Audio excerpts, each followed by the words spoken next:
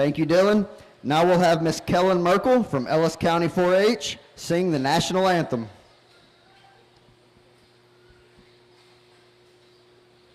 Oh, say, can you see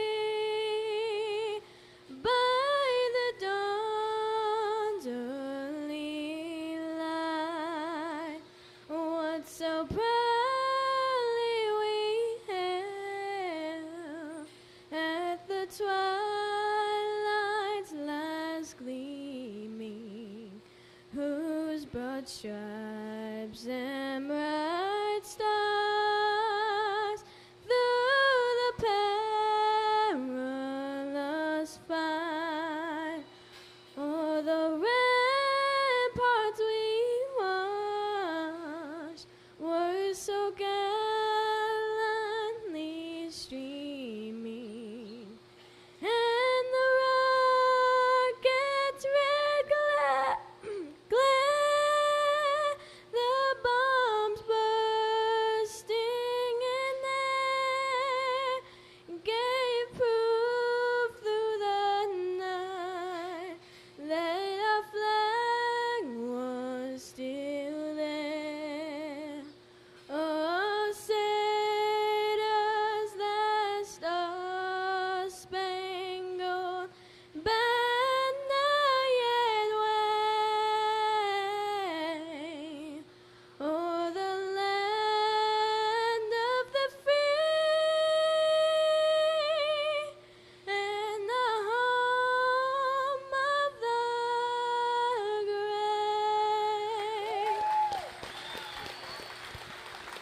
Thank you, Kellen. Now we will have Mr. Nate Scruggs from Parent FFA lead us in the Pledge of Allegiance and the Texas Pledge. I pledge allegiance to the flag of the United States of America and to the republic for which it stands, one nation under God, indivisible, with liberty and justice for all. Say the Texas Pledge with me, please. I honor the Texas flag. I pledge allegiance to thee, Texas, one state under God, indivisible. Thank you, Nate.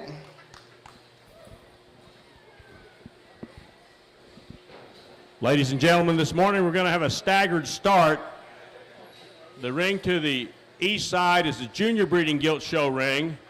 The ring to the east side of that barn, that's the closest one over here to the Midway. That will be the Junior Breeding Gilt Show. The ring on the west side of the barn is the Stars Gilt Show. That's where the Stars Gilts are going to come. Very shortly now, you're going to be called to come to the Junior Breeding Gilt Show.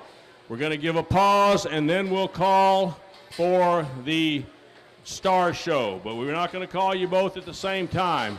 Now, during the day, make it sure you pay attention to which calls are being made. And I would ask again that you help these kiddos get to the ring. Make sure you give them a hand. Best way to do that is to get out of the way a lot of times. Move all your tack and material in that big alley.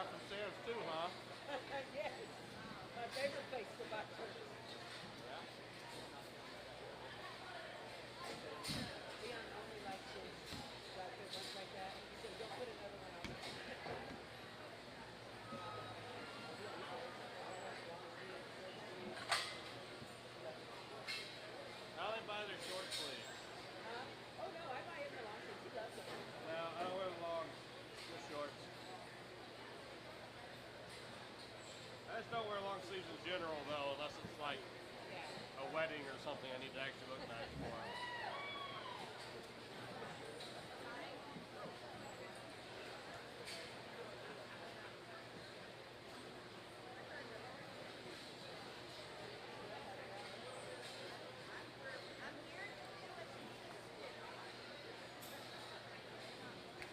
That is all he wants to hear, too.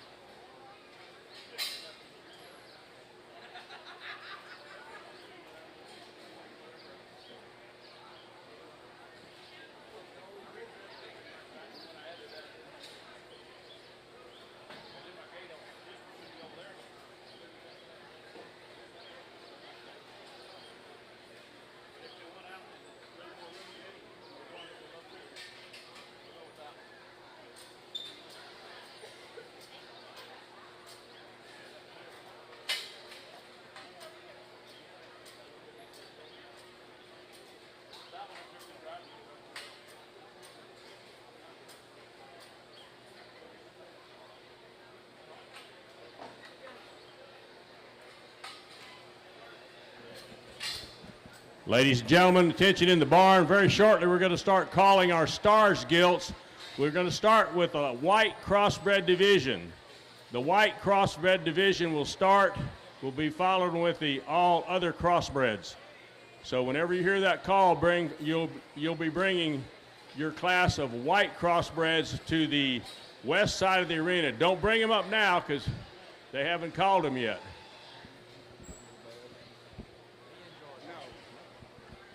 You hold up now. We haven't called you yet, so please hold back.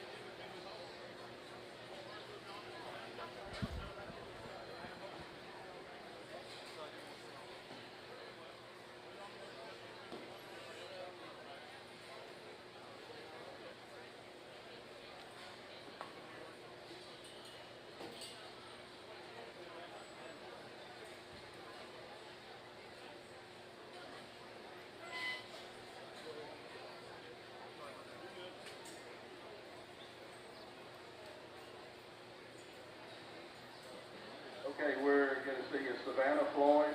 Are you in the ring or are you coming? Savannah Floyd.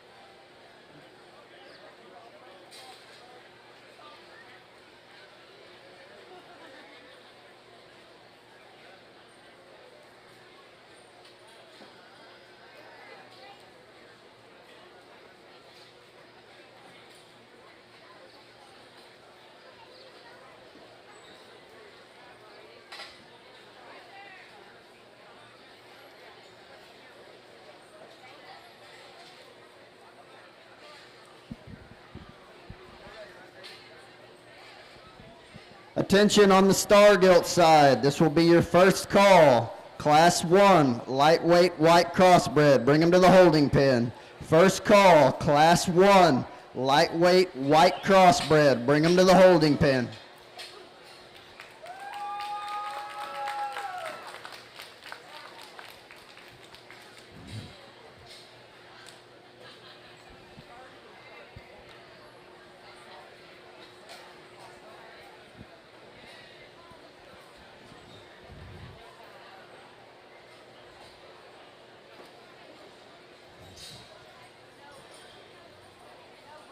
For those of you exhibitors on the Star Gilt side, just so you're aware, if you haven't been here for the Star Gilt show before, we will be calling for Class 2 while we're judging Class 1 in the ring. So this Star Gilt side moves pretty quick, so be paying attention to your classes if you're the next class coming up. Again, this is your first call for the Star Gilts, Class 1, lightweight white crossbred. Bring them to the holding pen. First call, Class 1, lightweight white crossbred. Bring them to the holding pen. All right, here on the Purebred side, the judge has released these exhibitors in the big arena. If you'll give them a round of applause while they head back to their pens. In a little bit, we'll call the second class of bursters. Not yet, but in a little bit, we'll call for them.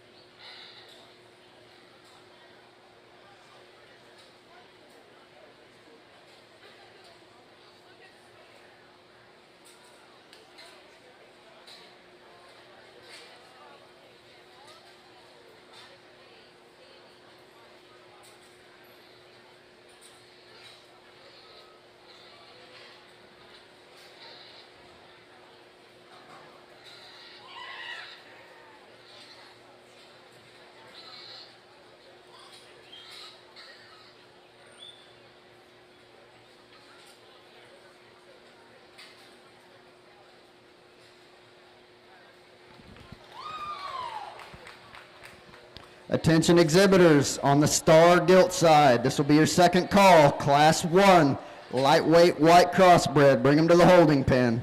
Star Gilts, Class 1, lightweight white crossbred. Bring them to the holding pen. Want to remind all you parents, ag teachers, and exhibitors on this Star Gilt side, we do the championship drive a little different than normal, being there's a sale involved. So pay attention at the end of each class, because we may be calling back more than first and second for the championship drive. I will announce it when I announce the placings at the end of each class of the Star Gilts. I will let you know how many from that class we will be calling back for the championship drive. So again, pay attention, all you exhibitors, ag teachers, and parents, to the placings of your class, because we may be calling back more than first and second for the championship drive.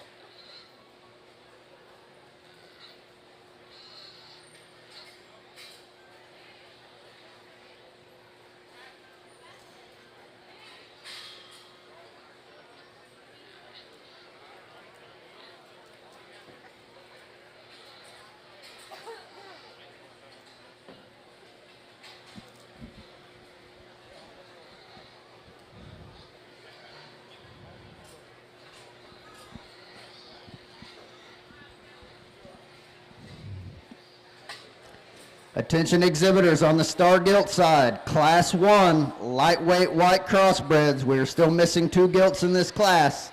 Class 1, lightweight white crossbred. Bring them to the holding pen.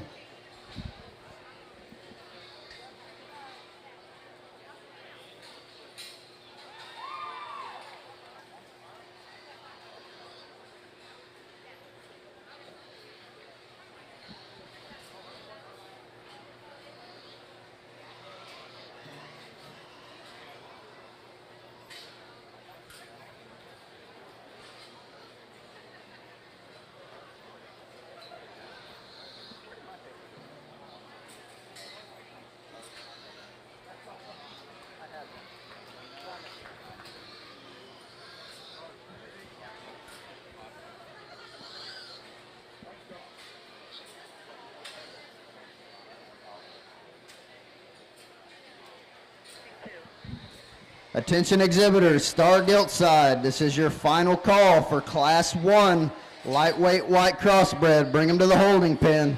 We are missing 2 gilts in this class. Class 1, lightweight white crossbred. Final call, bring them to the holding pen. This is the first call for Class 2 Berkshires. Class 2 Berkshires, please make your way to the holding pen. Class 2 Berkshires.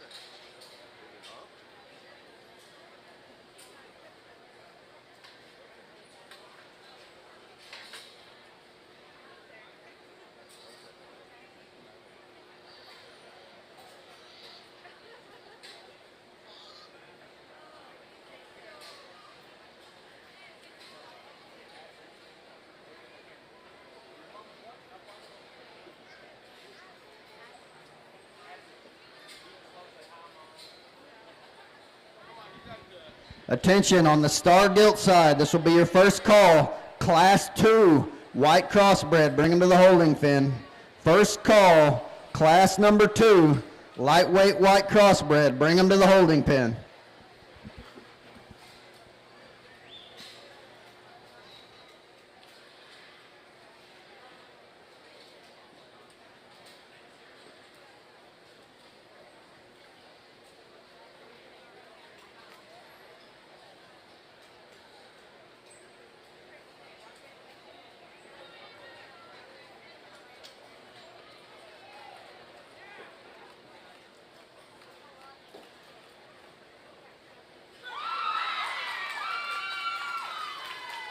I want to introduce our judge today, our original judge, Terry Middlestaff. Heard his name didn't come on short notice. We had Jeremy Cantrell come. We're really grateful he came on short notice. I tried to get him a couple of years ago. We couldn't quite get our scheduling worked out. He lives in Perkins, Oklahoma. That's up there by Stillwater. He's a graduate from OSU. He's judged all over the country. He's a family man. He has 4 children and a flying all curves. If you give him a round of applause for coming on short notice. There he is. Well, good morning, and again, it's certainly an honor to have the opportunity to come and work with the great young people of Texas. There's always a couple of comments that's going to happen whenever I get into this state. Great livestock, great kids, and obviously elite type showmanship that we're going to have throughout here, and then obviously great animals. So, first class, obviously it comes with some debate, it comes with a little bit of back and forth, and maybe just not that one that just jumps out and says, man, I have to win. But I think that we've got 9 homes that we just got to have to piece together a little bit. Ultimately, our class winner is one that looks like a lady. She reads the most balanced, she reads the most feminine. I think she's the neatest about her head and neck. I think she's the most immature right there on the top part of her neck. And then just her symmetry, the way that things come together from the side, I think that one is the best in that regard. And then she's comfy. She's got a good loose skeleton laid into her, the angle to her hip, the bend to her hind leg, the set she has to her shoulder. Everything reads right, everything reads good. Now let's just call it like it is. Is she stout enough for today? Does she have the shaggy legs? Does she have that extra dense skeleton? You know, for this size and this weight, I think it's very proportional, and that's certainly something that I was going back and forth on. If you want to talk about bone, and if you want to talk about the extra body, the hog here coming in second is one that I think is just extremely stout. I think she has all kinds of density, all kinds of muscle and mass up high. At the same time, I don't know if just her parts and pieces blended quite as well. She got just a little meatier right there on the top part of her pole. Her ham loin hookup didn't quite balance and blend as well. And then as I start to study her hip, she maybe wants to taper out of it, maybe wants to swing just a little bit more as you put her in motion. But I thought that her extra stoutness, her extra feature, is what allowed her to go over the Gilt in 3. Now the Gilt in 3, and the reason she pins so fast, and the reason she's at the top of her class, ideal hip and hind leg placement. I love the levelness. I love the extra length of hip, and then that natural body composition that's laid into her. She looks like a lady. She looks like a good production brute out in the making. In relation to 1 or 2, I didn't see her skull shape quite as neat. She got just a little bit flatter face, a little deeper tying there in her neck, and then just maybe not that extra shape, that extra bulk that we had. Her top line maybe gets just a little easier right there in her hand line hookup, but her looseness of stride, her flexibility is what allowed her to go to the top of this stride. And it was because of her flex, it's what allowed her to come over the Gilt coming next. And this one does reach stouter. She is heavier bone. At the same time, she's a little coarser made, a little bit more mature, and just a little more restricted as you put her on the go. I like the freshness of the Gilt that drops next, and this one's a power hog. She's got all kinds of width and shape and power. At the same time, I don't know if she just balanced and blended quite as well. She's a little bit more awkward in her hip. She's a little different there in the way that her head and neck comes together. A little thicker there, a little bit more mature, and then again, just didn't quite balance. As we let the remaining hogs go, we run into a few more problems structurally. This is the Gilt that from the side is awfully nice. It's just a little bit choppier there off of her rear tooth. The bottom two that we're talking about next is another pair that gets it's just a little bit different in the way that they're put together. This is a real shapely gilt that gets just a little thicker fronted, a little rounder in terms of her hip design, and I just didn't know if she just read as loose made as a couple of those that are right ahead of her. Same can be said about the young man here. And then the remaining hogs are still very good pigs in their own right. And again, as I put these gilts in motion, we start to run into a few more problems structurally. Really a great class to get started on. I'm excited to be here. Congratulations to these kids as they head back. Attention on the Star Gilt side. Second call, Class 2, lightweight white crossbred. Bring them to the holding pen. Second call, Class 2, lightweight white crossbred. Bring them to the holding pen. Want to remind all you exhibitors, dress these gilts with water only. Water only dressing these gilts. No colors whatsoever trying to hide spots or enhance spots. Dress your gilts with water only. All right, here on the purebred side, we are starting Class 2, so if you're in Class 2 Berkshires, please come your way. And the placings were, fifth place was Tate Yan from Paradise FFA. Fourth went to Bailey Coker, Mansfield FFA. Third, Alexis Dean, Perrin FFA. Second was Amy Sims from Erie County 4-H. Our class winner was Emma Spurlock from Palmer FFA, and that's our Class 1 Berkshire. We're now judging Class 2.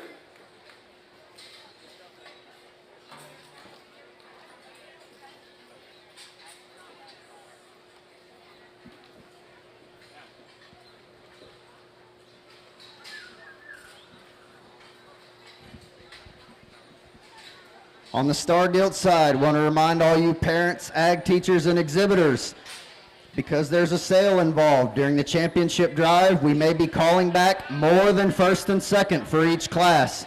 So be paying attention when I announce these winners on these Gilt class. So if you have a Gilt exhibitor in this class, be paying attention. I will be announcing which placings will be called back for the championship drive.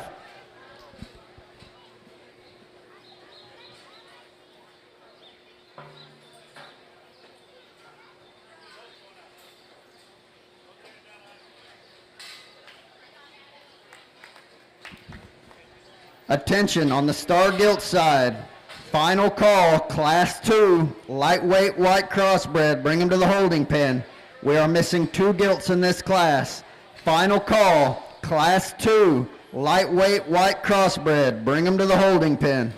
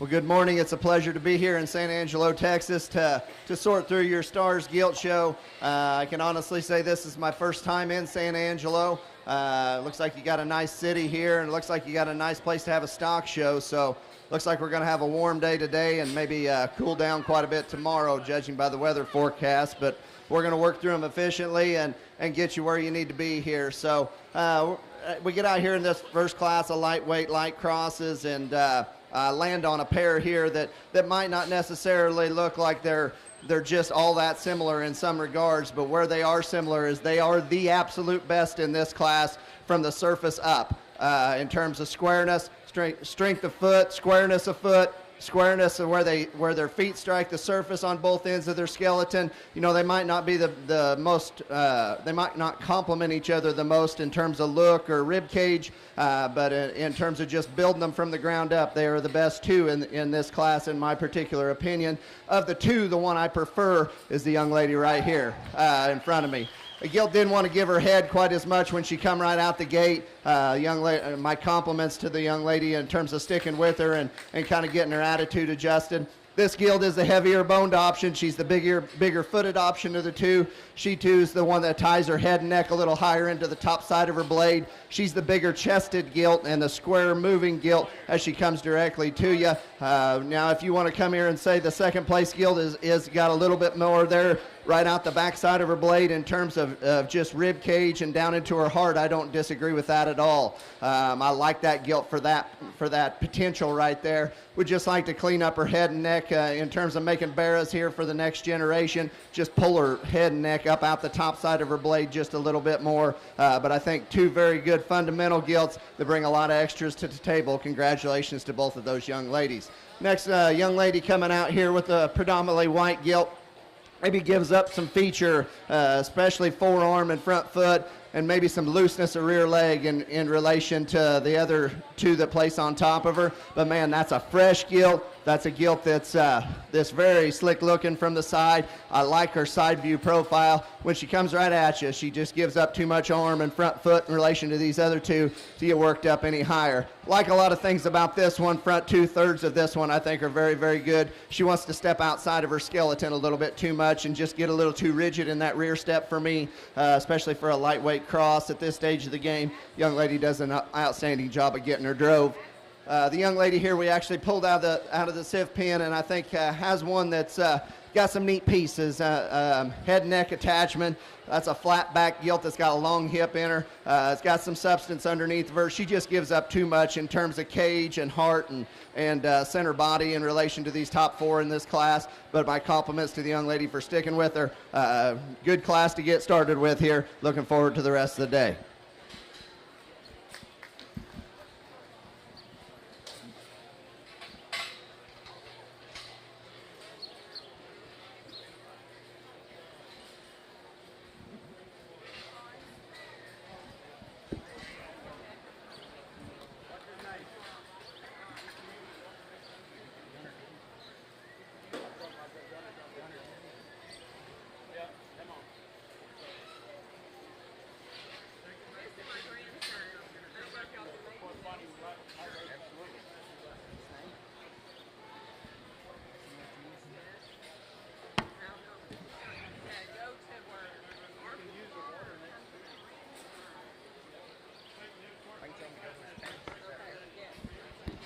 Attention exhibitors. We have a missing child, Kyson Ortiz. If you were in the barn, go to your pens immediately. Okay, exhibitors on your Star Gilt side from Class 1, we will just be calling back first and second for the championship drive. Class 1, we will just be calling back first and second for the championship drive. This will be your first call. Class 3, lightweight white crossbred. Bring them to the holding pen. First call, Class 3, lightweight white crossbred. Bring them to the holding pen.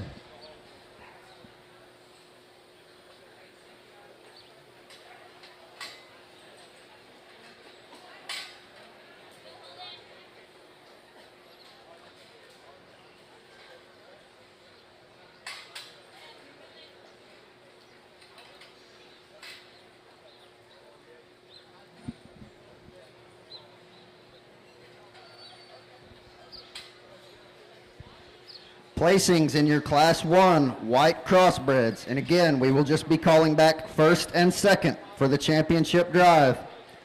10th place, Lily Slimp, Palo Pinto County 4-H. 9th place, Tegan Childers, Cisco FFA. 8th place, Riley McNeely, Johnson County 4-H. 7th place, Kathleen Green, River Road FFA. 6th place, Max Adams, Cedar Park FFA. 5th place, Addison Reed, Perrin FFA. 4th place, Addison Porter, Rains FFA. Third place, Hadley Hosh, Bell County 4-H. And again, this first and second will be the only ones called back for the championship drive in this class. Second place, Collins Withers, Prairie Land FFA. And your Class 1 White Crossbred lightweight winner was Ashlyn Hill, Lipscomb County 4-H. Let's give those exhibitors a nice round of applause. This will be your second call. Star Gilts, Class 3, lightweight white crossbred. Bring them to the holding pen. Second call, Class 3, lightweight white crossbred. Bring them to the holding pen.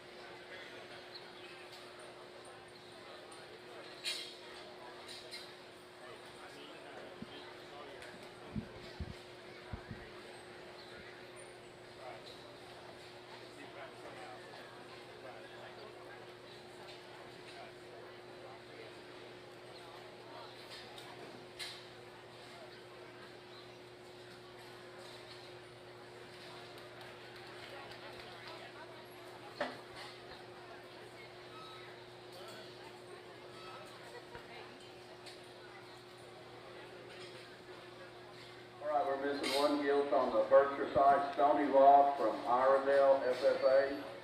Stony Vault, your class is being shown. Let us know if you're scratched or you're still coming, please.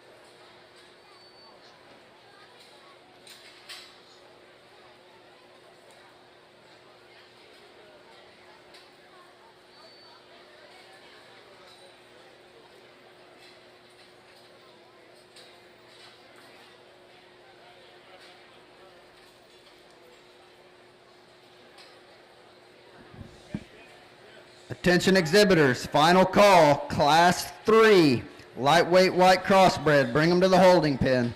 Final call, Class 3, lightweight white crossbred. Bring them to the holding pen.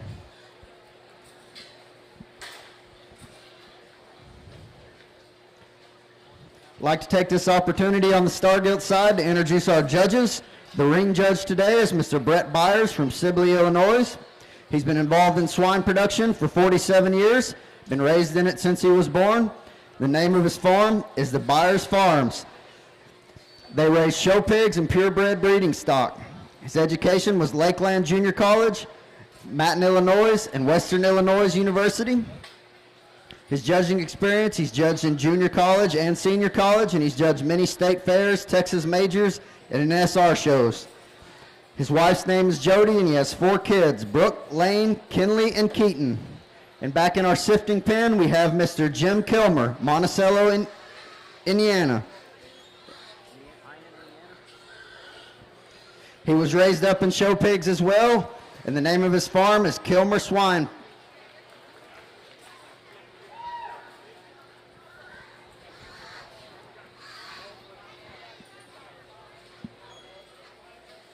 Okay, on this Berkshire side, the judge has released these gilts in the arena.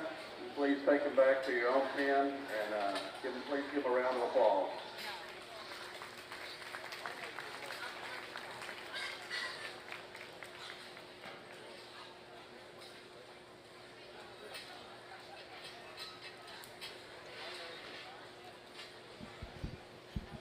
Attention in the barn, I need first and second place pigs from Class 1 white crossbreds. First and second place pigs from Class 1 white crossbreds. Please come to the ring as quick as possible.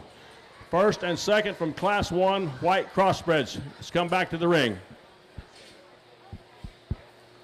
Well, as we get into Class 2, find ourselves a little deeper in terms of the top-end quality, I think, in this particular class, and find a pair that pairs up just a little bit more from a phenotypic and type and kind standpoint. I think both these gilts are very good in their own right in terms of their build and their functionality from the surface up. There's one that I prefer in terms of just general freshness of appearance and the height at the point of her shoulder and the shape of her head and her skull. That's the young man's gilt here to my left. He's going to go ahead and lead this particular class. Congratulations to him.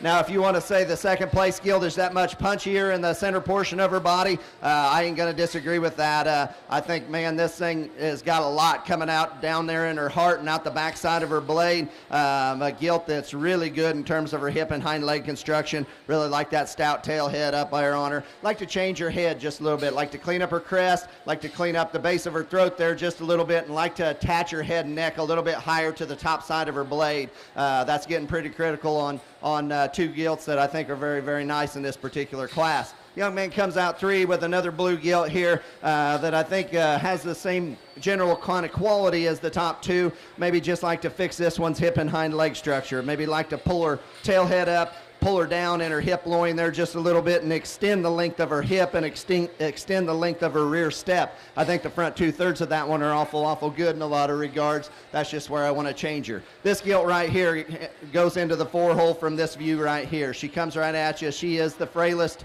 in terms of her front foot, her front ankle, and her arm coming right at you. Love this profile right here from the side. That's a tall-shouldered gilt that's flat in her back and long and square in her hip. Got a good hind leg, just got to have a little bit more substance when she comes directly to you to get up any higher today. Got one here that's close. Man, I like this gilt's extension. She's kind of the off-type gilt within this particular class. She's not as good in terms of her forerib and her flank, but my biggest issue is when you crawl around behind this one, she wants to put a lot of pressure on outside of her hoof wall and kind of pushing her hock there a little bit too much for me. But a young lady does an outstanding job of getting her drove and getting her stuck. Congratulations to all these kids.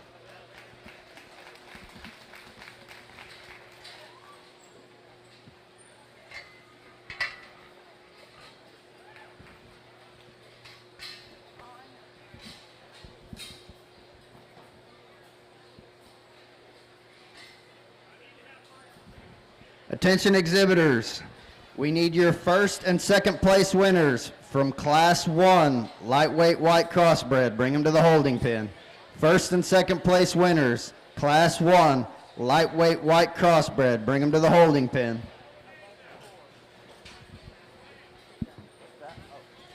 That's Ashlyn Hill, Lipscomb County 4-H, and Collins Withers, Prairieland FFA. Bring your gilts back to the holding pen.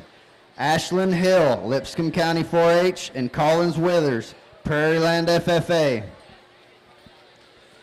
For these white crossbreds, we will be judging 2 classes and then naming a champion.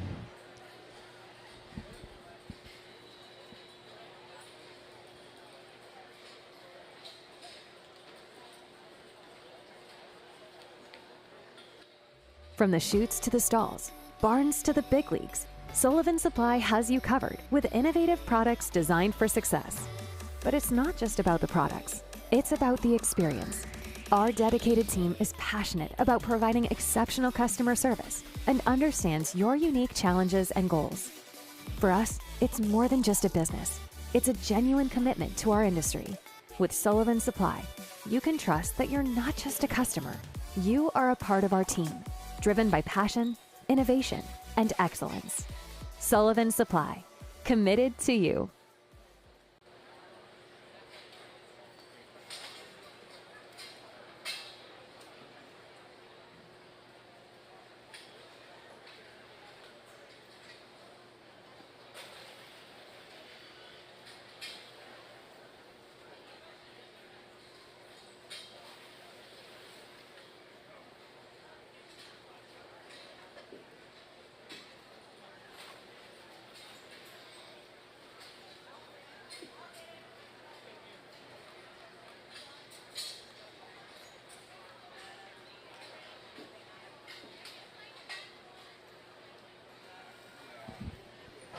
Attention exhibitors, I need your second place winner from Class 1 Lightweight White Crossbred, Collins Withers, Prairieland FFA. Bring your gilt to the holding pen. Collins Withers, Prairieland FFA. Bring your gilt to the holding pen.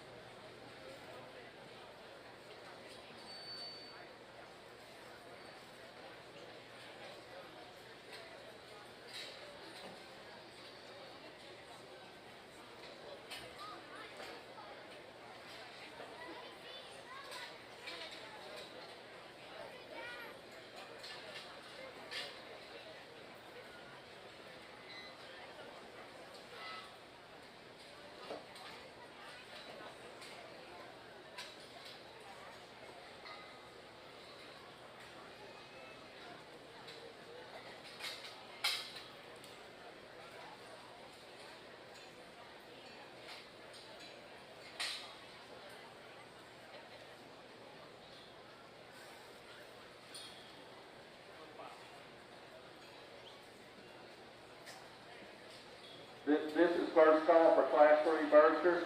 Class 3 Berkshires, please come to the holding pen. Class 3 Berkshires, first call.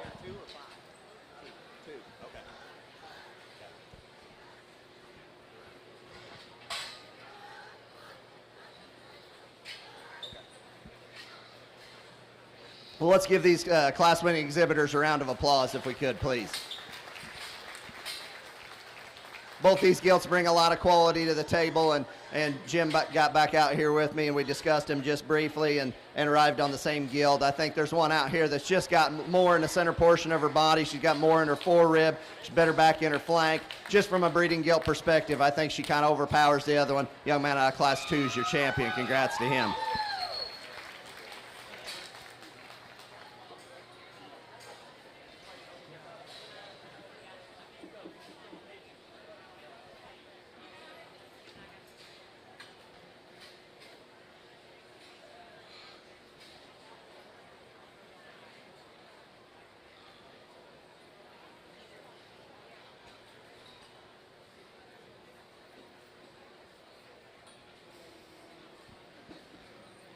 Nice class, and again, maybe just a little bit more debate as we get into some of these pair switches, but I do feel the most comfortable with a really elite pair to go ahead and lead with, and ultimately there is one that just has the basics and the fundamentals of balance, build, bone, form, and function, and then they come to us with just a little bit more stuff up high, maybe a little bit more tricked out, and it certainly has that extra edge that we want in today's show pigs. Young lady here in the middle is going to have your class win. Love just the general presentation of her. The right type of hair, the right type of fit, the right type of composition.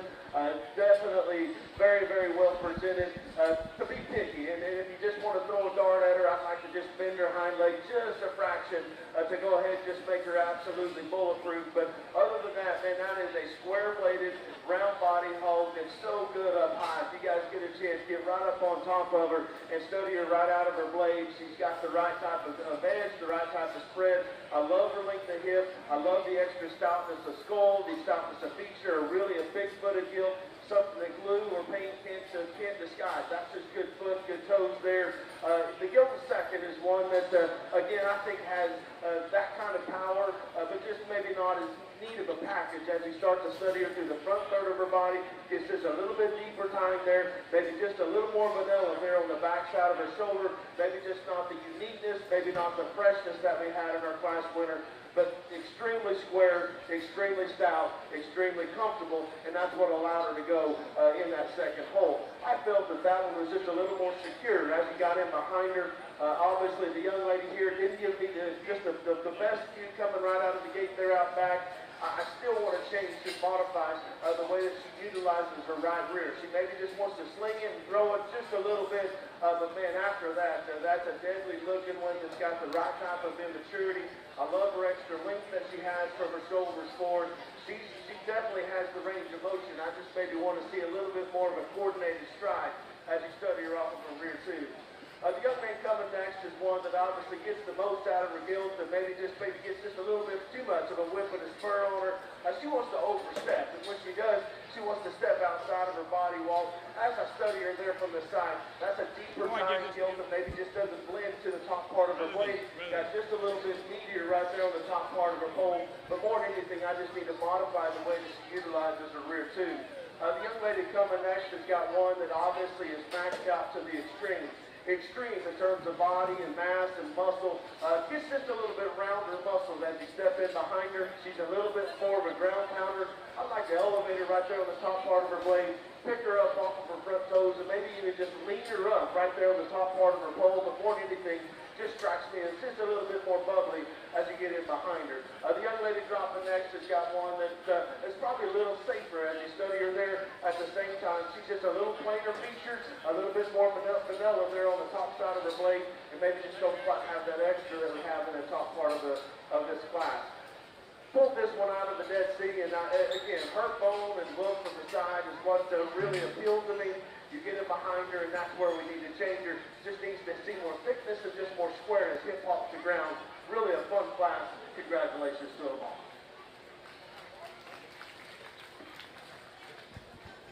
Bring Class 4 stars white crossbreds to the holding pen. Class 4 white stars, bring them to the holding pen. All right, we bring that second place out of Class 2 out here to in consideration for reserve in this particular division, and we land on a couple gilts here that aren't necessarily just all that similar, and other than the fact that they're just built really good from the surface up. I think when you start considering which one brings more of the extras to the table in terms of some extra heaviness of structure and extra extension, being really edgy up high, I think we got to go with the Class 1 winner for reserve. Congratulations to that young lady.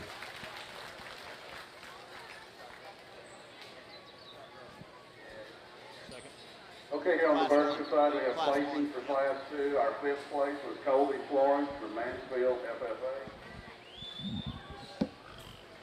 4th was Tony Voss, Irondale, FFA. 3rd, Sarah Wilkinson, Lavernia, FFA. 2nd, Juan De La Fuente from Floydada, FFA. And our class winner was Audrey Barat from McClellan County 4A. And that's Class 2. We're now judging the Class 3 Berkshires.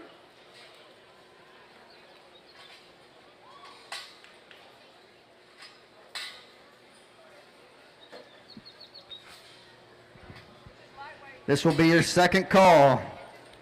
Class 4, lightweight white crossbred. Bring them to the holding pen.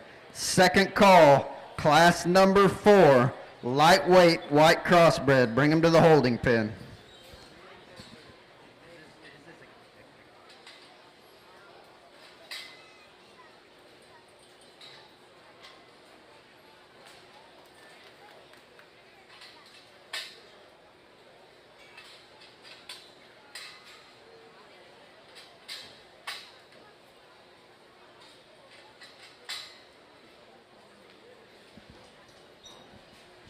If I could have your attention on the star side, today we're going to be determining sale order. At the end of each class, we'll tell you how many are going to be coming back to be considered for sale order. Doesn't mean you're in the sale. At the end of the class or the breed or the division, whatever, they'll have it posted over there, the gilts that have been selected for the sale. It'll be on the wall. If your name is on there, go in the office and get a sales instruction sheet. They'll have them in the office. Make sure you pick that up because there's some particulars you need to follow to get your gilt ready to bring her over tomorrow for photographs and stalling. Once again, we try to get those posted as quick as possible. Just kind of keep an eye on that, and they'll be putting them on the wall over there. Who will be in the sale? That won't happen till after the breed is finished.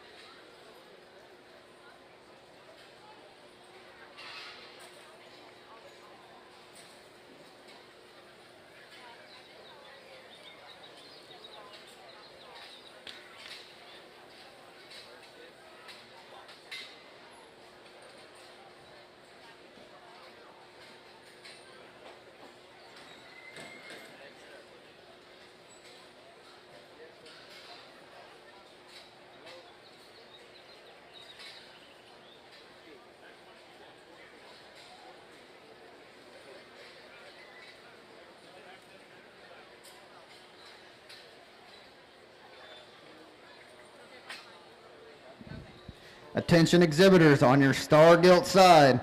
Final call, Class 4, lightweight white crossbred. Bring them to the holding pen. Final call, Class 4, lightweight white crossbred. Bring them to the holding pen.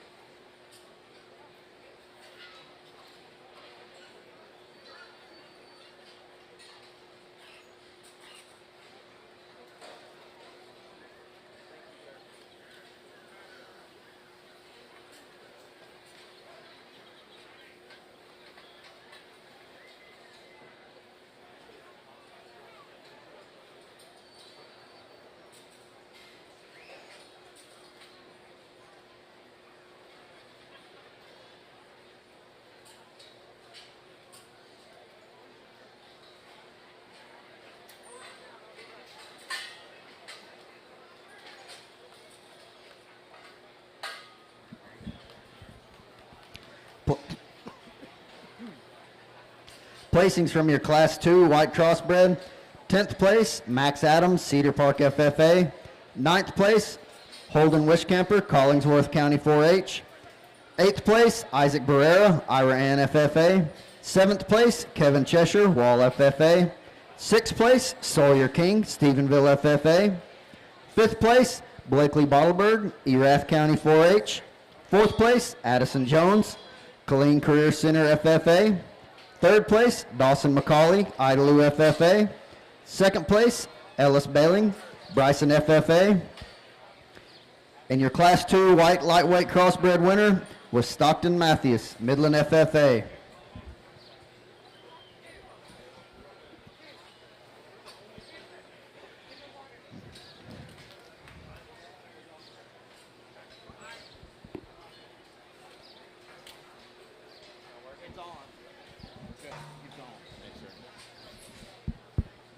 Good class as we get in here to the first class of the lightweights. And I think when we get them down to this top trio, I think there's one that just combines the other two and takes it to another degree in terms of heaviness of structure and just structural correctness, particularly hip and hind leg comfort. That's the blue gilt on the far side of the ring. She's going to go ahead and lead the way in this particular class.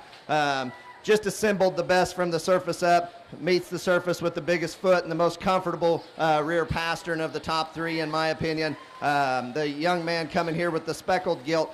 Gilt comes at you pretty good right here. She's got a lot of kind of neat pieces. Just needs to blend a little bit better. We need to shove her spine down in her, fill in her hip-loin junction, and just get into to her flank and just kind of bust her open there. Maybe it looks like a gilt that just hasn't performed as well here at the show and maybe just doesn't feel the best here today, but I think there's a lot of quality in that particular animal. The young lady here keeps driving and works her way up here. Gilt that's square coming and going off of both ends of her skeleton. Gilt that wants to get a little flatter in her forerib. Gilt that as the longer the drive goes wants to give up her back line there a little bit too much for me and maybe stab those rear two just a little bit. But a nice third place gilt. Blue mask gilt coming out here. Probably just got a little bit too much bark on this one for me. It maybe doesn't match her head, or her mask doesn't match her skull, in my opinion. A gilt that is square and fundamental as she comes in and leaves you. I think there's a lot of quality in this one. She just doesn't balance well enough from front to rear for me here today. Young lady coming next. This view right here has got to be better of this gilt as she comes directly out of the pin. She wants to funnel to the surface off of the frailest front foot and frailest front ankle. Gilt that puts herself together from the side pretty well, but maybe wants to get a little rounder in terms of her muscle design and her hip structure as you crawl around behind her. Young lady does an outstanding job of getting her presented. Congratulations to all these kids. All right, we're missing one Berkshire gilt. Aisley Putnam from Paradise FFA. No, I'm sorry, Sanger FFA. Aisley Putnam from Sanger FFA. Please come to the show arena if you're, let us know if you're scratched.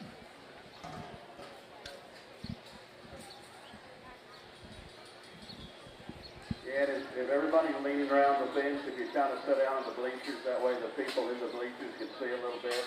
No big deal, but if you can find a place to sit, the people in the front row can see a little better.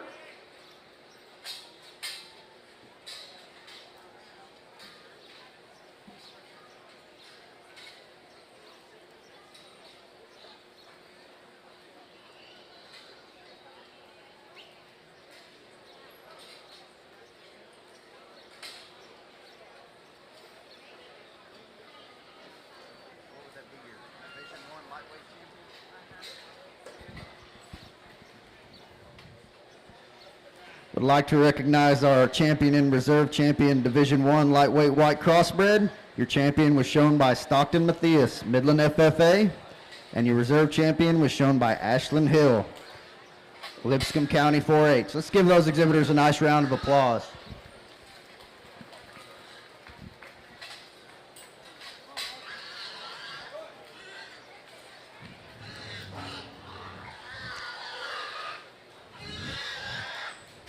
This will be your first call for Class 5 lightweight white crossbred. Bring them to the holding pen.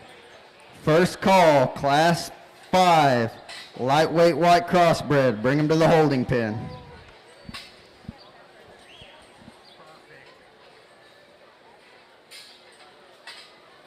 Okay, these Berkshire gilts in the holding pen, in the big arena have been released.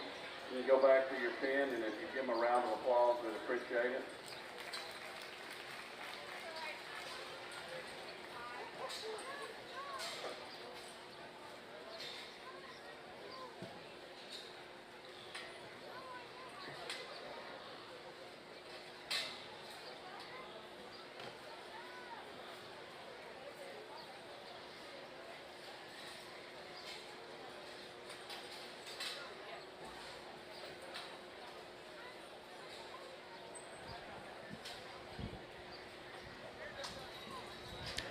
Placings for your Class 3 lightweight white crossbreds.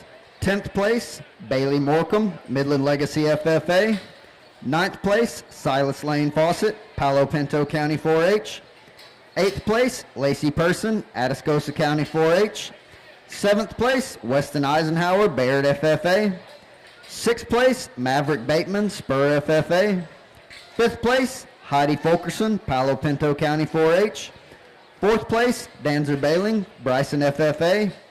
3rd place, Hadley Reed, Mills County 4-H. 2nd place, Memphis Wells, Coryell County 4-H.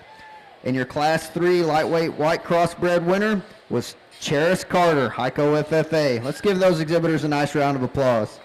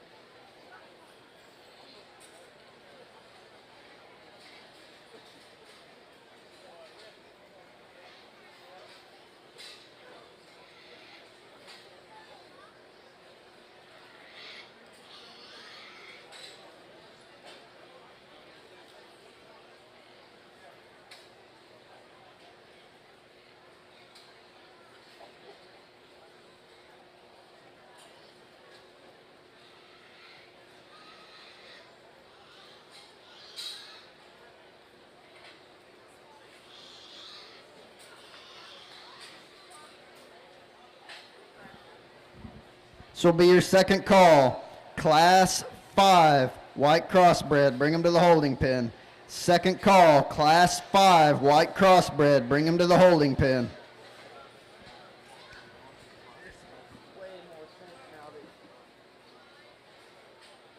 Maybe a class that lines up just a little easier from my perspective. And man, I'm really pleased with the top pair that we have representing. For me, there's one that just reads a little longer on each end of her skeleton. I think just maintains balance and proportionality, and then still has the extra boldness, the extra spread, the right type of rib and cage design that we're all searching for, and then she's comfortable. She reads loose on each end of her body. She's got the right type of step, really a big-footed, heavy-structured girl that kind of looks like a Brucel, but still yet has the right type of proportionality to be competitive in the ring.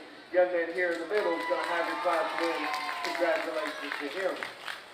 I love the extra bone that the Gilt second brings. She's a stout hussy. I mean, that is a very dense forearm. She's really strong and good in terms of her pastern set. A good skull gilt that's got a big solid blade laid into her. At the same time, I just didn't know if her parts and pieces blended quite as good. Her necktie gets just a little bit different. She's a little flatter and harsher right there through her forehead. And then that's a gilt that maybe wants to tuck and duck out of her hip and hind leg just a fraction as you start her on the move. And just didn't see her assemble as well. Didn't see her quite as loose. Didn't see her body shape quite as good. But it was because of her bone and just the spread and squareness she has when she leaves you that allowed her to go over the Gilt in 3. I prefer the look and pattern of the Gilt in 3 as I go back and forth.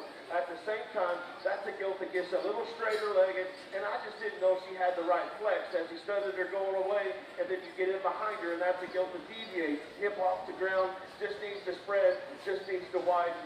But it was because of that presence and that pattern and that composition is what allowed her to go over the Gilt that comes next. And this is a moderate powerhouse. I mean, that's the length to height ratio on her is very unique and very intriguing. At the same time, that the Gilt gets a little shorter and rounder about her hip, a little tighter in the way that she moves out of her hip, and then she too maybe is pushing a little bit more grease as you study her there through the front third of her body. But man, her parts and pieces are all right there. Just gets just a little bit tighter and more restricted there. The Gilt is wanting to be a little cantankerous. Obviously wanting to sour up and maybe just doesn't quite have the boldness underneath. And then she too maybe wants to tighten as you start to put her on the drive. The young man's Gilt that drops next has got another heavy structured, good body Gilt. I just need to redesign the way that she handles her hip and hind leg. You step in behind her, she brings her hock in, and just didn't utilize her rear skeleton quite as loose or easy as you put her on the go.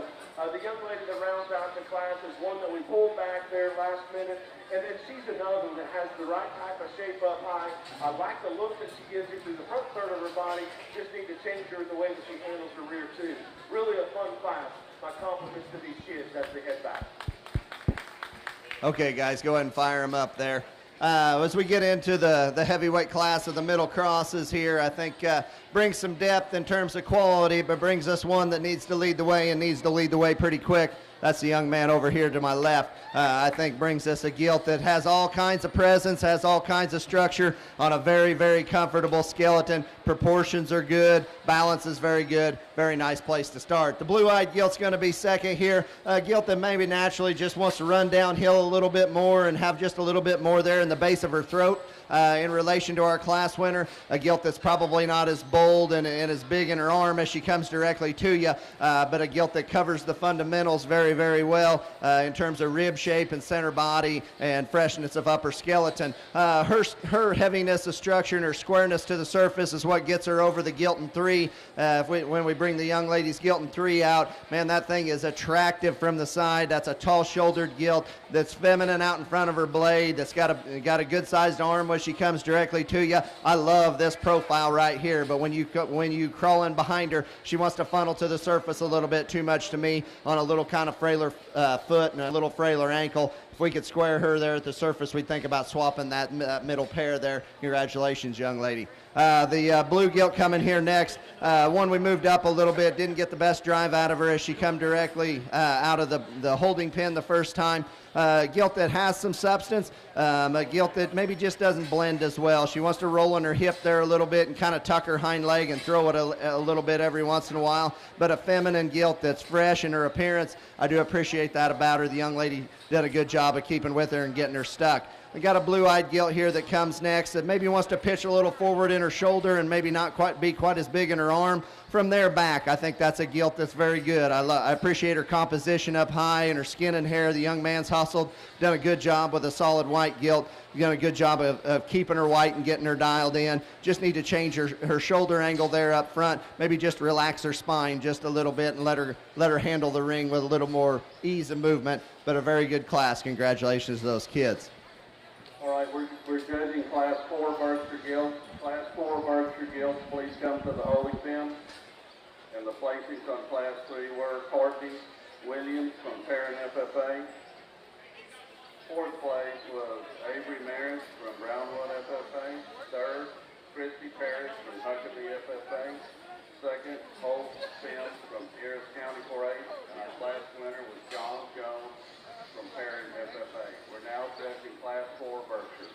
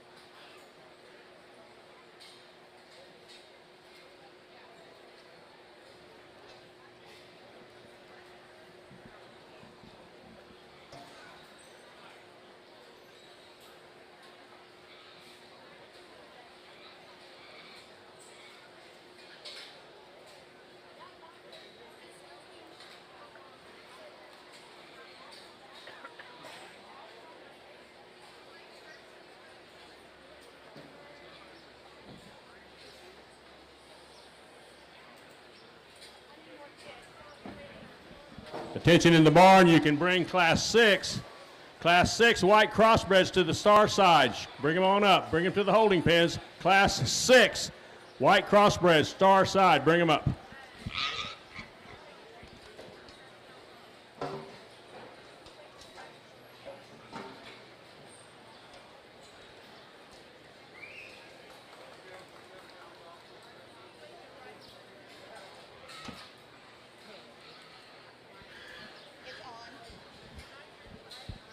Let's give both these kids a hand here for on our class winners. Two blue gilts that bring a lot of quality to the table. There's simply one that just takes it to another level in terms of presence out in front of her blade and just the neatness to her neck and the neatness to the crest of her neck. But combining that with being very angular and very comfortable off of a very stout skeleton, young man out of that class right over there is going to have your champion. Congrats to him.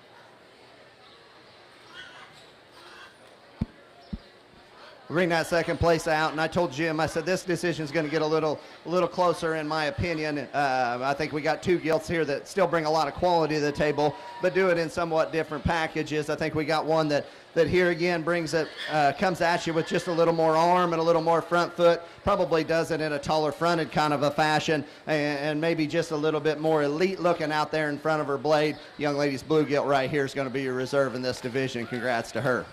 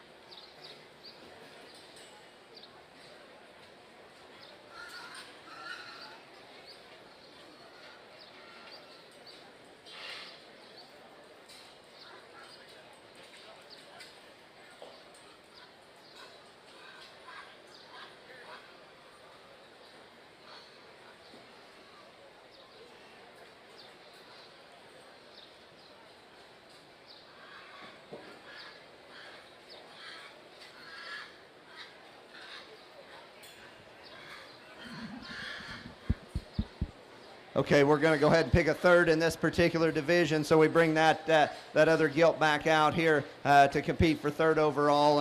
And a gilt I talked about in class, I think maybe just not feeling the best, maybe didn't feel back there in her flank there quite as well, maybe not moving quite as loose behind as I love her to today. I think there's another one out here that does all those things and does it well. The young man with the blue-eyed gilt on the far side is going to be your third overall. Congrats to him.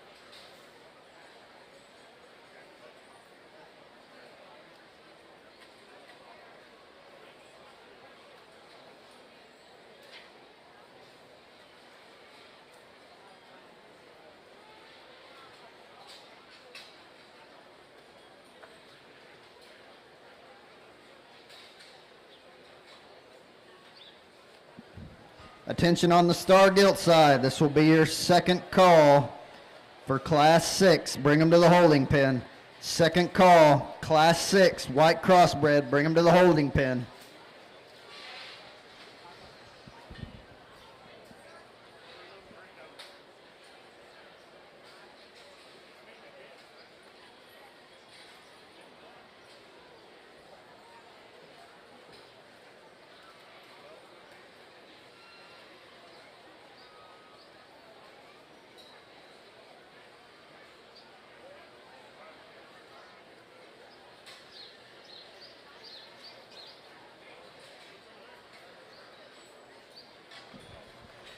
You gilt exhibitors there in the white crossbred ring, you can be excused. Ladies and gentlemen, let's give them a nice round of applause.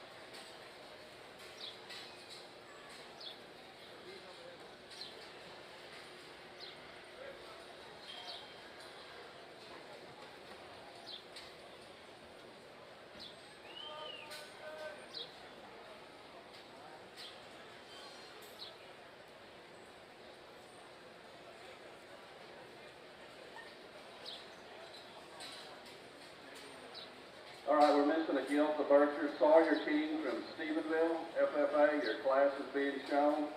Sawyer King. Please let us know if you're scratched or not going to show up. Thank you.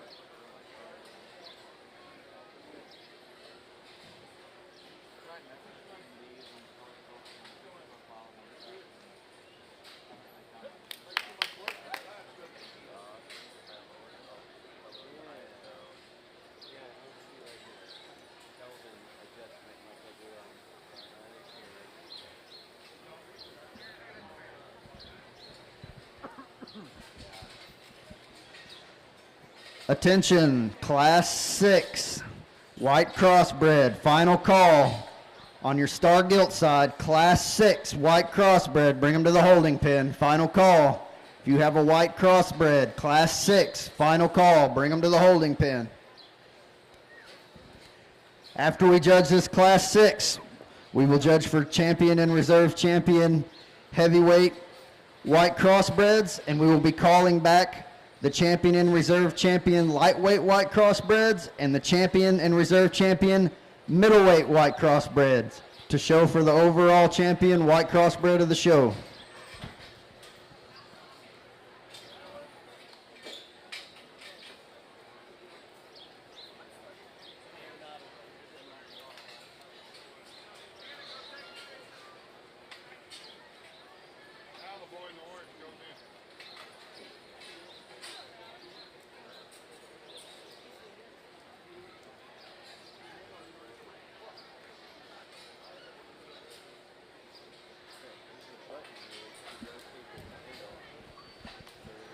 Would like to take this opportunity on the Star Gilt side to acknowledge our buckle donors. Your champion Division I lightweight White Crossbred buckle was donated by Pam and David Kempen, San Angelo, Texas. Your champion Division II middleweight White Crossbred buckle was donated by Cody and Shanna Pugh, Ackerley, Texas.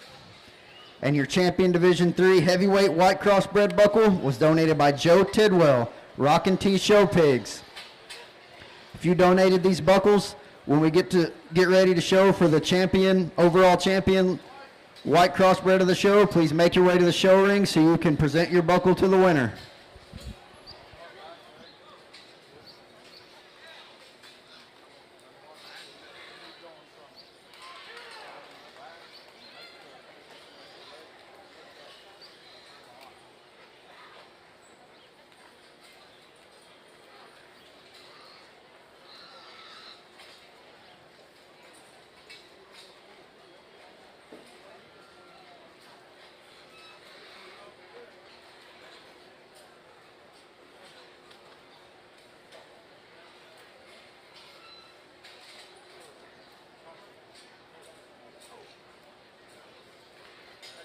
All right, the judge has released these Berkshire Gilts in the ring. You can go back to your pen, and please give these exhibitors a round of applause for their efforts.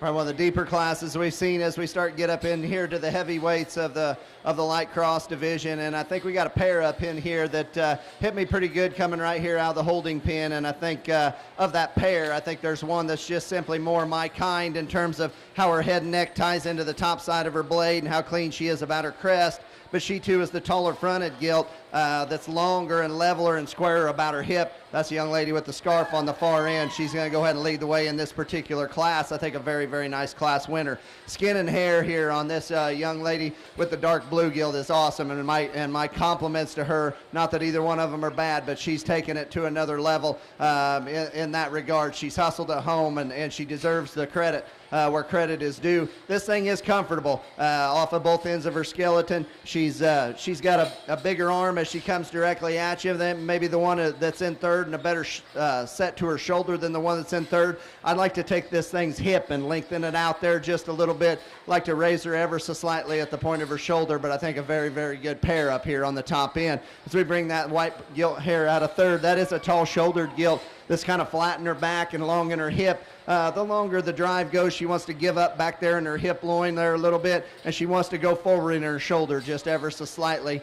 She too, probably her head doesn't quite match her body cavity in terms of her muzzle there as you take her down to her snout, in my opinion. But I think 3 gilts up here on the top end that are very, very nice. The blue gilt coming here next is the off-type one, and if this one's your kind, then run with her all day. But man, this one is stout in a lot of directions. I love her head and neck. I'd like to set her down in her hip loin. I'd like to lengthen her hip, and I'd like to suck her hind leg back in and her hock back inside the plane of her skeleton as she gets directly away from you. Just make that whole thing work and plant and drive just a little more correct back there in the rear third of her skeleton.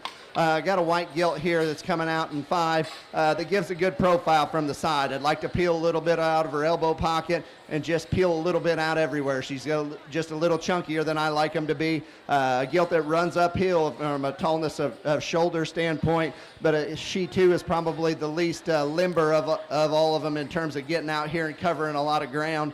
Gilt that balances and sets up very, very well. Just like here again, like to peel a little cover off her, like to give her a little more back shape in relation to some of those that are up above her, but a very nice class. Congratulations to her.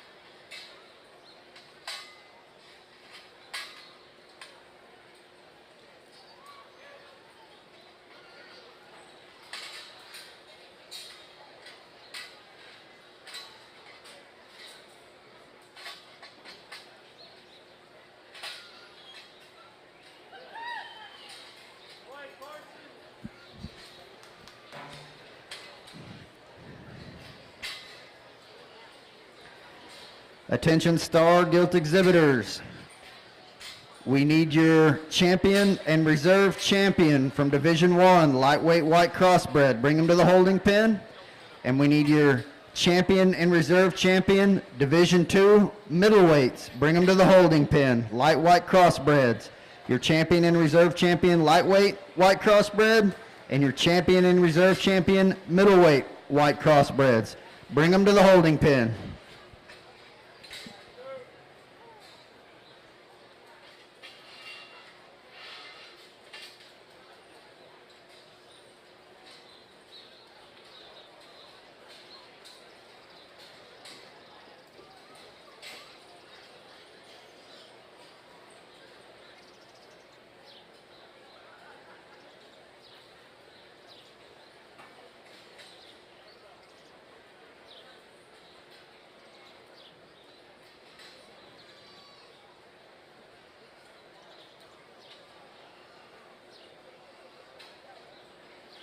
Okay, these 4 gilts, you can go in the arena, you can go back to your 10.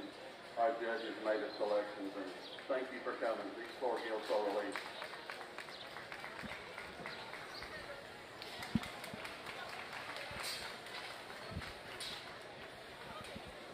Placings from your Class 4 middleweight white crossbred.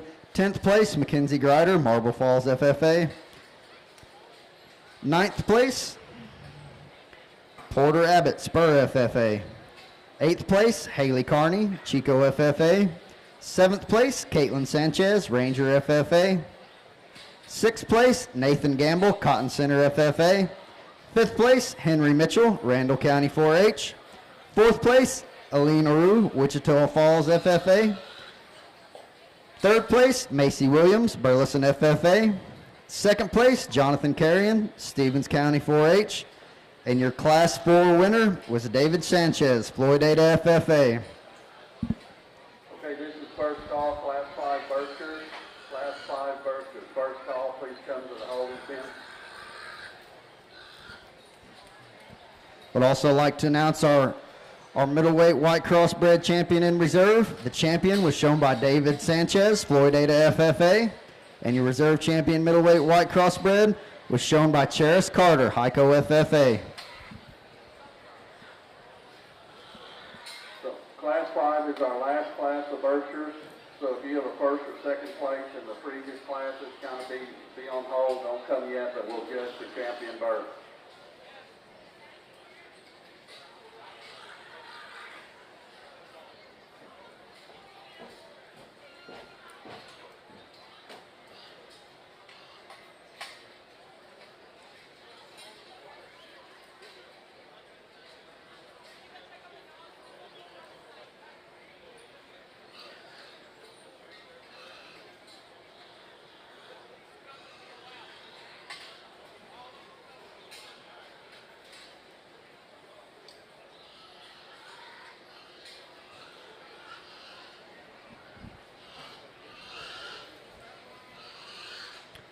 Placings from your Class 5 white crossbreds. 9th place, Ella Ettlinger, Cedar Park FFA.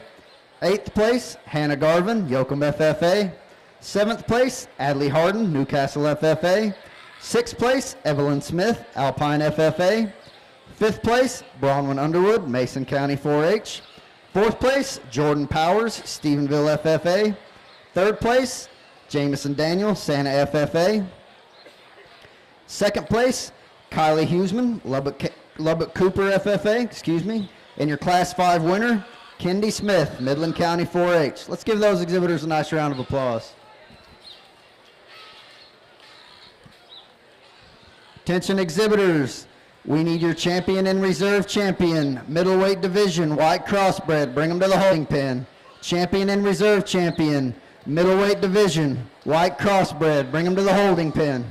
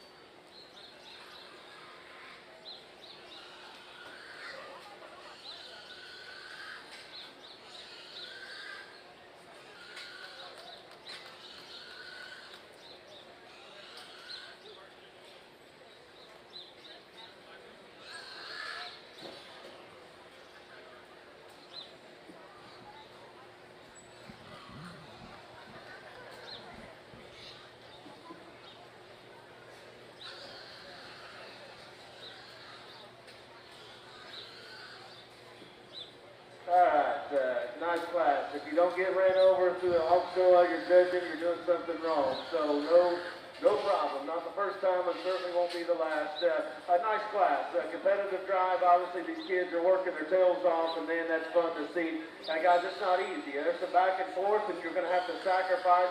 I'm sacrificing things that I'd really love to talk about. Unfortunately, you have to judge what's given to you. Young lady, you've got our class winner. Congratulations to you.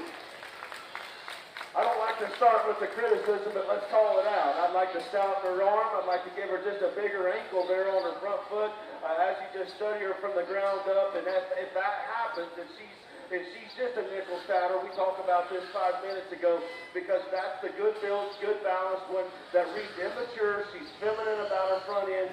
She's got the right type of length of hip. She's got a good bend and bounce off of her rear tooth, and she still comes to us with some width and shape and spread. That's a nice Gilt stoutener, and that's what makes it close. The young lady in second has got all kinds of bone, all kinds of foot and feature, really a big skull, big-ended Gilt that's got a lot of natural mass up high and there through her center rib.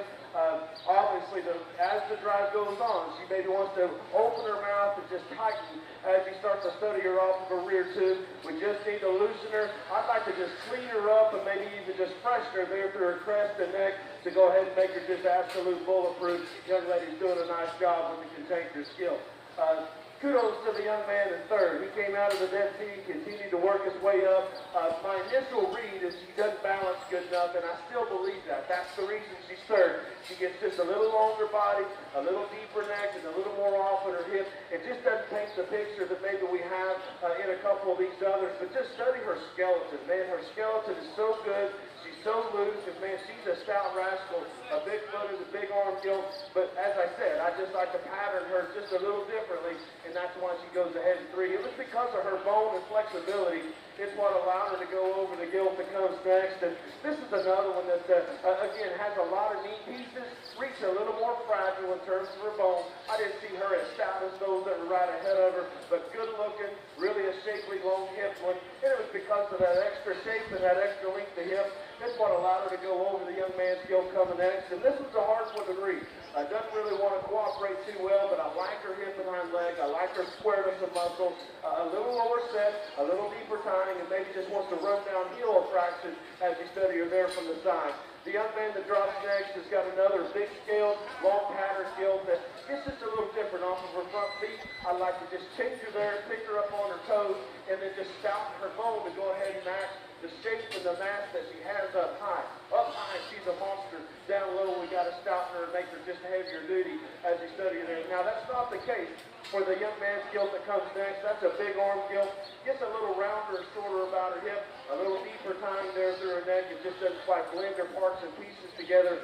Wrapping it up with a real solid Gilt that just needs to be opened up through the bottom part of the rib and body. Still good looking from the side. Really a competitive class, a challenging class to line. My compliments to these kids as they head back. Let's have Class 1 AOCs to the holding pens. Class 1 AOCs to the holding pens. If you're a buckle sponsor in the white crosses, please make your way up for the buckle presentations.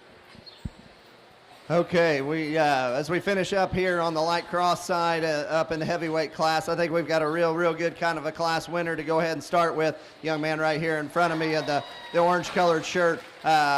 Brings a big, stout, comfortable one that's fresh and youthful. Just a really nice place to start, I think. My decision was in 2 and 3, honestly. The young lady is going to go ahead and be second. A Gilt that just comes at you square when she hits the surface and leaves you square just the same. A Gilt that is plenty moderate in terms of her size for me for a heavyweight Gilt. Maybe like to clean up the crest of her neck there, but I think her balance and her overall build is what gets her into the 2-hole. The young man's Gilt here in 3 comes out, and you got to appreciate her for being a solid white Gilt that brings some extra structure, got a comfortable kind of a hind leg and a big old stout tail root. A Gilt that just wants to kind of get up in her spine there a little bit. She wants to do some funky stuff with her front feet as she comes directly at you in terms of some twisting and turning. And every once in a while on that right hock kind of wants to kind of funnel to the surface there to her foot just a little bit. But I think a big, productive kind of a gilt that's still feminine with a good underline and a big old stout tail root. I think her breeding pieces are pretty neat in terms of what she could do for the next generation. I got a blue one here that hits me just a little rounder, a little quicker in terms of her height at the point of her shoulder. She's giving up a little bit on her front feet and kind of rolling some pressure to the outside of her hoof wall up there. Freshness and presentation here is very, very good. A gilt that's not for the faint of heart as you get crawler right directly behind her, but I think a gilt that's got some interesting pieces a guy could work with in terms of breeding the next generation. Got a gilt here that's a little drier in terms of her flank, but a gilt that's got look out in front of her blade. She's got some structure. She's really big shaped as you get up on top of her. She's very impressive from that standpoint. Just need to make her more agile, maybe need to make her bigger in the center portion of her body and freshen her up to get her worked on up here today. But congratulations to these kids.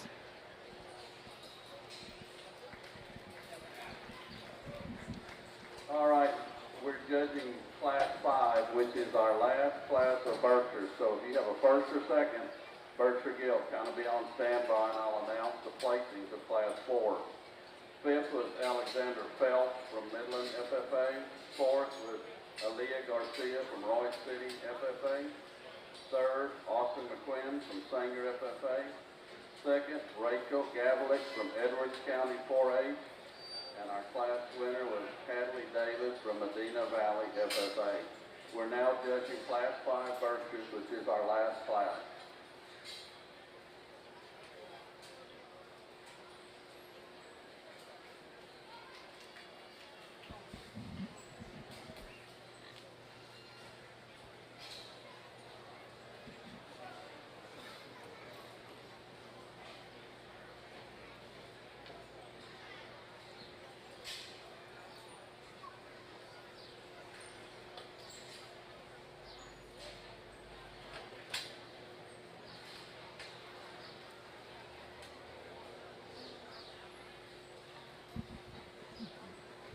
Well, let's give both these class winners a round of applause if we could, please.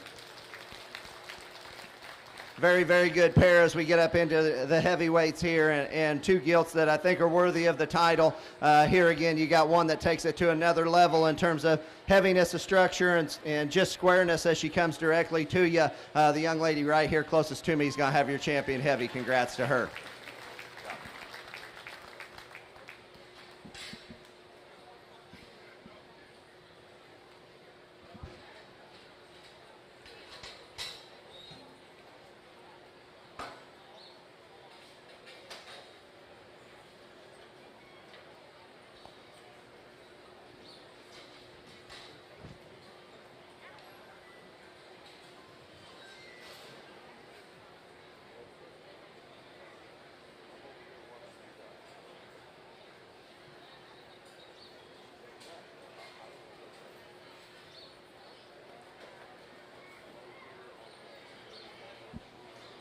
As we bring that second place out for reserve, we're in total agreement. I mean, it becomes a really, really close pair, but I think in terms of following the type and kind and of the champion, there's one out here that's just a little longer in terms of her hip and probably a little squarer as she comes directly to you. Young man with your heavyweight's going to be reserved. Congrats to him. Sorry.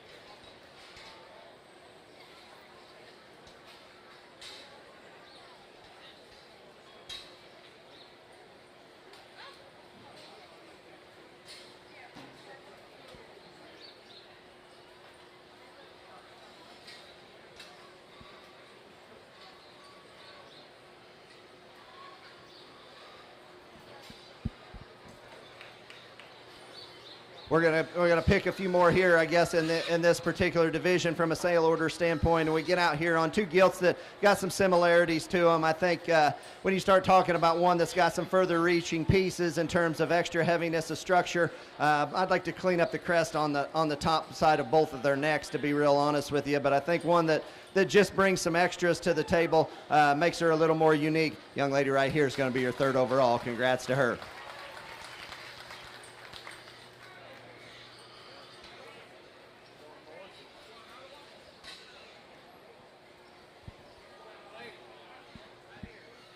we bring that white gilt out here into consideration for 4th overall, and I think it gets pretty easy for both of us here. There's another one out here that's just so comfortable in terms of how her hip and hind leg sits. I would like to lengthen the top of her hip a little bit, but the functionality of her hip and hind leg I think is very good, and her body cavity is very dense right here. Young lady right here is going to be your 4th overall.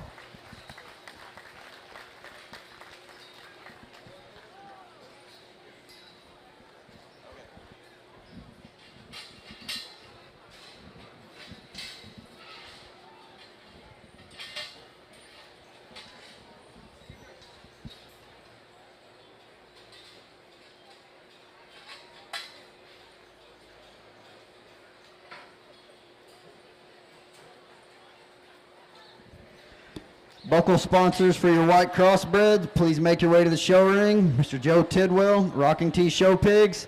If you're in the barn, please make your way to the show ring.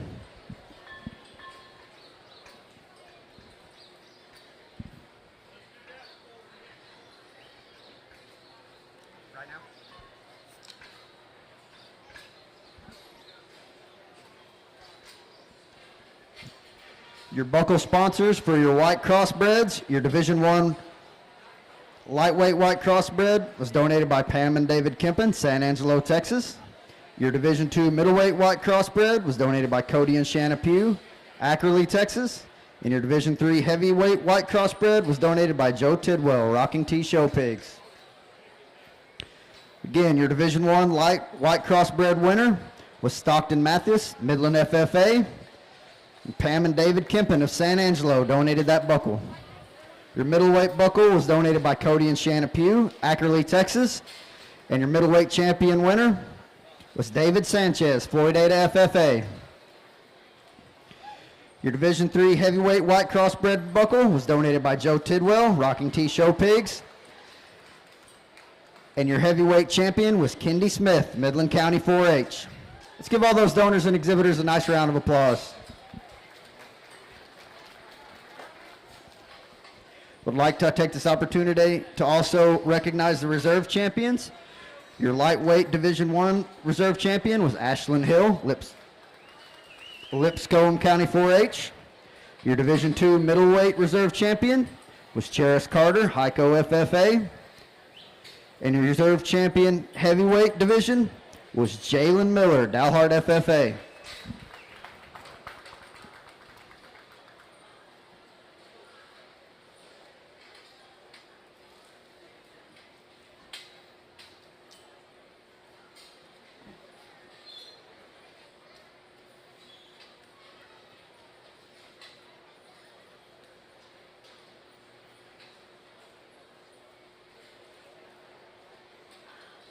Okay, we're missing one bird for Gilt. It is Grady Wyatt from Happy FFA. And the other one we're not sure of is Dylan Hatcher. Are you here? Okay. So Grady Wyatt's here.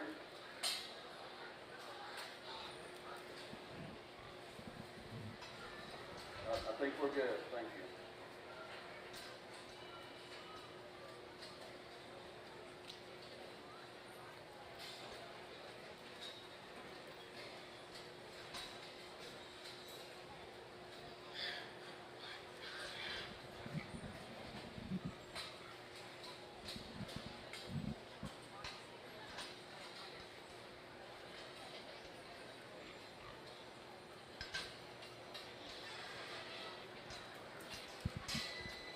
Well, here again, let's give all these division winners a round of applause.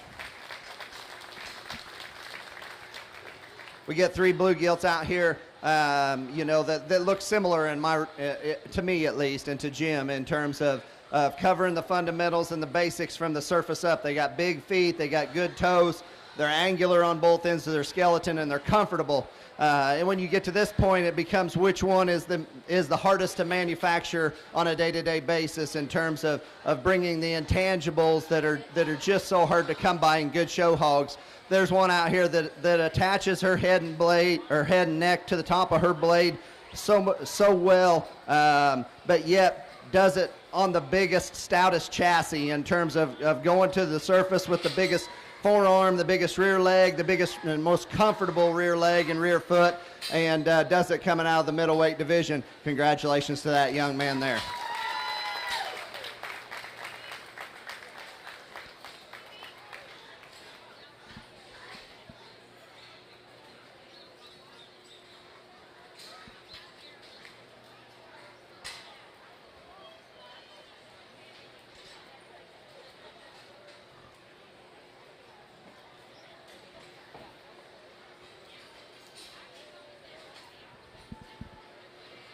As we roll on here, we bring out that reserve in that division, and she doesn't hurt the quality of the drive at all. The young lady's hustled in terms of skin and hair, and I do appreciate that. There was another one that pushed the champion that is kind of a carbon copy here again, with just maybe not quite as many of the extras. She come out of an awful good division. Your champion heavy's your reserve. Congrats to her.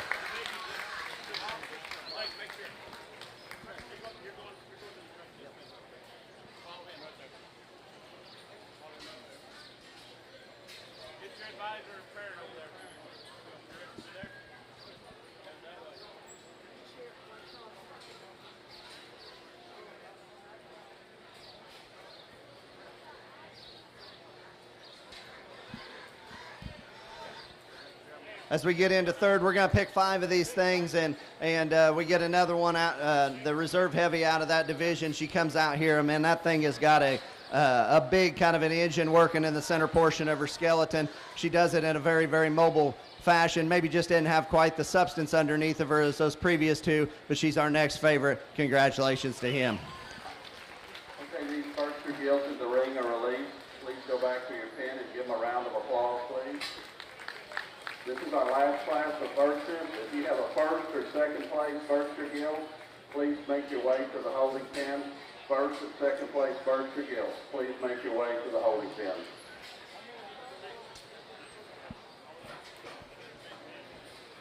Okay, we're out of heavies here, so for 4th and 5th overall, we're going to drive here a little bit, but the young man coming out of the lightweight division is our next favorite. He's going to be your 4th overall.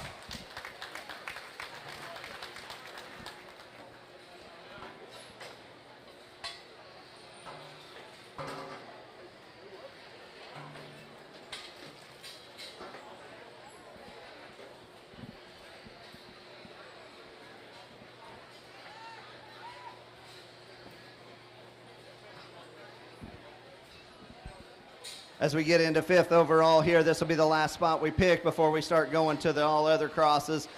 2 gilts out here that are both deserving of the title. I think here again, when you start talking about one that brings the extras to the table that are a little harder to manufacture and show hogs on a day-to-day basis, I think the reserve lightweight fits that card right there. Congrats to her. She'll be 5th overall.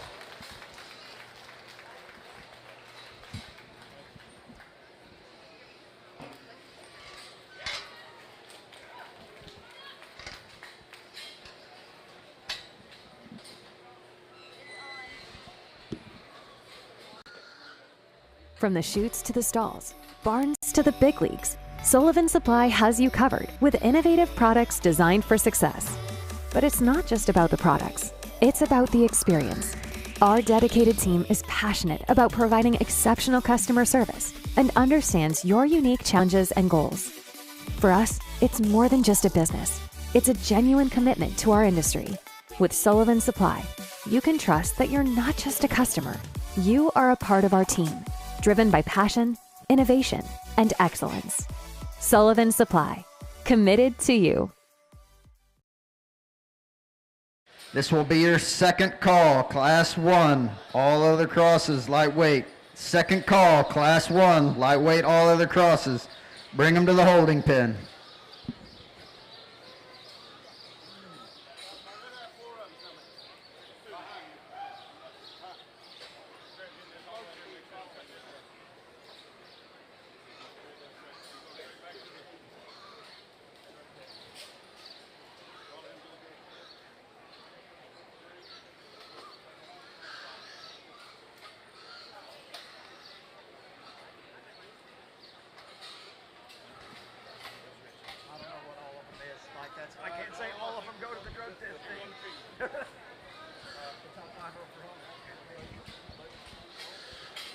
Attention parents and ag teachers of the top 5 white crossbred overall that was just named. They will be going to the drug test area. We need a parent or ag teacher with the exhibitor in the drug test area, which is on the north end of the barn behind the stands.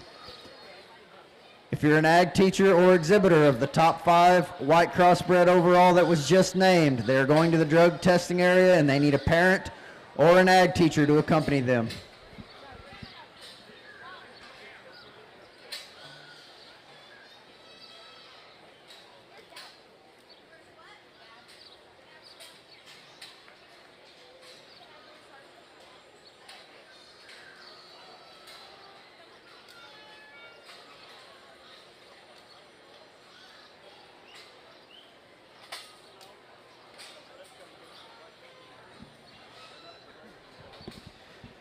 Placings for your Class 6 White Crossbreds. 9th place, Katie Littlejohn, Potter County 4-H. 8th place, Judson Hamilton, Spur FFA. 7th place, Jagger Monroe, Bosque County 4-H. 6th place, Ainsley Kelly, Pleasanton FFA.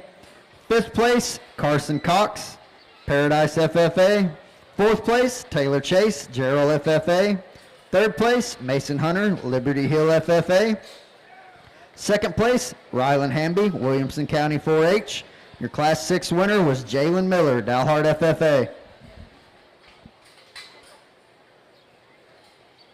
Okay, we need the first and second Berkshire Gilts to the holding pen. We're finishing up Class 5. First and second, please come. After that, we'll do the dark OPBs. So we only have 2 classes of dark OPBs. They're not big. So if you have a dark OPB, please get ready.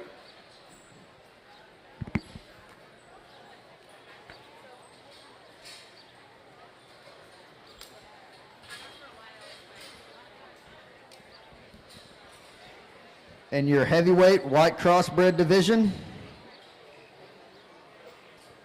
your champion was Kendi Smith, Midland County 4-H, and your reserve champion was Jalen Miller, Dalhart FFA.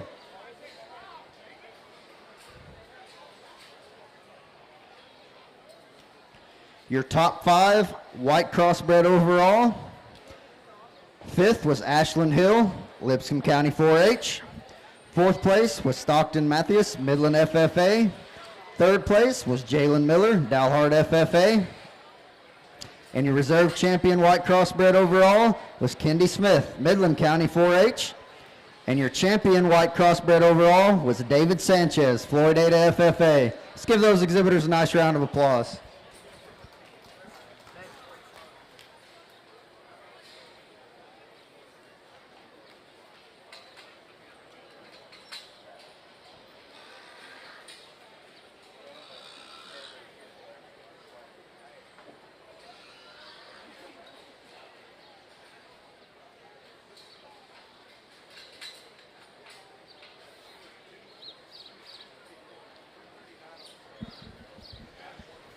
Attention Star Gilt exhibitors for your all other crossbreds. We have 12 classes today of all other crossbreds.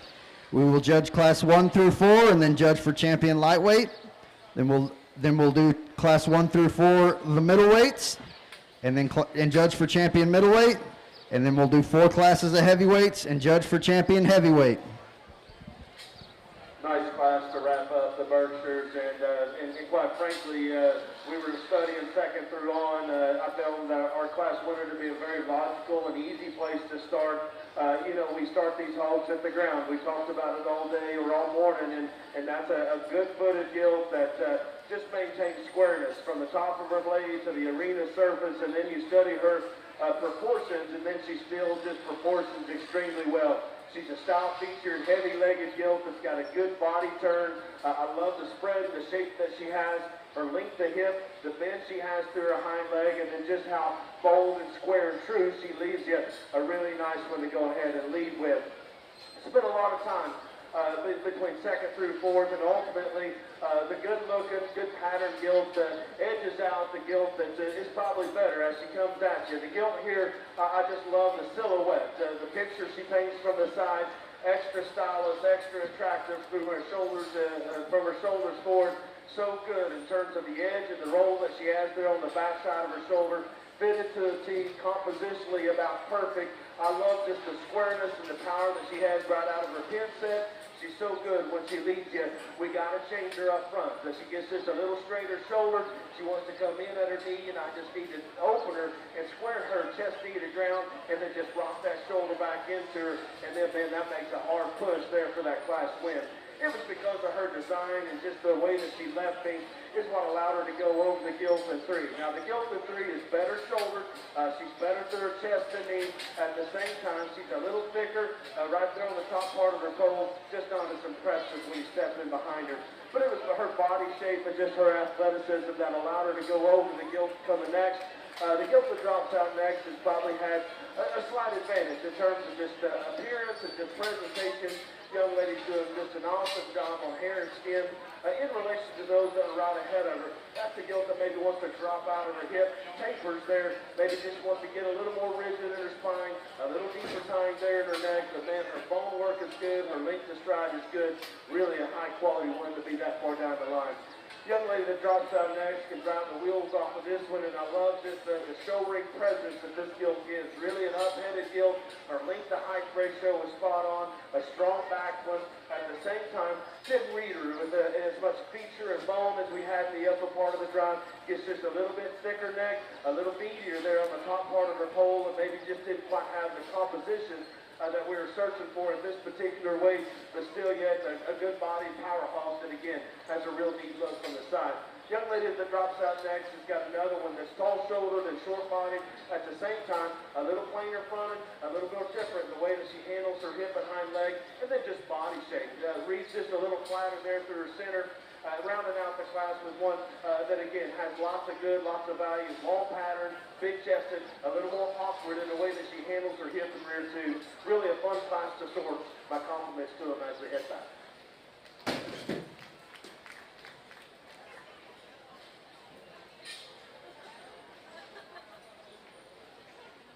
Okay, we're now judging for champion Berkshire, and the placing in Class 5 was fifth, Paisley Wells from Coryell County. Fourth, Sawyer Owenby from Hill County. Third, Carla Watkins from Fort Stockton FFA. Second, Ava Lewis from Hampshire Fannin FFA, and our class winner was Cooper Sands from Ward County 4A. We're judging champion Berkshire. Our next breed is dark OPB. So this is the first call for dark OPBs. We only have 2 classes. The first class is 24 entries. First call for dark OPB. Please come to the holding pen.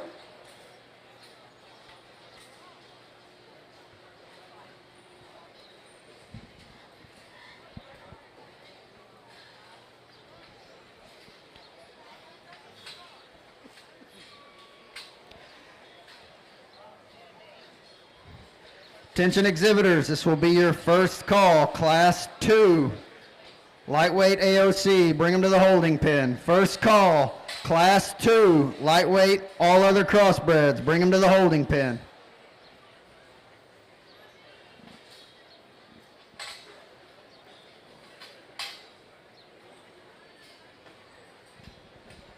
Again, you all other crossbred exhibitors, we will judge Class 1 through 4 of the lightweight crossbreds and then choose a champion and reserve champion lightweight. Then we will judge Class 5 through 8, middleweight, all other crossbreds, and then judge for champion and reserve middleweight. And then judge Class 9 through 12 heavyweights and judge for champion and reserve champion heavyweight. Then come back and judge for overall all other crossbred of the show, top 5.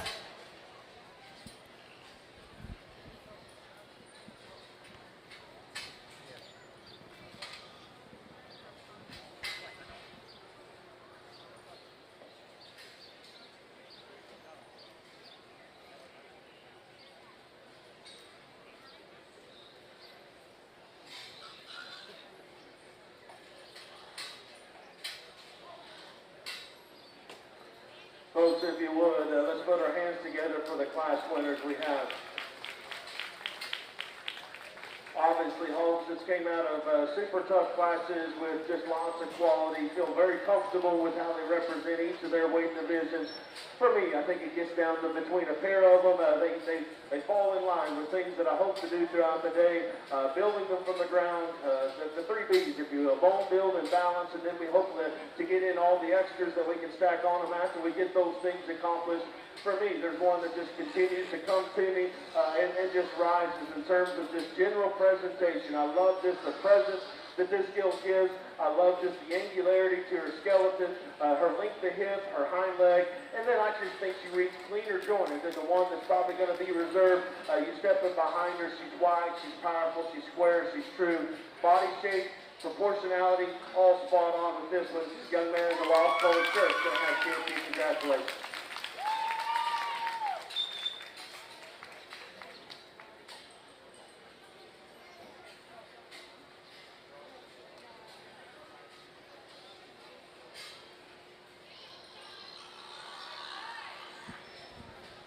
This will be your second call on the Star Gilt side. Class 2, lightweight all other crossbreds, bring them to the holding pen. Second call, Class 2, all other crossbreds, bring them to the holding pen. Drop the gilt in second out, and as we talked during class, just reads with so much bone and feature, a big skull, big bladed gilt. It's got a big arm and a good spout front foot.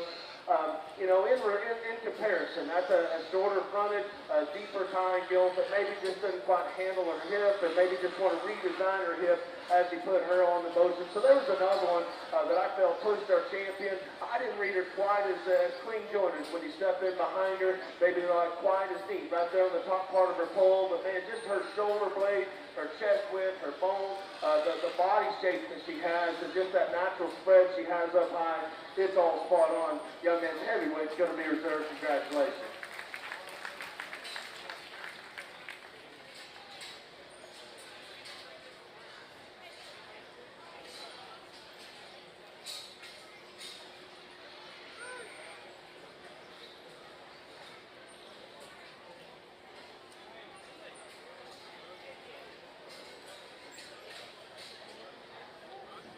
Okay, here on this Berkshire side, we included our Berkshire Gilt Show and the Grand Champion, and the champion Berkshire was John Jones from Parent FFA. Reserve champion was Cooper Sands from Ward County 4A. That concludes our Berkshire Show. We're now judging start OPBs. There's only 2 classes, and we'll start our Duroc. So if you have one of them early classes of Duroc, get ready. Won't be long.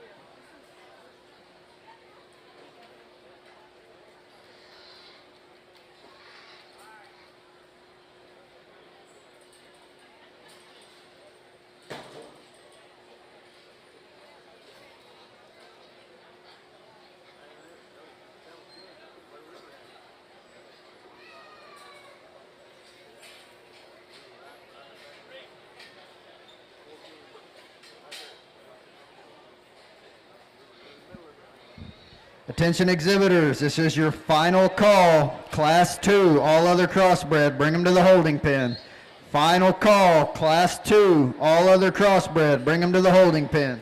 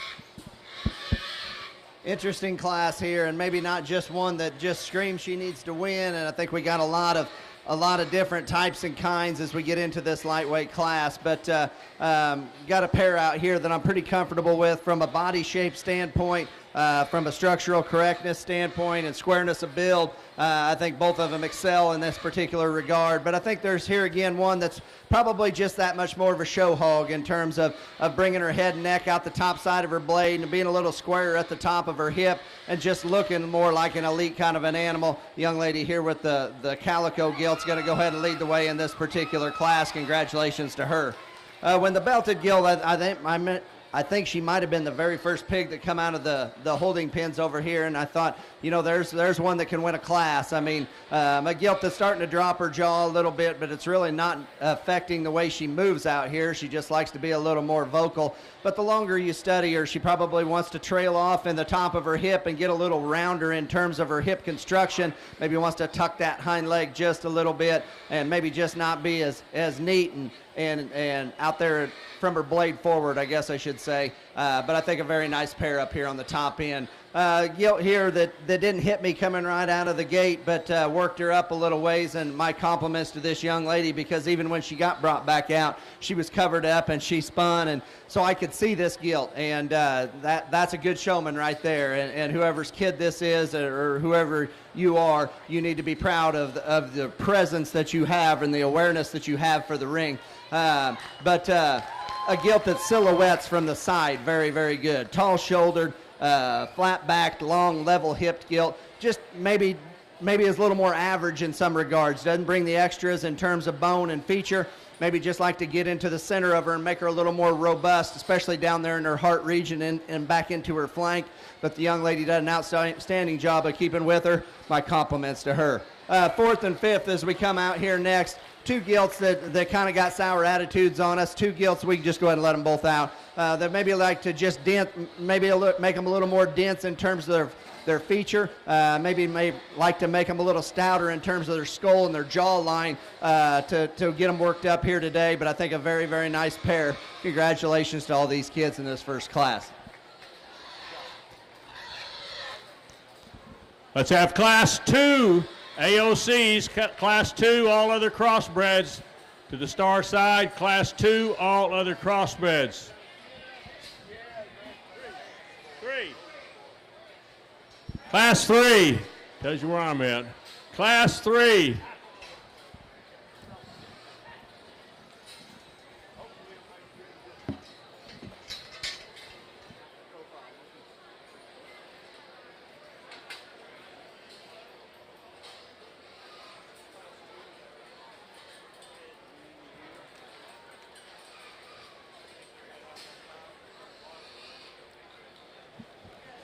Attention you exhibitors from Class 1, all other crossbreds.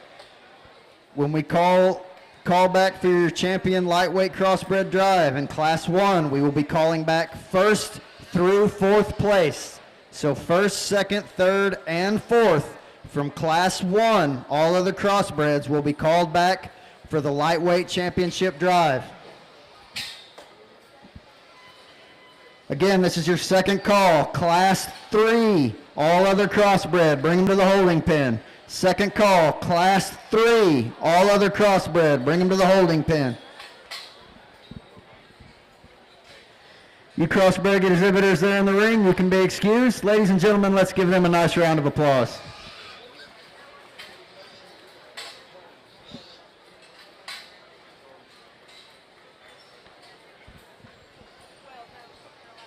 Placings from your Class 1, all other crossbreds. 10th place, Dakota Smith, Abilene Cooper FFA. 9th place, Emery Alexander, Abilene High FFA. 8th place, Emily Agundis, Very Best FFA. 7th place, Kaysen Lazary, Little FFA.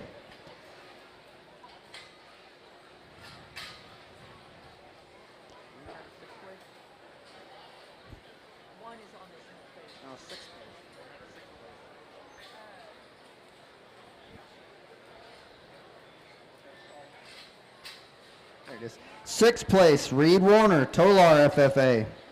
5th place, Allie Hamilton, Perrin FFA. And in 4th place, and keep in mind again, exhibitors, 1st through 4th will be called back for your lightweight all of the crossbred champion drive. 4th place, Braylon Crooks, Perrin FFA. 3rd place, Hannah Garvin, Yoakum FFA. 2nd place, Dylan Moorhead, Ingram FFA. And your Class 1 all other crossbred winner was Macy Williams, Burleson FFA. All right, we mentioned a Gilt on the dark OBB side. Amelia Ismail from Johnson County 4-H. Are you in the ring? Are you scratched or coming?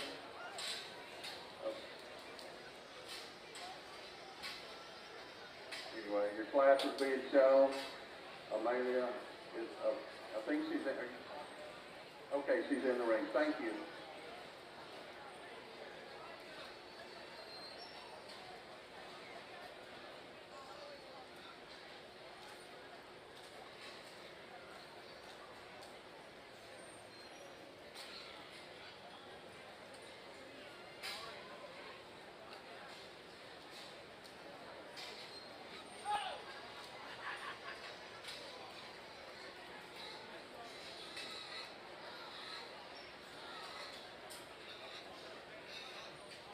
Okay, these gilts in the ring are released. If you'll please go back to your pen and everybody give them a round of applause. That is appreciated. This is going to be the first call for Class 2 dark OPBs. It's a small class. After that, we start the Durocs after we judge the champion dark OPB. So if you have a young Duroc, be on standby. But this is the first call for dark OPB, and it's our last class of them.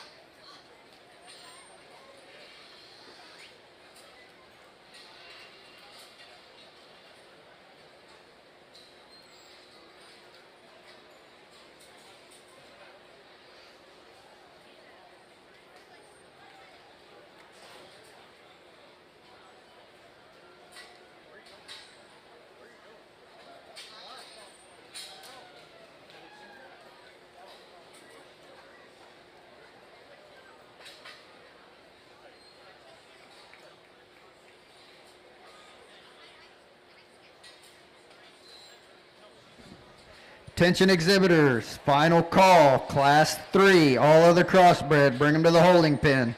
We are missing 2 gilts in Class 3. Final call, Class 3, all other crossbred, bring them to the holding pen.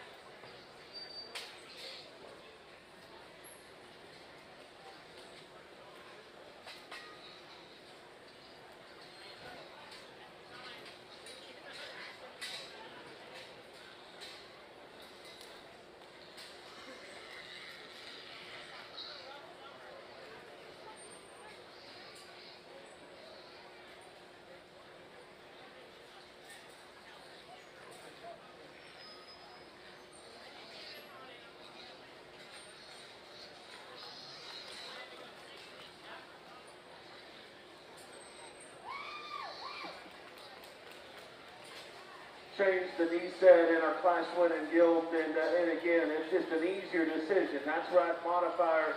Aside from that, that is a very stout, loose-made athletic Gilt that's just so impressive in the top side of her skeleton. I love her squareness of blade. I love the way she rolls out of the back side of her shoulder. Really square in terms of her hip design. A good bend to her hind leg. It still reads with structure and power as you start to work her down.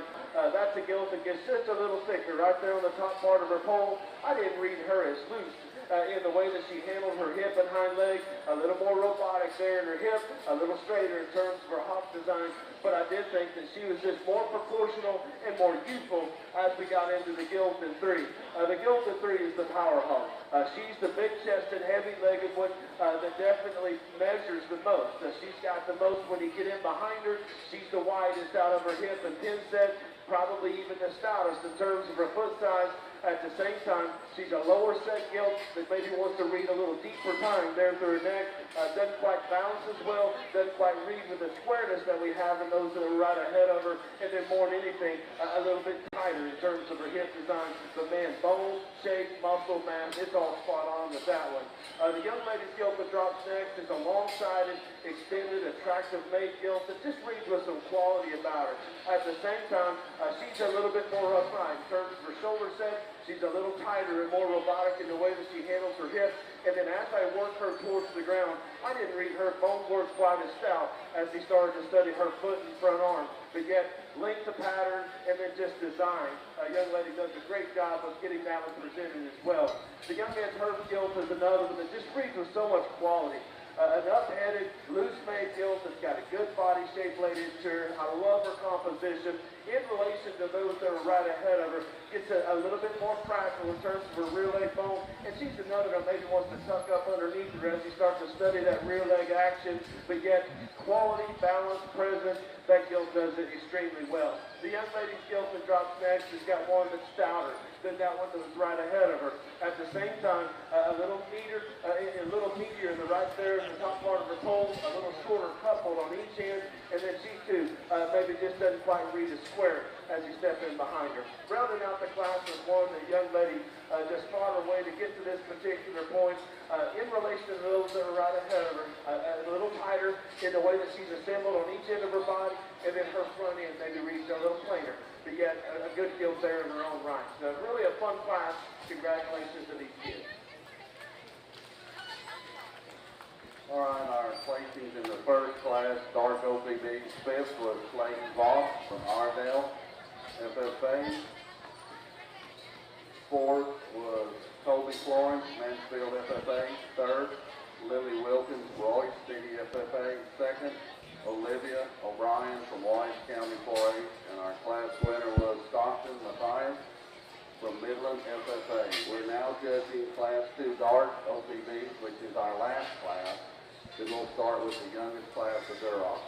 If you were first or second in that first class, Dark OPB, be ready to come back in a minute for the champion prize. Okay, as we get in here to the top end of Class 2, we got a pair out here that suit me pretty good, and I think of that pair, There's just one that's just simply more athletic off of both ends of her skeleton. She has a very, very high head carriage and wants to fight sometimes, but when you let her relax and study the angulation to her shoulder, I call it plenty good in that regard for as high as she wants to crank her head. That young man right over there on the fence needs to go ahead and win. Just a gilt that suits me a little bit better. This one right here propping up on the standstill is going to take a very, very good picture. That's a dense gilt that's got a good kind of a stout head on her, but yet good in her neckline. She's good back through her hip. She just gets a little tight and restricted off of both ends of her skeleton, particularly behind. Just a little too tight in that rear step for me to work her on up in a breeding gilt scenario. The young man coming here next has got one that looks very attractive from the side. I mean, skin and hair is dead on here. He's done his homework. A gilt that doesn't bring as much substance, particularly up there in her forearm and her front foot, as these top two in this particular class. Maybe a little frailer about her head and her muzzle there just a little bit in relation. But a gilt that is good in terms of her center body cavity. She's good in her composition up high. Young man does an outstanding job of getting her drove. Congratulations to him. Got one here. The silhouette's great from the side. I mean, you like a lot of things about her. I like her skull. I like how it attaches to her head, or how it attaches to the top side of her shoulder. I like her looseness and the way she hinges off of both ends.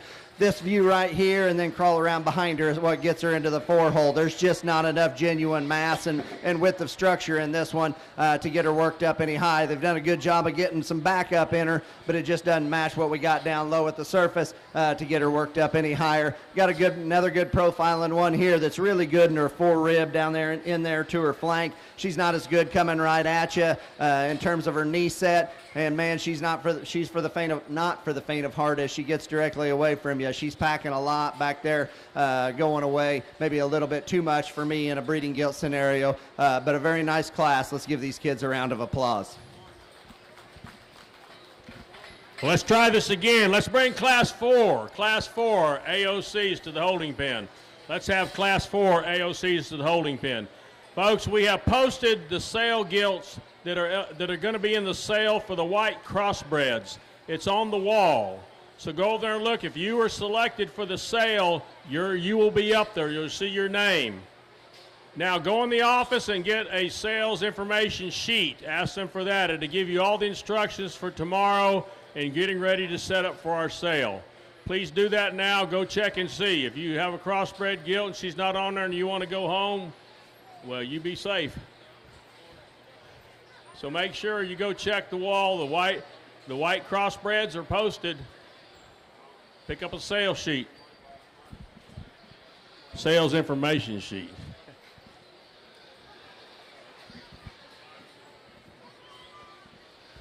Attention you exhibitors from Class 2, all other crossbreds.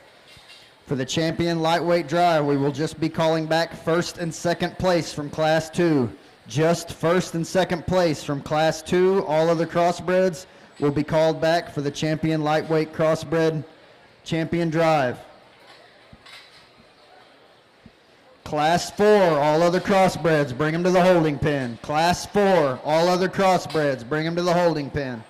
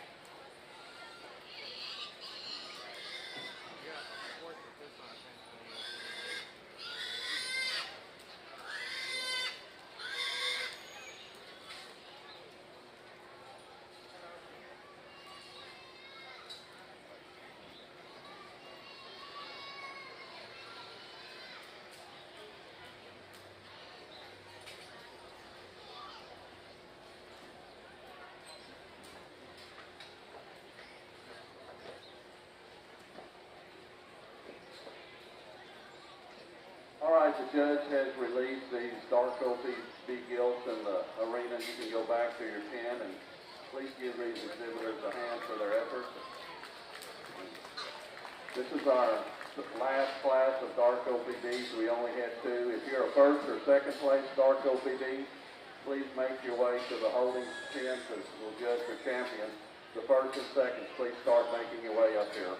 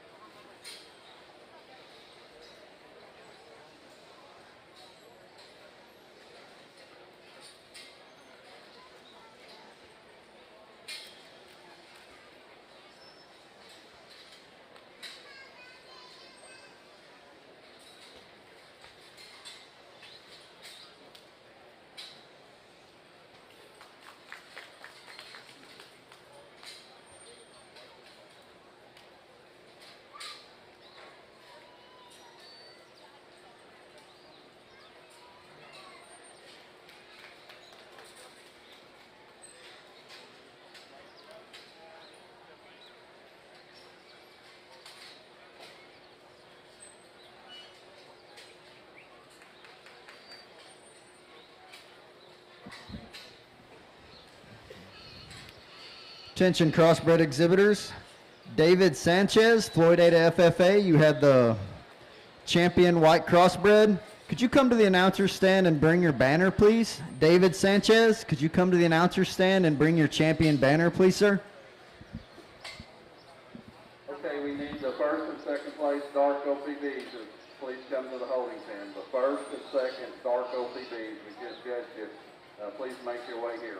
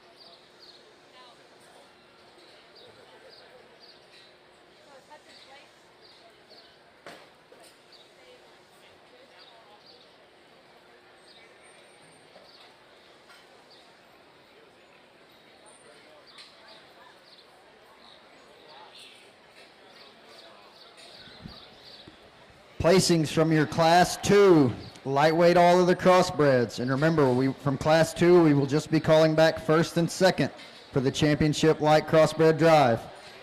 11th place, Briar Wright, Huckabee FFA. 10th place, Blythe Waters, Paint Creek FFA. 9th place, Reese Willis, Royce City FFA. 8th place, Molly McFadden, Westbrook FFA. 7th place, Laura Pinkston, Erath County 4-H. 6th place, Presley Elston, Erath County 4-H. 5th place, Danielle Garrett, Miller Grove FFA.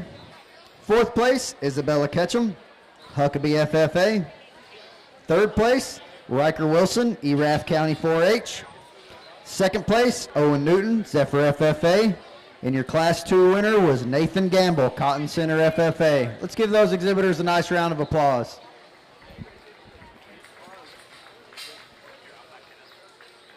Okay, we still need the dark OPB first class and second place hog. You need to be up here in case you show for reserve champion.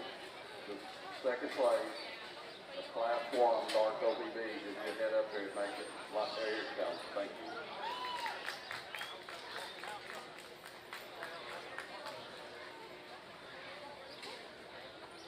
way to wrap up these dark OPVs. The young man's Gilt comes out and just has such an intimidating look whenever she comes right at you. I love just the boldness and the trueness that she has through her chest and knee. She is a stout rascal. I love the extra bone and the forearm that she's got. And then to have that much feature and that much stoutness, she still does just an incredible job of just maintaining balance and proportionality. She's a long-fronted, long-hip Gilt that's tall-shouldered and strong back. She's square as you start to study her front to back and top to bottom. If you want to throw a dart in her, I'd like to clean her left hop just a fraction, but it doesn't impede her, it doesn't impact her any at all, but just to be a little critical, clean her left joint up just a shot, and man, this really a very easy decision after that. Felt that the Gilt in second was the most like her, and man, that is a very three-dimensional Gilt that again just maintains comfort and endures the drive. She's got stoutness and bone. She's got a good fresh back that's laid into her. I like just the natural feel that's laid into her forend and flanks. In relation to the Gilt that beats her, I didn't see her as elevated right there at the top of her blade. Didn't see her quite as neat in the way that she's put together from the side, and then maybe just not that extra punch that we had underneath as he started to go back and forth. But her extra bone, her extra body shape, it's what allowed her to go over the Gilt in three. The Gilt in three, young lady does just a terrific job of getting this one presented. In relation to one or two, I didn't see her parts and pieces blended as well. Got just a little deeper time there in her neck transition.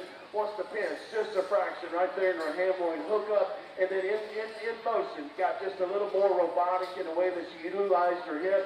And then maybe just not the bone work that we had. But I did think that just her extra shape and her extra style, it's what allowed her to go over the Gilt coming next. And this is a big-bodied, high-volume Gilt that maybe just throws her off just a fraction in terms of balance. I didn't see her base as wide or as true. As you start to study that one underneath, reach a little shorter there on each end. More than anything, I just need to crack her open underneath.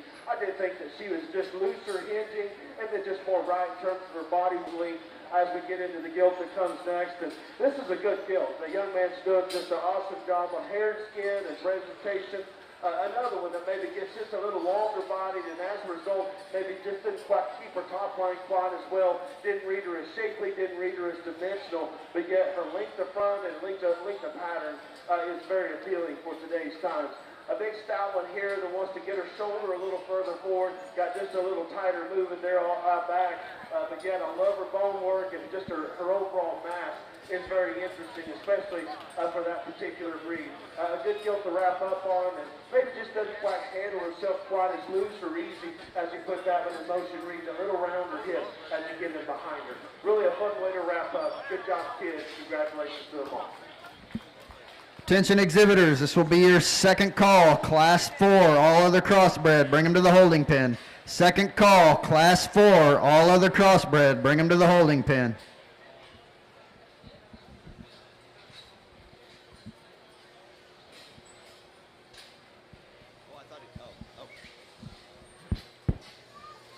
Well, we start getting into some heavier weights here in the lightweight division, and certainly got a pair up here, and I kept more out of this particular class than what I have to this point today, and I think we got a pair up here that bring a lot of quality to the table. I'm not going to sit here and tell you I think either one of them's perfect, not to be a downer, but I can pick on both of them quite a bit, to be real honest, but I think these two young ladies have done an outstanding job of getting them drove, getting them presented.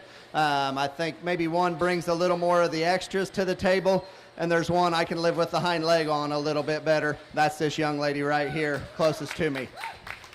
She's not the one that's the extra big-legged one. She's not the tricked out one up front. But in terms of just overall function, this one is the best one in terms of hip and hind leg and cleanness to her joints, the fluidity that she hits the surface with, and that kind of demands your attention right out the gate. I think she's not the big-chested one. Like I said, she's not the EST Gilt, but she's the most balanced one, in my opinion, that comes with the best angles and the best comfort. She's certainly the most athletic.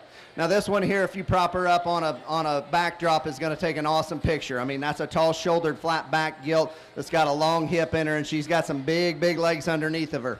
I don't know how how much of her leg, how much of the bigness to her rear leg is the swelling that's in her hock joint and the swelling that goes from there to her rear foot. It would be curious to know. The longer the drive goes, she wants to start dancing east to west off of those rear two. She's just not as comfortable, and I think that's got something to do with the swelling back there in her joints. But that is a very, very good animal. She gets that cleaned up in there. That one's got better days in front of her for sure. A gilt here that just proportions extremely well. This is a short-bodied gilt that's long on both ends of her skeleton. This is a heavy, heavy, heavy-duty gilt that's flexible on both ends of her skeleton as well. A gilt that you get up on top of her is the least impressive from a composition standpoint. She gets pretty plain coming out the backside of her blade, gets a little plainer as she gets directly away from you. But talk about covering the basics on one that does it real well with some really, really big limbs. Congratulations to that young lady on a very nice third place gilt.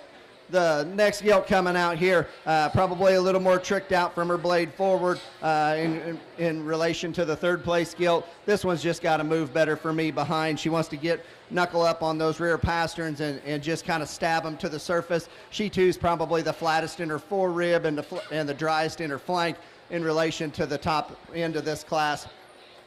Good job to that young person there. The young lady coming out here does an outstanding job of getting this one drove, and she done an outstanding job of getting her full, maybe a little too full. It kind of pulls away from her balance. She gets a little too puffy in there in the center portion of her body, maybe pulls away from just being a little more average in terms of her substance and structure. She too is probably the flattest as she gets directly away from you, but that picture right there is pretty good from the side. Congratulations to all these kids in this particular class. Okay, over here on the Darko PB side, we've got a pair of class winners that represent their constituents.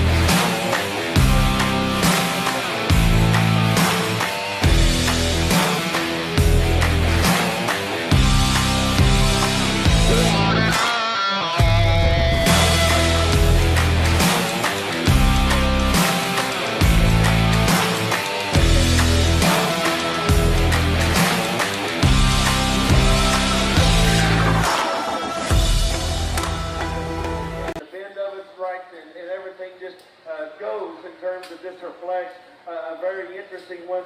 And then out here for reserve, I do think it gets maybe a little bit closer, but the reserve is just simply a little bolder chested and a little square knee.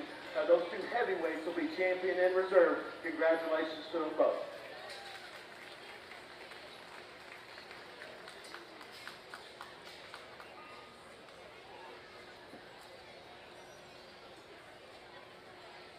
So our class winner and champion Darko BB was Cooper Holman from Kendall County 4A. And the placings in the second class was Hudson Music from Stevenville FFA. Fourth, Gracie Kahan from Midlothian FFA. Third, Riley McKinley from Johnson County 4A. Second, which was also our reserve champion, Darko BB, was Addison Porter from Range FFA. And our class winner again was Cooper Holman of Kendall County. So we have completed the Darko PB show. We are now starting on the Duroc. I think we have 7 classes, the biggest breed. We'll see how far we go before we break for lunch, and we'll just keep on moving on.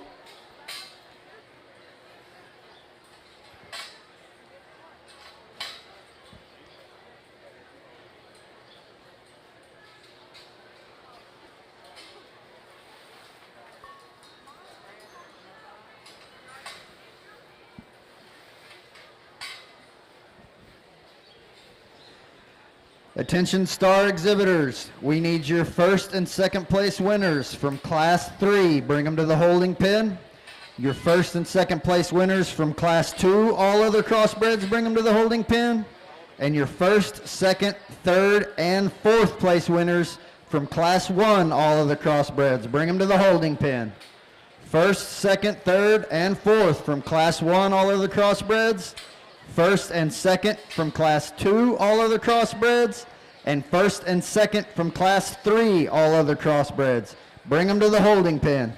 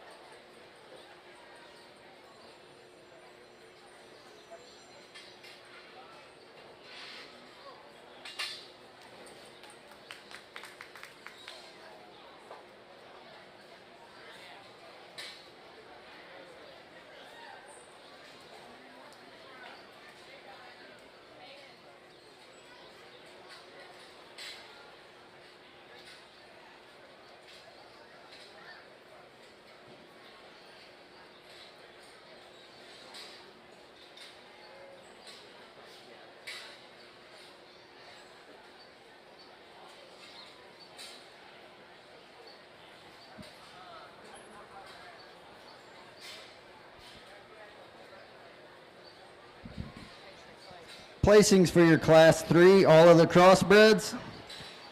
10th place, Kendall Fitch, Leander FFA. 9th place, Kason Kelly, Pleasanton FFA. 8th place, Caden Barker, Stephenville FFA. 7th place, Jagger Monroe, Bosque County 4-H. 6th place, Bronwyn Underwood, Mason County 4-H. 5th place, Ainsley Kelly, Pleasanton FFA. 4th place, Holt Sims, Erath County 4-H. 3rd place, Collins Withers, Prairieland FFA. 2nd place, Shelby Elkin, Coleman FFA. And your Class 3 winner was Ailey Sims, Erath County 4-H.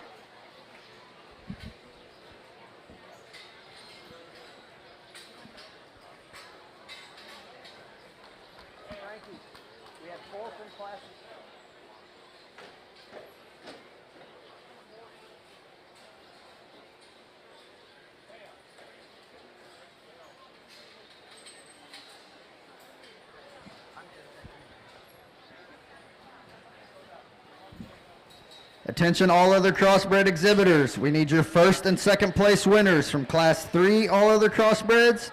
Your first and second place winners from Class 2 all other crossbreds. And your first, second, third, and fourth place winners from Class 1 all other crossbreds. Bring them to the holding pen.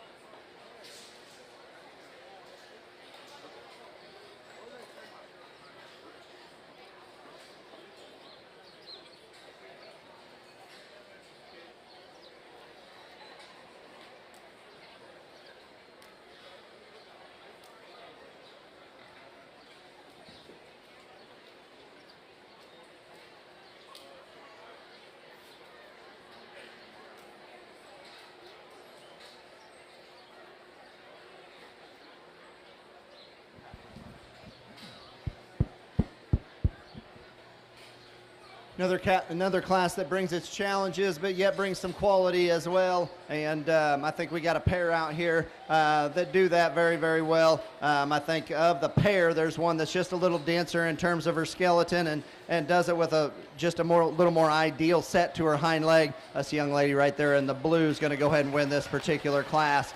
I prefer her just fore-rib and her comfort and her athleticism. She's not necessarily the taller shouldered one of the two or just the more tricked out one up front, but I think she's the basic fundamental one, or I shouldn't say basic, but she's the fundamental best built one, most athletic one that's ideal in terms of her hip and hind leg set. The young lady here, I moved up a little bit. She didn't get the best drive coming out the first time, and I really thought that Gilt was going to push out behind, but the longer she gets gets in here and settles in, I think a gilt that needs to be in second. A gilt that is more attractive from her blade forward in relation to our class winner. A gilt that is taller at the point of her shoulder. She's really impressive up high. This view right here is not for the faint of heart. I'd like to suck that back in just a little bit and make her a little more athletic from that standpoint, but I think a very nice pair of gilts up here on the top end. The breeding piece comes out in 3, and this thing's got all kinds of feature and all kinds of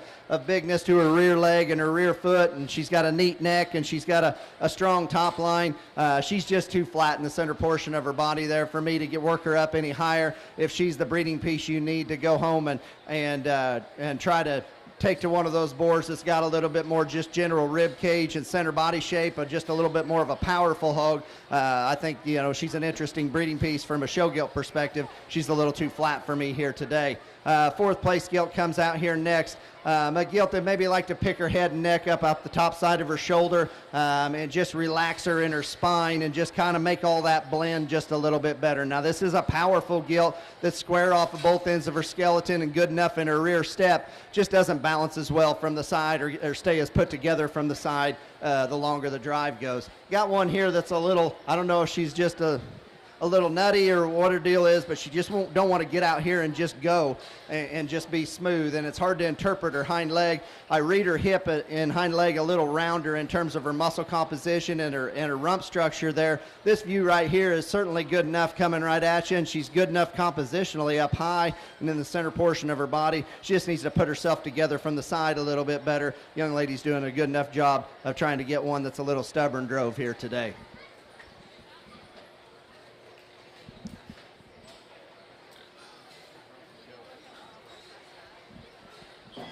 Then we have Class 5 AOCs, all other crossbreds, Class 5. Bring them to the holding pens. We're missing a Duroc Gilt, Addison, Bombi, Kirk, the Level Lamb, FFA. Please, class first Duroc, class 1 Duroc. Let us know if you're scratched, you're going to come. Addison, Bombi, or if you're in the ring.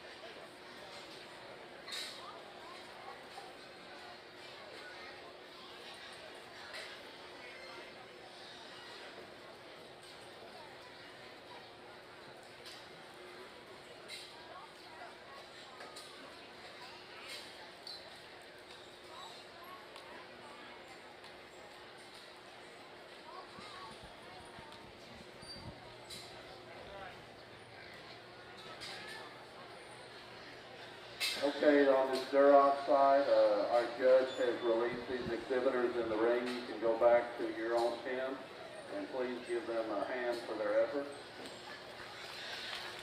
And people are asking as far as breaking for lunch. We're going to break around noon. We'll see how deep we get into these Durocs, because we'll break, you know, between classes. I think there's 7 classes. So we're going to break in that noon area and let you know more distinctly later.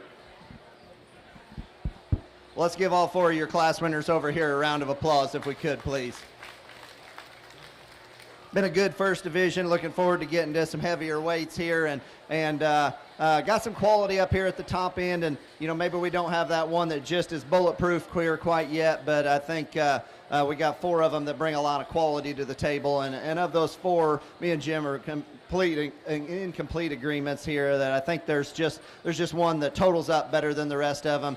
Good enough looking, really good hip and hind leg, really good in the center portion of her body, driven very well and presented as such. The young lady out of your last class is going to be your champion.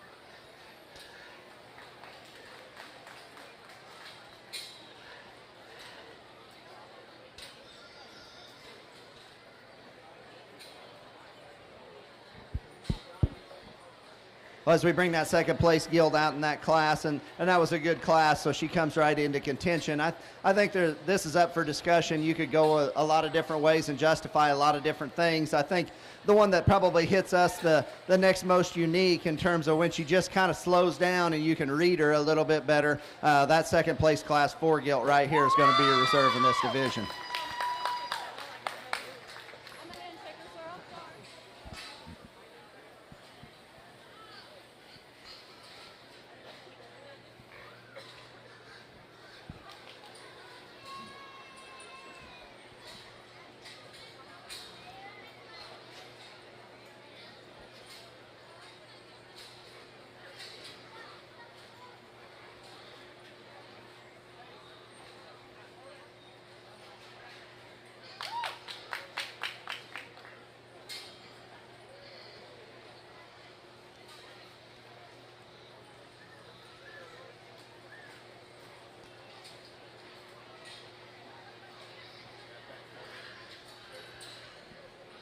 As we get out here for third, and there's another one out here that's been a little harder, a little bit more of a challenge for the young person to drive.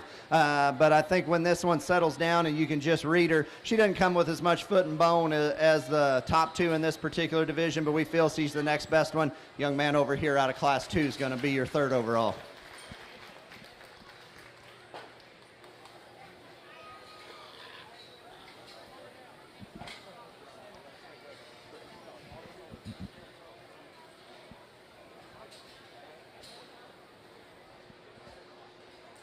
As we bring that second place Gilt out here, talked about her in class and just wish we could hinge her a little looser, particularly off of those rear 2 and drop her in her flank there a little bit more. I think there's another one out here from a breeding piece standpoint that brings some extras that are hard to make in hogs in general. Like I said, take this one home and get her bred to the right boar. I think you can really make some progress. This 3rd place Gilt right here is going to be your 4th overall in this division.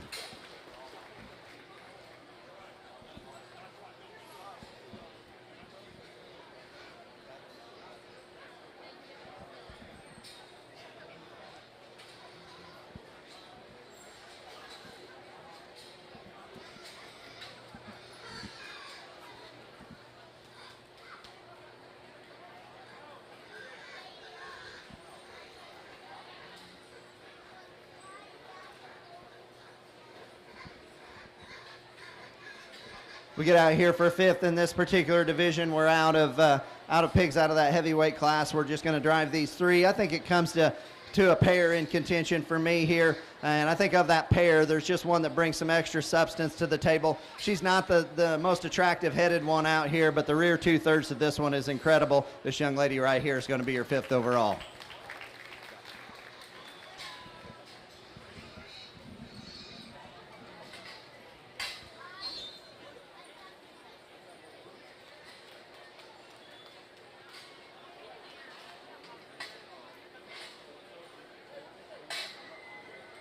Okay, this is the first call for Class 2 Duroc. First call for Class 2 Duroc. Please make your way to the holding pen. Class 2 Duroc.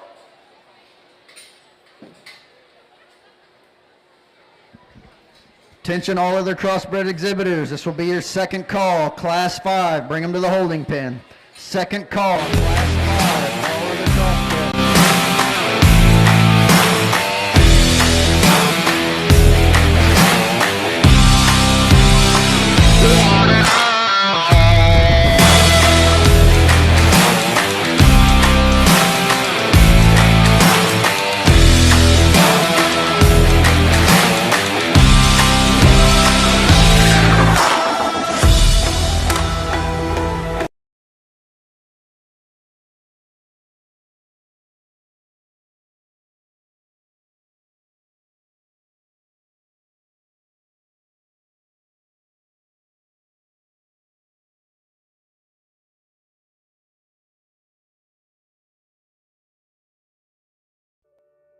From the chutes to the stalls, barns to the big leagues, Sullivan Supply has you covered with innovative products designed for success. But it's not just about the products, it's about the experience. Our dedicated team is passionate about providing exceptional customer service and understands your unique challenges and goals. For us, it's more than just a business. It's a genuine commitment to our industry. With Sullivan Supply, you can trust that you're not just a customer. You are a part of our team, driven by passion, innovation, and excellence. Sullivan Supply, committed to you.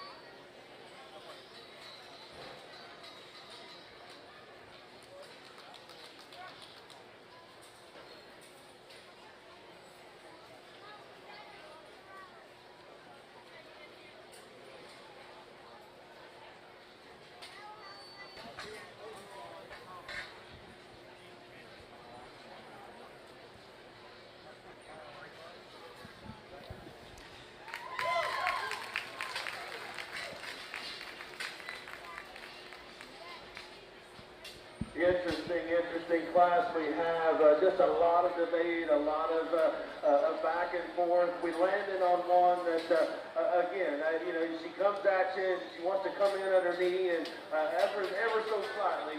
And after that, man, that's the one that we're looking for. You talk about one, she comes out of the gate, initial impression in terms of wide-eyed and stout-featured and mixed gold, and then she's got a good, clean, youthful neck that's laid into her.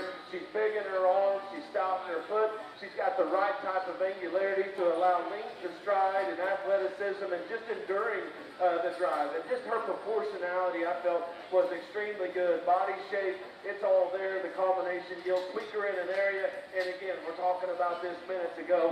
A young lady in second probably holds a slight advantage in terms of the way that she comes at you. At the same time, she reached just a little plainer up front, got just a little meteor right there on the top part of her pole. Didn't hit me with the feature. I didn't see just the extra spread that we had in our class winner up high. And she too maybe wants to get just a little bit awkward in the way that she handles her rear two by comparison. I did think that she was just safer built as we get into the Gilt in 3. The Gilt in 3 is tricked out. She's the one that's got the best hair and skin. She's the one that's the most ready in terms of composition. I just love her extra style and her extra look. Definitely wins in terms of show ring presence.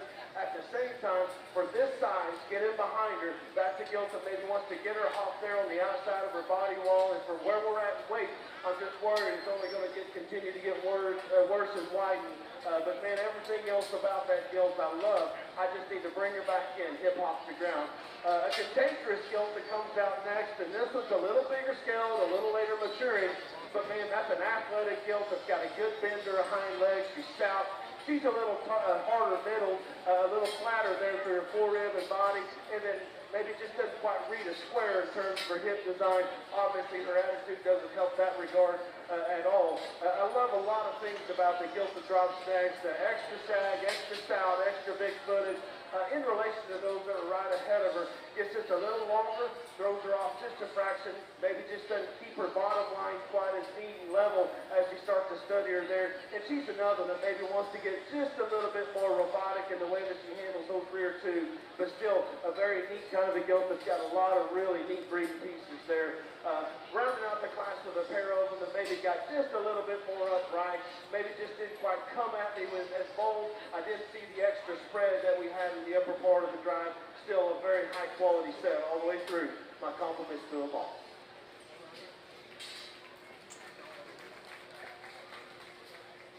All right, the placings in the first class of Duroc was 5th, Samantha Young from Lubbock Cooper FFA. 4th, Addison Henson from Floydada FFA. 3rd, Riley Hoffman, Tom Green County 4A. second, Chloe Aparicio from James Madison FFA. And our class winner was Cassidy Whitaker from Breckenridge FFA. And that's the Class 1 Duroc. We're now judging Class 2 Duroc.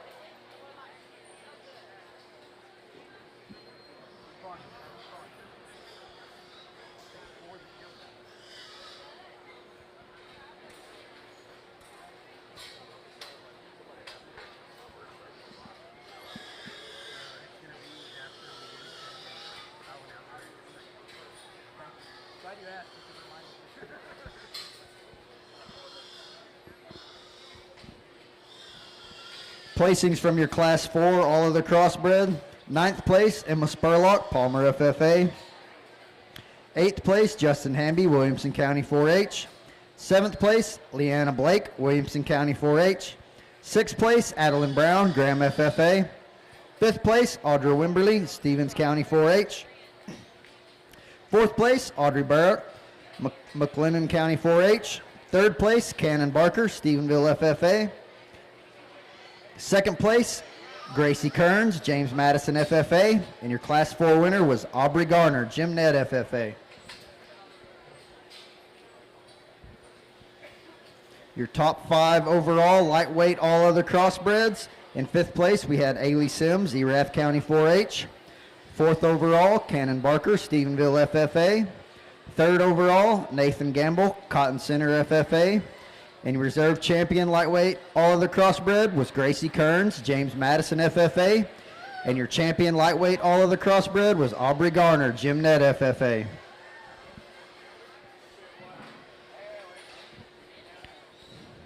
This will be your first call for Class 6, all other crossbred. Bring them to the holding pen. First call, Class number 6, all other crossbred. Bring them to the holding pen.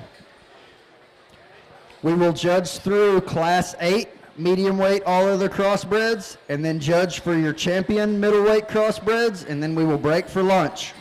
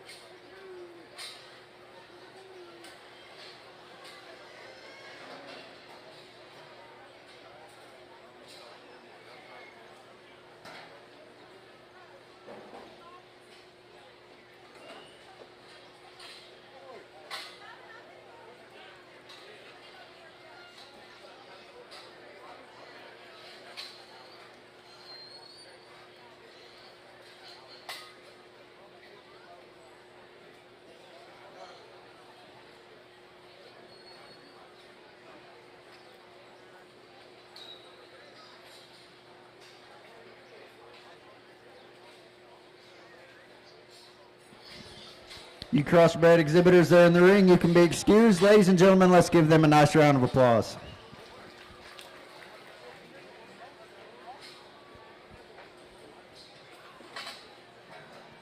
This will be your second call, Class 6, all other crossbred. Bring them to the holding pen. Second call, Class 6, all other crossbred. Bring them to the holding pen.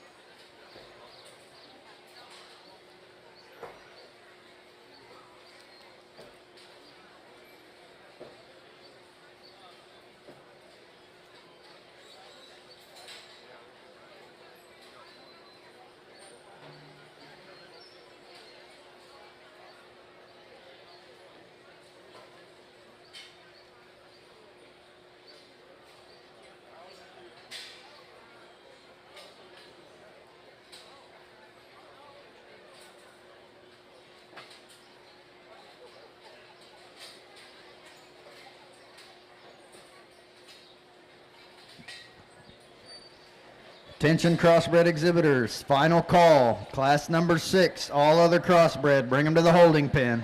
Final call, class number 6, all other crossbred, bring them to the holding pen.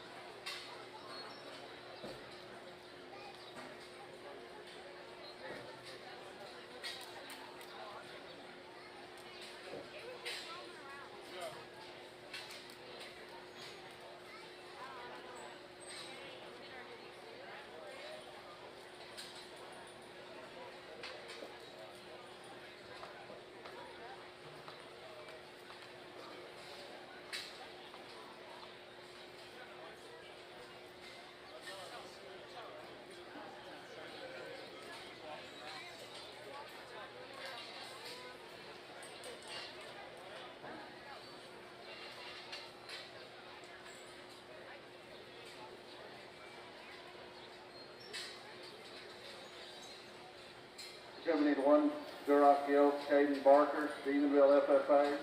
If you're in here, let us know, or if you're scratched, or if you're on your way in the class of Duroc, second class.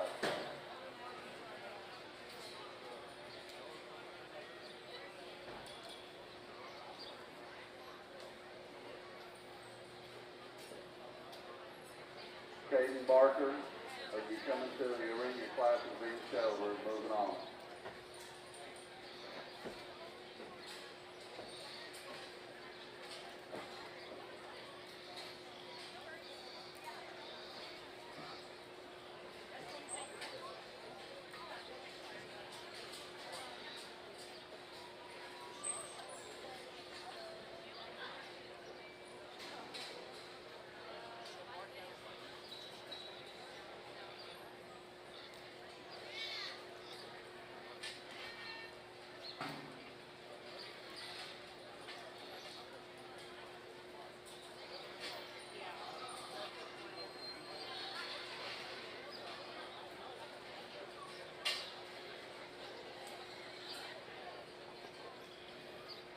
Just so everybody knows, on this purebred side, we will break for lunch at the conclusion of this class we're judging now. This is class 2. We'll break for, close to an hour. We're making good time. Let everybody rest a little bit, but we're going to break for lunch after this class 2 Duroc.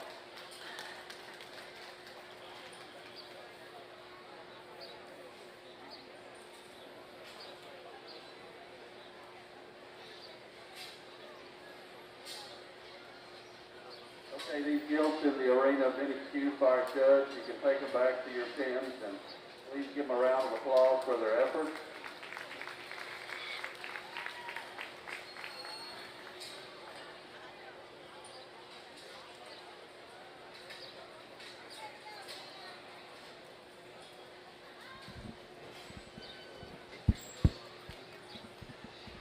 Okay, as we start into this middleweight division here, I think we've got a logical class winner. The young lady right out here in the vest needs to go ahead and win this particular class. Long on both ends of her skeleton, good in her center body, presented to the T in terms of skin and hair. Really, really cracked open and square as she comes in at you and as she leaves you. Very capably driven. I think a very, very good hog to go ahead and get started in this division. The young lady come out early here, and she's got a good gilt. She's done a very good job of getting this one drove. Very proportional for a shorter-bodied gilt, a gilt that's still long on both ends of her skeleton. Brings some extras in terms of heaviness of structure. The longer she goes, she wants to give up in her back line there a little bit. Her head and neck don't rise quite as high out the top side of her shoulder as I would like her to, but I think a very good pair up here on the top end. Young man comes out in 3 and silhouettes from the side, very good. This is a big-legged tall-shouldered kind of a gilt. His head and neck and her presence out front is very good. She's the driest in terms of her center body. She's the driest down in her forerib and her heart region there as well. And she comes at you the narrowest. Just it all ties together there. We just need to broaden that one out in her blade and her chest to work her on up today. Boy, this is a neat patterned one right here. Front 2/3 are extremely good. That's a high-headed gilt with a big, robust chest, a big blade in her, a big round rib cage, and got some length to her side and got some length to her hip. She wants to rise up there in her, or deviate in her hip-loin junction. Just doesn't quite hold herself together there quite as well. She too is probably not as just dense in terms of her rear leg or her front leg structure for that matter, and maybe just not quite as athletic off of those rear two. Got a target colored one here that I moved up a little bit, a longer bodied kind of a gilt, which doesn't necessarily detract from her in my opinion. Man, that thing's got a big old stout root on her tail, got a big stout skull in her. She becomes the plainest up high in terms of just raw back shape. She comes with a little more crest, maybe like to pull that tail head up and level her hip out just a little, but I think a good solid one here in 5. This one profiles really, really good. Young lady's done a good job of getting her skin and hair right. She maybe wants to run downhill a little bit, and I think that's just evidence to the fact that her front pastern's given up a little bit. She's wanting to cave in her knee there as the drive goes as well. That's what's going to land her down here in the 5 or 6 hole. The young lady coming here next got one here that's maybe just not as athletic off of those rear two. Maybe just like to see her plant and drive and push off of them just a little bit more sturdy in that regard, or be a little more sure-footed. She too is a little more drawed up in her flank there as well, but a good profiling gilt. Young lady does a good job of getting her drove. My compliments to all those kids.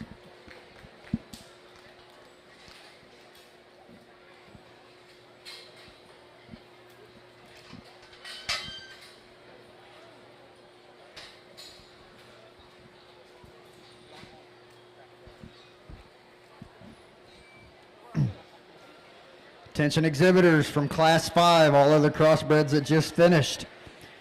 When we call gilts to come back for the medium champion crossbred, we will be calling back 1st through 5th from Class 5. If you were 1st through 5th for Class 5, we will be calling you back to judge for champion middleweight. 1st place through 5th place for Class 5. We will call you back to judge for champion middleweight.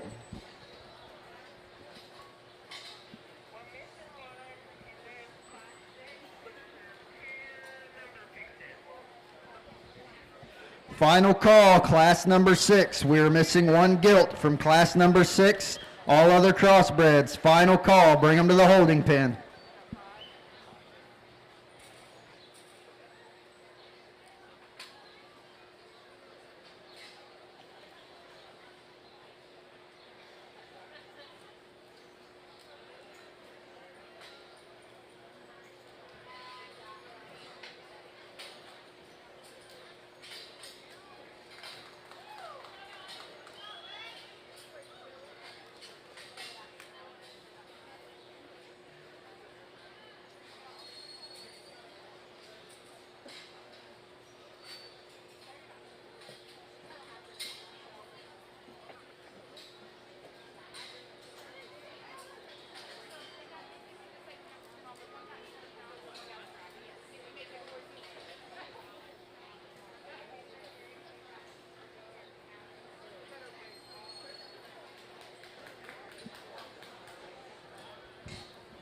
Attention exhibitors, this will be your first call.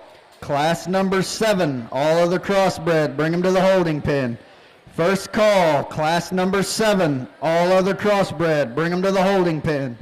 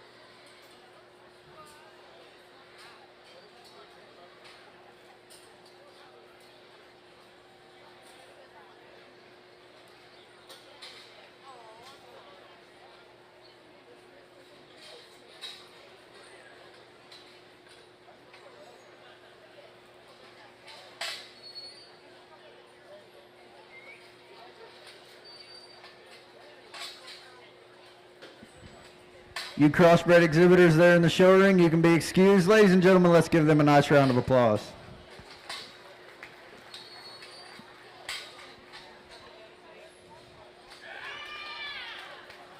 This will be your second call, class number 7. All other crossbred, bring them to the holding pen. Second call, class number 7. All other crossbred, bring them to the holding pen.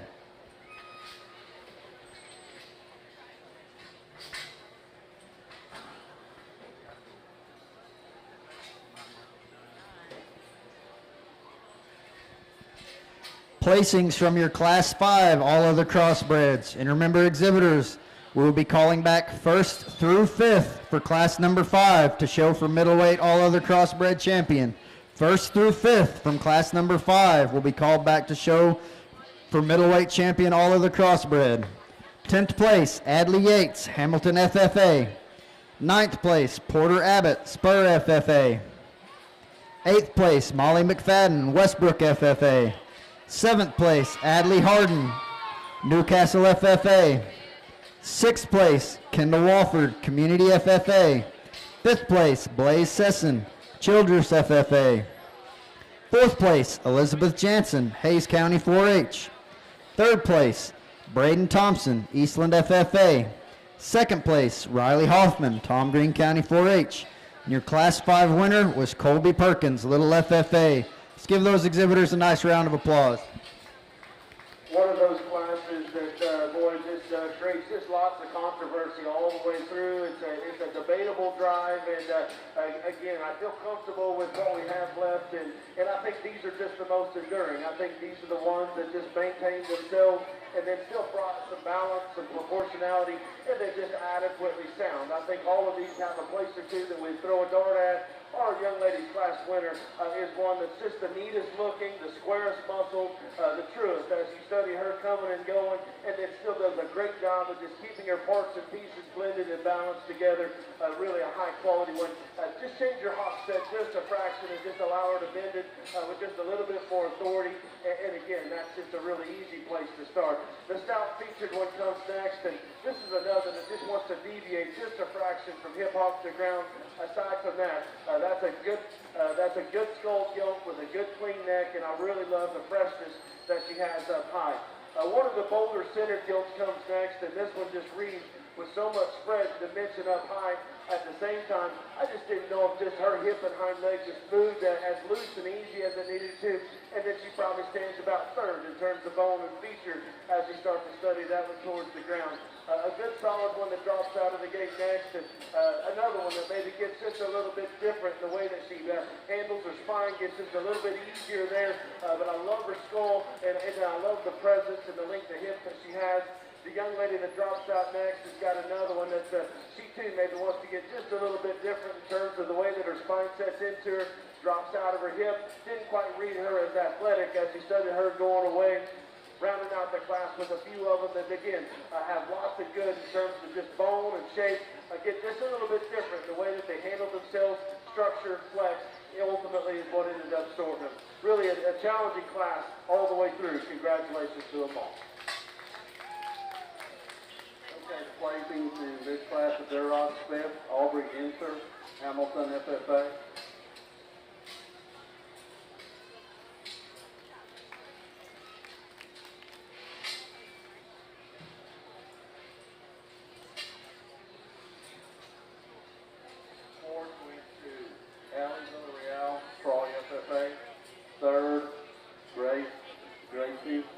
From Midlothian. 2nd, Lacey Day, Comanche, and our class winner was Audrey Barak. We're going to break for lunch now, and I'm going to go ahead and take my reading help now because after the show, some of y'all will be gone, and we've never done it this early, but just so we get them covered, we have Kayla Rogers and Emily Walker, Paige Galindo, and Lindsay Page. And Lindsay Page, we have DJ Wildy, Blaze Wildy, we have David Kavinka and his sons Dominic and Jacob. We have Garrett Rogers, we have Orrin Vincent, Matt Brodnick, Logan McCoy, and I'll probably, John Lange checks them off with Mike Freeman and his wife.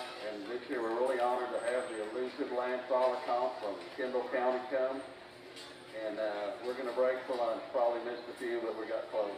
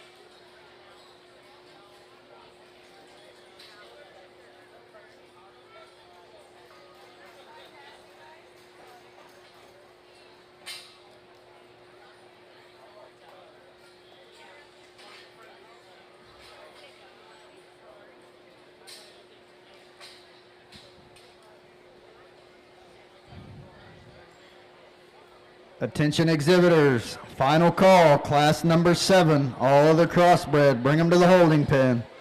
Final call, class number 7, all other crossbred, bring them to the holding pen.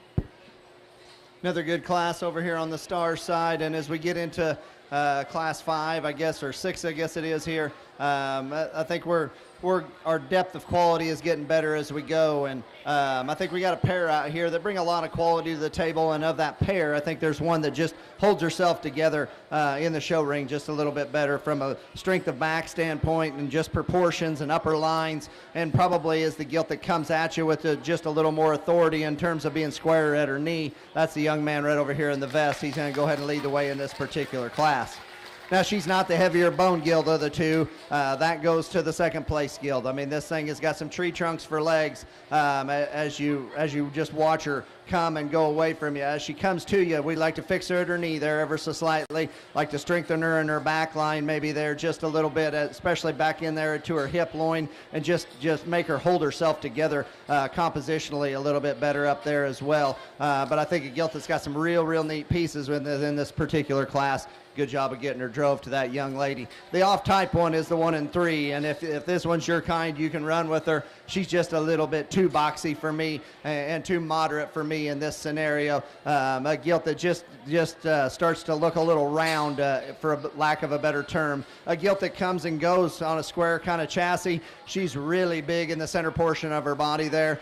Gilt that wants to naturally run downhill a little bit, wants to get a little rounder out the top side of her hip and just round her in her hip and hind leg construction. But I think a young lady does an outstanding job of getting her drove. Young man here with the curly hair has got a big stout gilt with a high gear, and I do like hogs with a high gear, and I like people that drive them that way. But tall shouldered gilt with a long hip, big stout hind leg that's pushing the edges when you get right around behind her. She too needs to be just a nickel better as she comes right to you. Strengthen her back there in her loin there just a little bit as well to get her worked on up. Front 2/3 of this one here are pretty neat in a lot of regards. She wants to get a little shorter and rounder in her hip, a little frailer in her hind leg. That's what's going to put her in the 5-hole. Calico gilt finishing out the top 6 here. Certainly a tall-fronted, stout-structured gilt. Wants to get a little jammed up, particularly up there at the top side of her neck. Maybe just a little more common in terms of her shape out the back side of her blade in relation to the top 5 in this class. Good class. Compliments to those kids.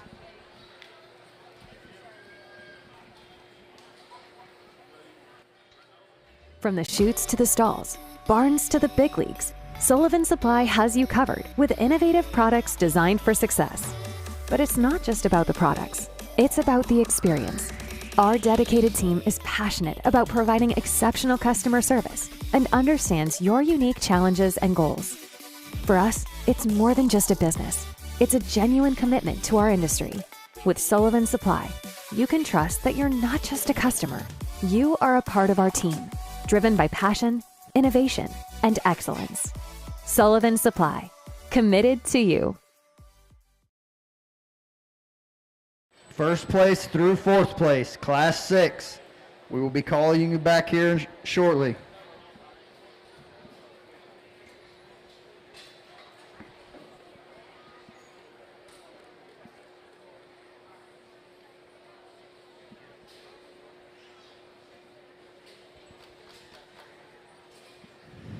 Attention exhibitors, this will be your first call. Class number 8, bring them to the holding pen. First call, class number 8, bring them to the holding pen. Placings from your class 6, all other crossbreds. 10th place, Joshua Knight, Whitesboro FFA. 9th place, Case Fishbacher, Potter County 4-H. 8th place, Hannah Tobin, Merkel FFA. 7th place, Eva Sellers, Eastland County 4-H. 6th place, Jake Fisher, Callisburg FFA. 5th place, Hadley Davis, Medina Valley FFA. And in 4th place, and remember from Class 6, we will be calling back 1st through 4th place for the champion middleweight all other crossbred drive. 4th place, Caden Mason, Perrin FFA. 3rd place, Carla Vasquez, Fort Stockton FFA. 2nd place, Kenley Davis, Joshua FFA. And your Class 6 winner was Justin Torres, Floyd Ada FFA. Let's give those exhibitors a nice round of applause.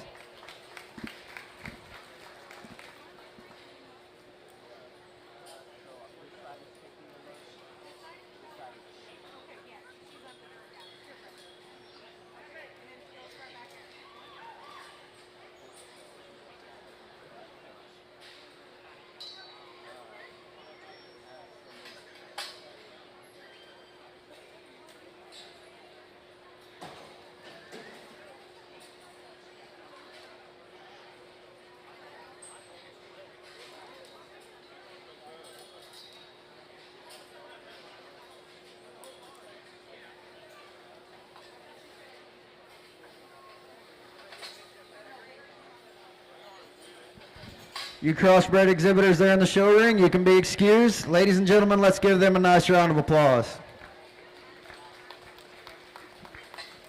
This will be your second call, class number 8, all other crossbred, bring them to the holding pen.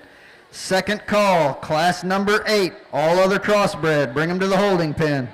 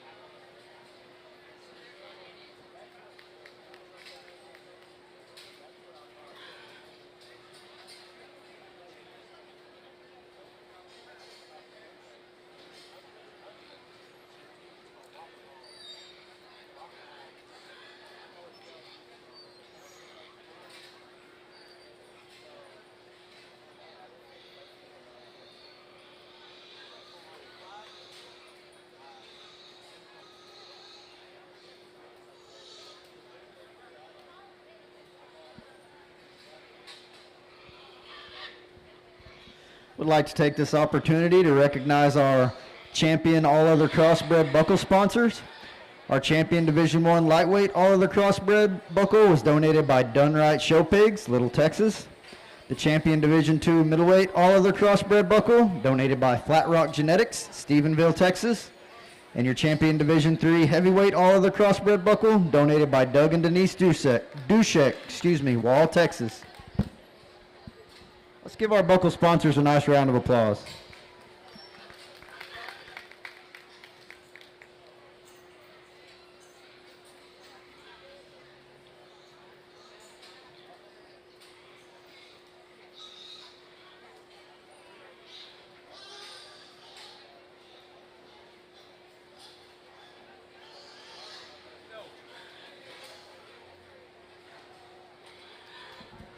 Attention exhibitors, if you have lost a belted gilt, there was one found roaming around and it is in the wash rack currently. If you have lost your belted gilt, she is in the wash rack.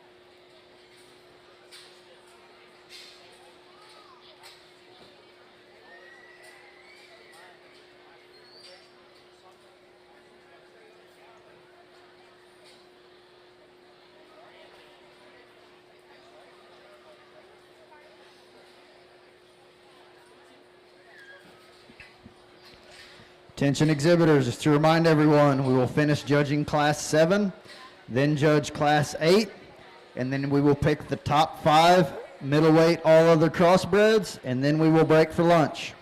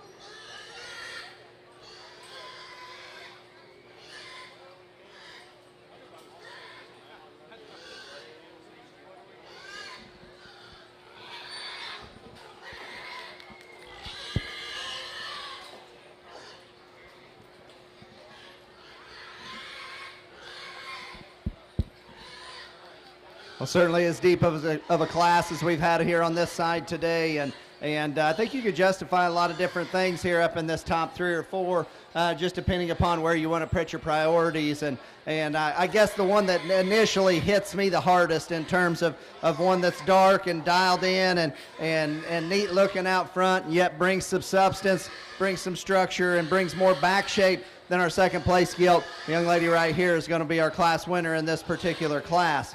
The young lady here in the blue has worked her way up. I mean, she didn't get the best drive in the world coming out the gate off of this one. She hits you as a little paler and just a little plainer there every once in a while, but you break her down and study her.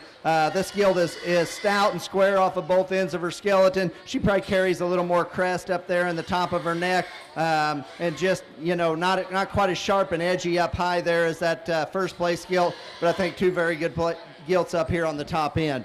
The young lady here in 3 brought one that she's done her homework with from a skin and hair standpoint, and I do appreciate that. The gilt just didn't simply last for her in terms of angulation and athleticism off of either end of her skeleton. The longer the drive goes, her shoulder goes forward, her step gets a little quick, and she gets a little pushy behind. Mid-body right here is very, very good. I love the back shape out of the backside of her blade. I love her upper cage. I love her rib cage. Like a lot of things about this one, she's just got to be a little more athletic for me long term to last the drive to get her worked on up. Breeding piece here comes out in 4 in terms of, man, that thing's got a neat kind of a head and neck carriage and a neck set. Got big legs. Feet are getting a little flat. Her back's giving up just a little bit. She's not holding her upper line together quite as well. She too doesn't have as much out the backside of her blade, just as much dimension and spread throughout her skeleton as those top 3 in that particular class, but a very good gilt within this particular cast from a breeding piece standpoint. Got one here that wants to get a little quicker to her step off of her rear too and kind of throw them a little east and west, but a gilt that's very capably driven, very good shape up on the top side of her blade, maybe wanting to carry a little crest at the top side of her neck though there as well. Good class. Look forward to the next one.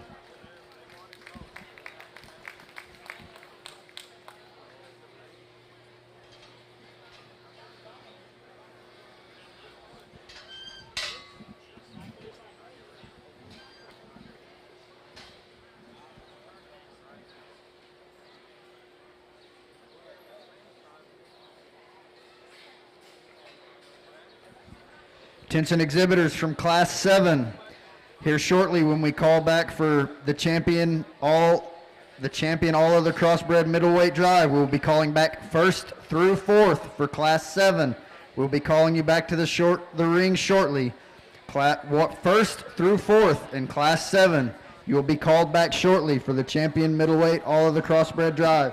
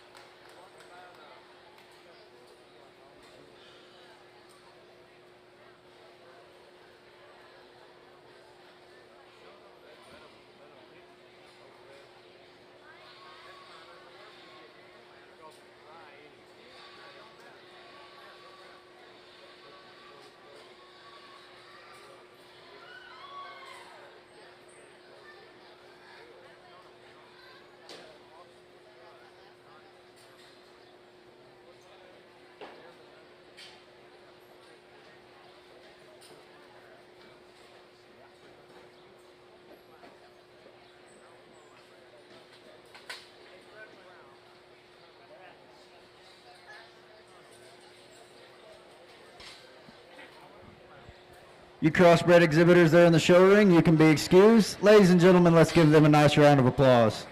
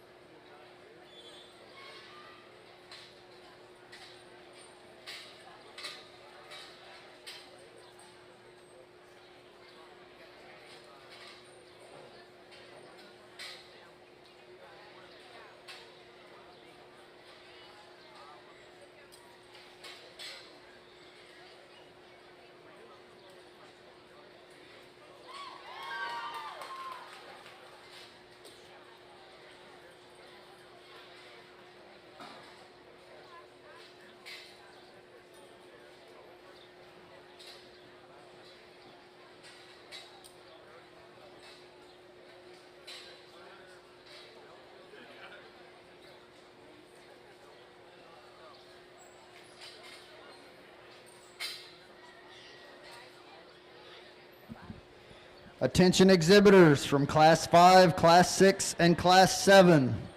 We need first place through fourth place from Class 7. Bring them to the holding pen. We need first place through fourth place for Class 6. Bring them to the holding pen. And we need first place through fifth place for Class 5. Bring them to the holding pen. First place through fifth place for Class 5. First place through fourth place for Class 6, and first place through fourth place for Class 7. Bring them to the holding pen.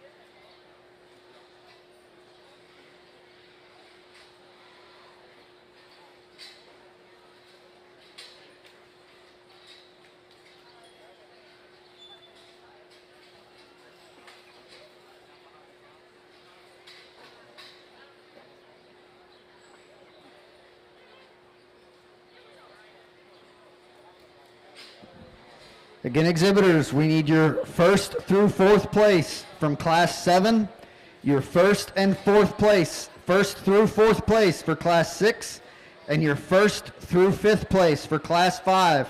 Bring them to the holding pen.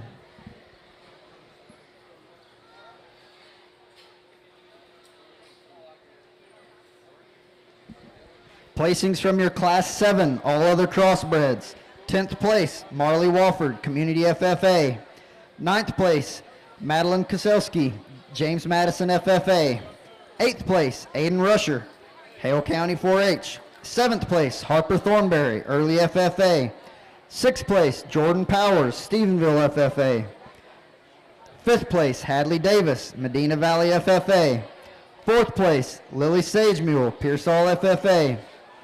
3rd place, Peyton Weisenhunt, Cisco FFA. 2nd place, Lexi York, Valley View FFA. And your Class 7 winner was Jaton Williams, Randall County 4-H. Let's give those exhibitors a nice round of applause.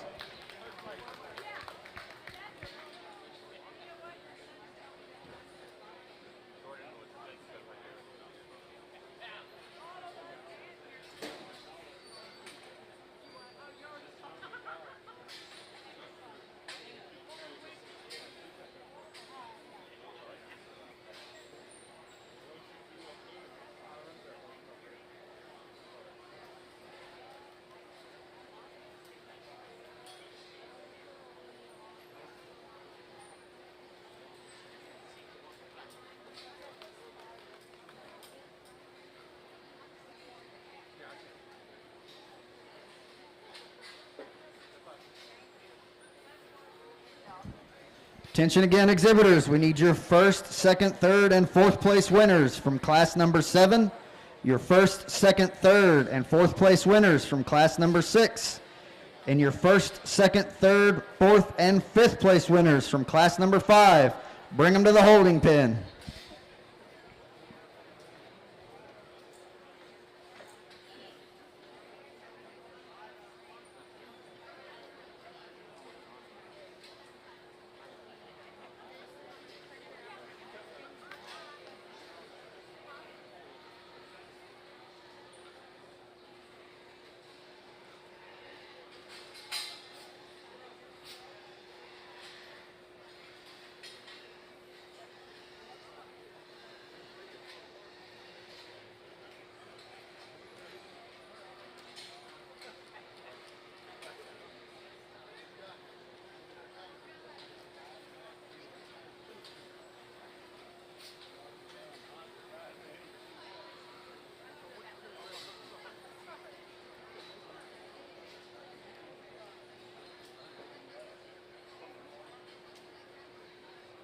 Attention exhibitors, we need your third and fourth place winners from class number 5. Bring them to your holding pen.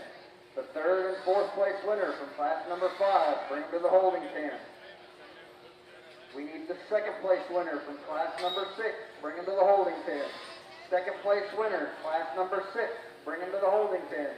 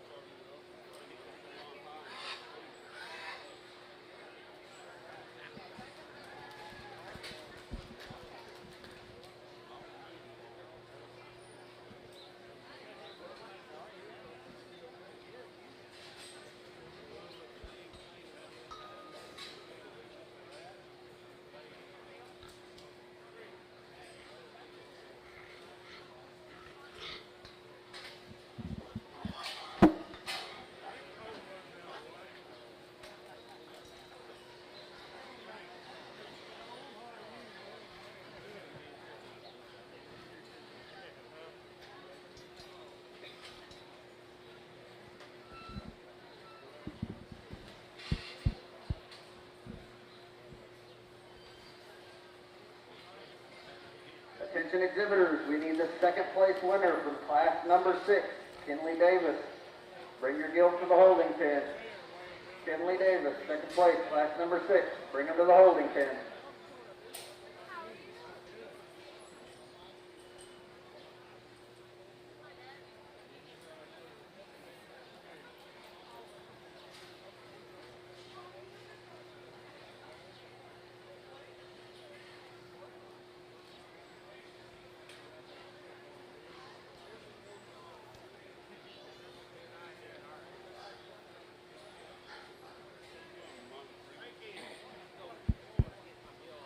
Well, we got some differences in terms of type and kind out here, and some depth in terms of quality. I mean, probably as deep in this class as maybe we have been, and got some decisions to make. I mean, there's one out here that's kind of a freak of nature in a lot of regards. You just got to ask yourself, maybe is her rear step just soft enough, and is her center body just big enough? And then you got another one that maybe isn't as impressive, coming right directly at you from a forearm and front foot and just width of chest standpoint, and not maybe quite as impressive up high from a shape standpoint. So I think there's some give and take. I think when you make one like this that's this exotic looking, that's got this kind of chest and blade and knee and forearm in them, with this kind of stout of a hind leg, I think this gilt right here just needs to go ahead and win this particular class.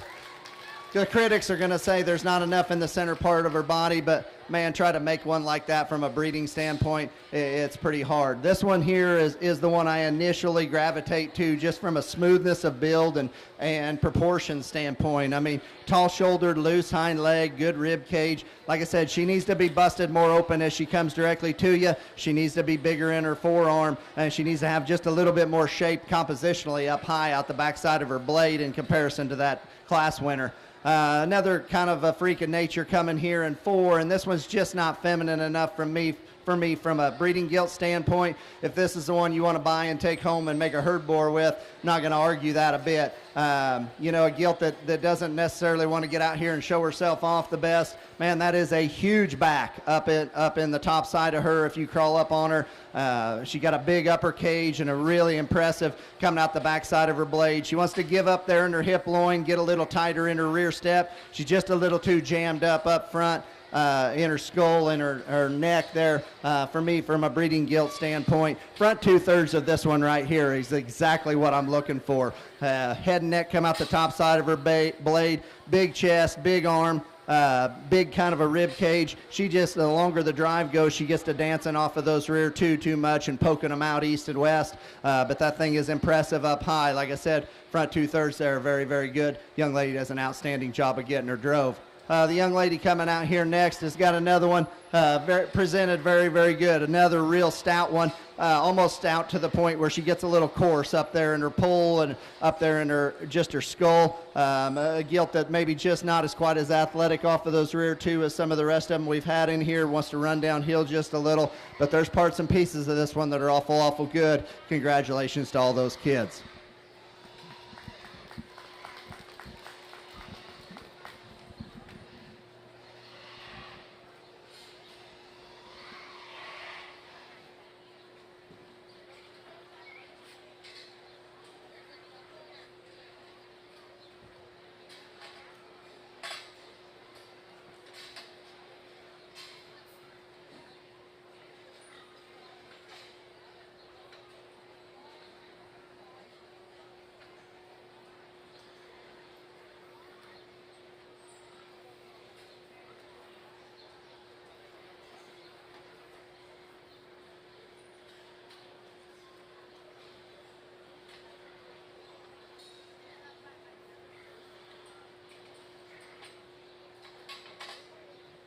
First place from Class 5, we have Colby Perkins, Little FFA.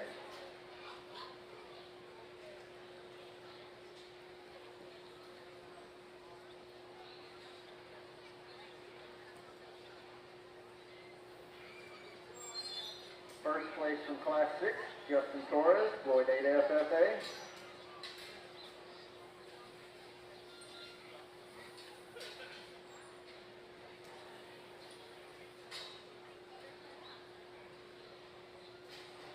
First place from Class 7, Deton Williams, Randall County 4-H.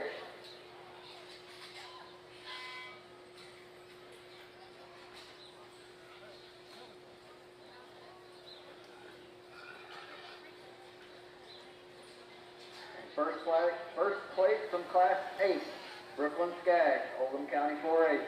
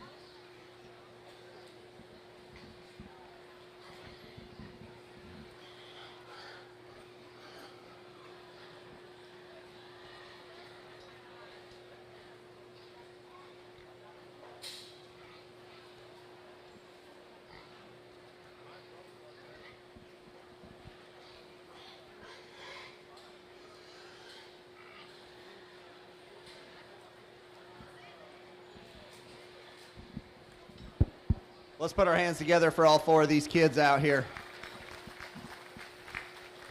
The dark crosses, or the all other crosses, excuse me, are starting to get better and better as the deeper we go into these divisions. And we got four gilts out here that bring a lot of quality and bring a lot of uniqueness from that regard. And I think the combination one that hit me pretty good when she come out the gate early in this particular division, I think combines all the attributes that we're looking for out of the other three, combines it into one package. This young lady right here is going to have your champion middleweight.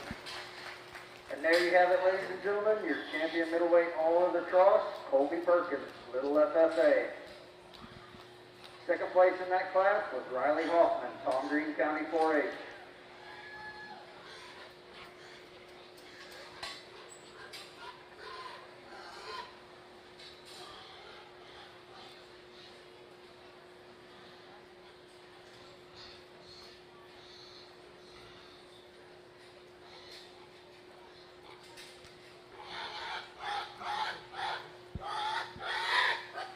Yeah, we bring that second place Gilt out in that particular class, and I talked about that Gilt in class. She's gotten real neat proportions. She just wants to give up in her back line, and maybe her head and neck just don't tie as high into the top of her blade. There's another one out here that is hard to assemble from a breeding standpoint on a mass quantity basis. To have this kind of head and neck carriage with this big of legs and this big of chest and this square coming and going, young lady out of the last class is going to have your reserve in this division. There you have it, ladies and gentlemen, your reserve champion, middleweight all other cross, Brooklyn Skaggs, Oldham County 4-H.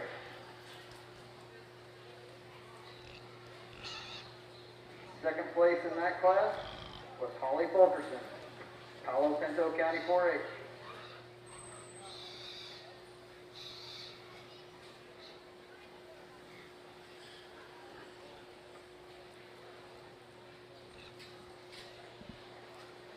As we bring that second place Gilt out in, and that's probably as tight of a pair as I've had yet today, even though they're not exactly alike. I mean, I think you just got to appreciate this one's build and her balance and her proportions and just the way she puts herself together from the side. Yeah, I'd like to make her just a little more commanding as she comes right to you in that arm, but that's still a pretty good one. She's the next best. She's third overall.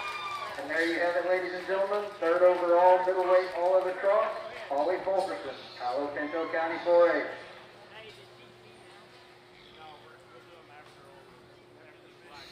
Third place in class number 8 was Shiner Westmoreland, Ellis County 4-H.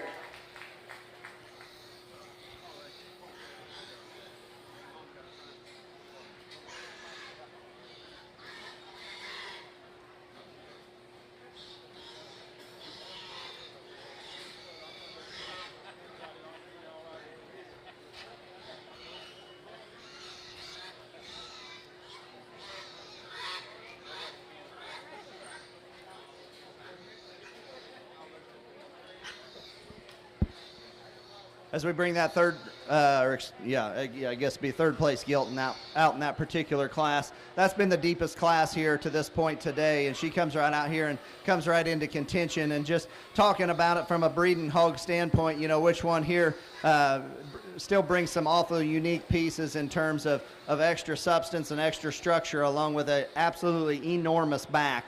He's the next one. Congratulations to him. There you have it, ladies and gentlemen. Your fourth place overall middleweight, all other crossbred, Shiner Westmoreland, Ellis County 4-H. Fourth place in that class was Riley Smith, Midland County 4-H.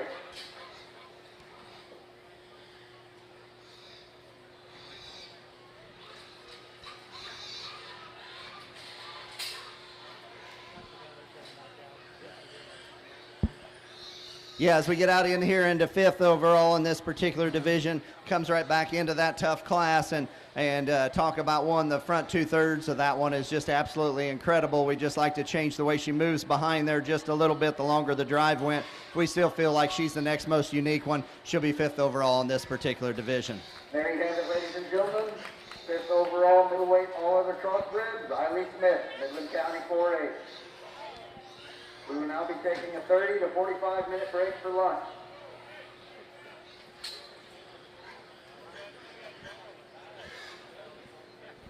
We're going to keep going here in sale order for these.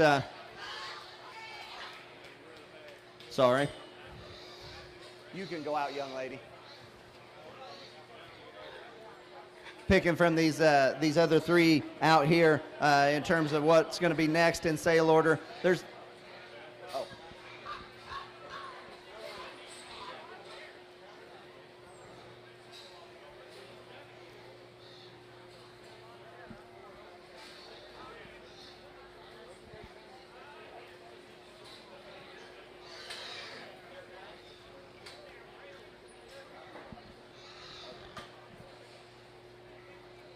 just a clerical error there real quick. But in terms of these other three out here out of these particular classes, there's another one that followed our champion there that I thought is awful neat in a lot of regards. She doesn't need to be left out. This one right here will be your 6th overall.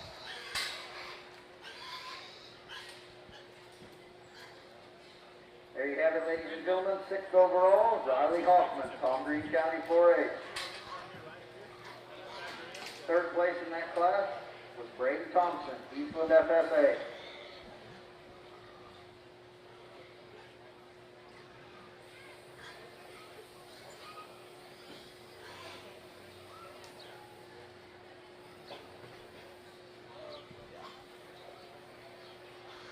Yeah, as we keep driving here and start putting more in the sale, I think you bring that 3rd place gilt out of that particular class, and that's a neat gilt from just a maternal standpoint. You know, does she bring the extras in terms of just sharpness up front that some of these other ones do? You know, that's the question, I guess. There's another class winner here that I think come out of a solid class, maybe just didn't want to get out here and go quite as much as you'd like her to, but when the young lady gets her put together, we feel like she's the next best one. She'll be your 7th. There you have it, ladies and gentlemen. 7th place overall medium all of the cross, Yvonne Williams, Randall County 4A.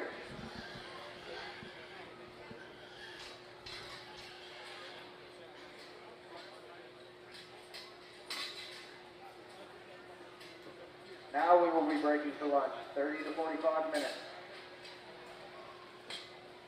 We'll be starting back with Class 9, all other crossbreds.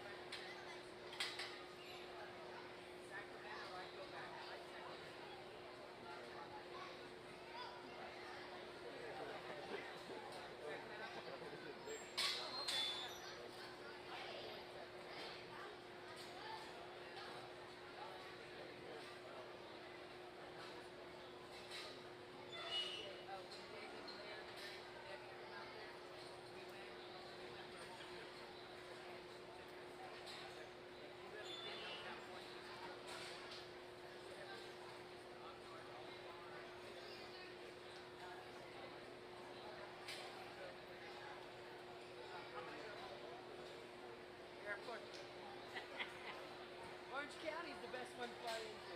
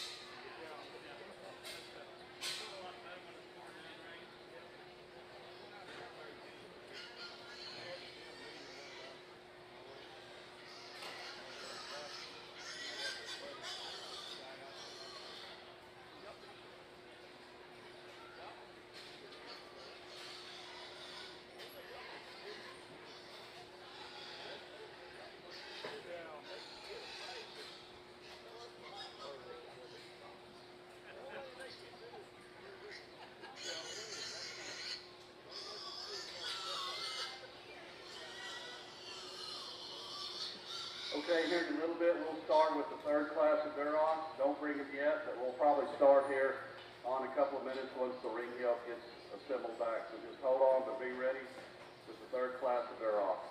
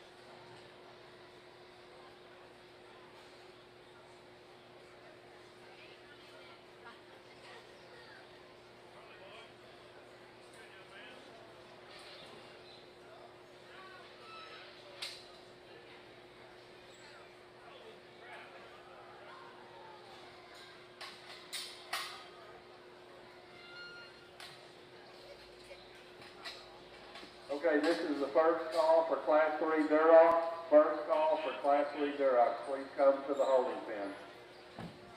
First call for Class 3 Duroc.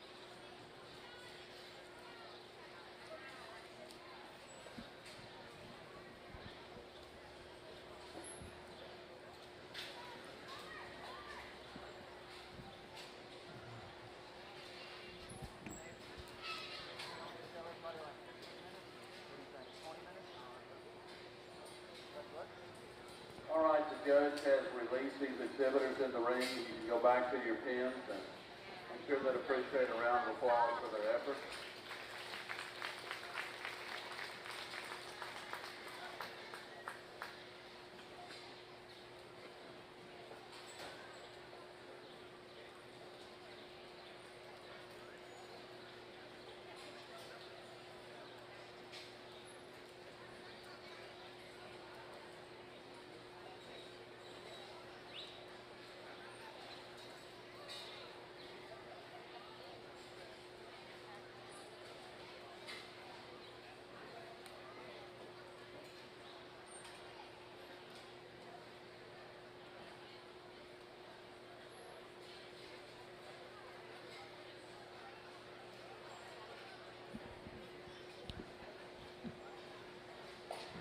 Attention exhibitors.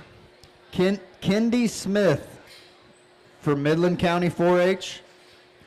Please come to the announcer's stand. Kendi Smith, Midland County 4-H. Please come to the announcer's stand.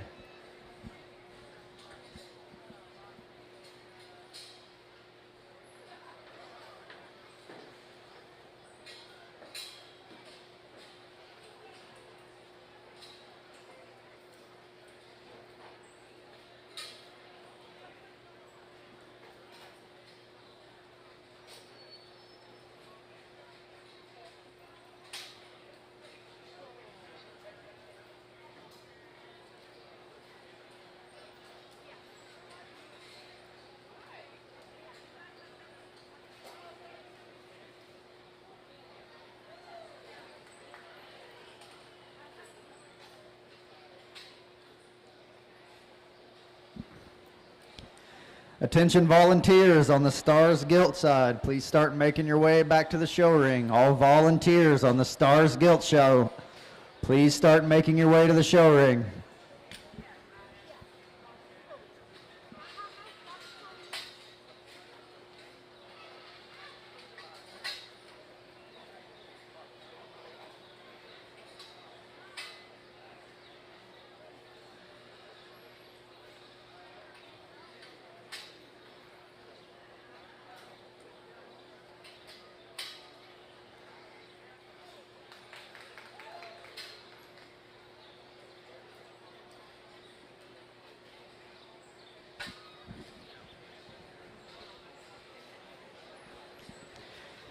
You buckle sponsors on the Star Gilt side for the all other crossbred, keep in mind we would like you to come up and present your buckle when we're showing for the overall all other crossbred of the show.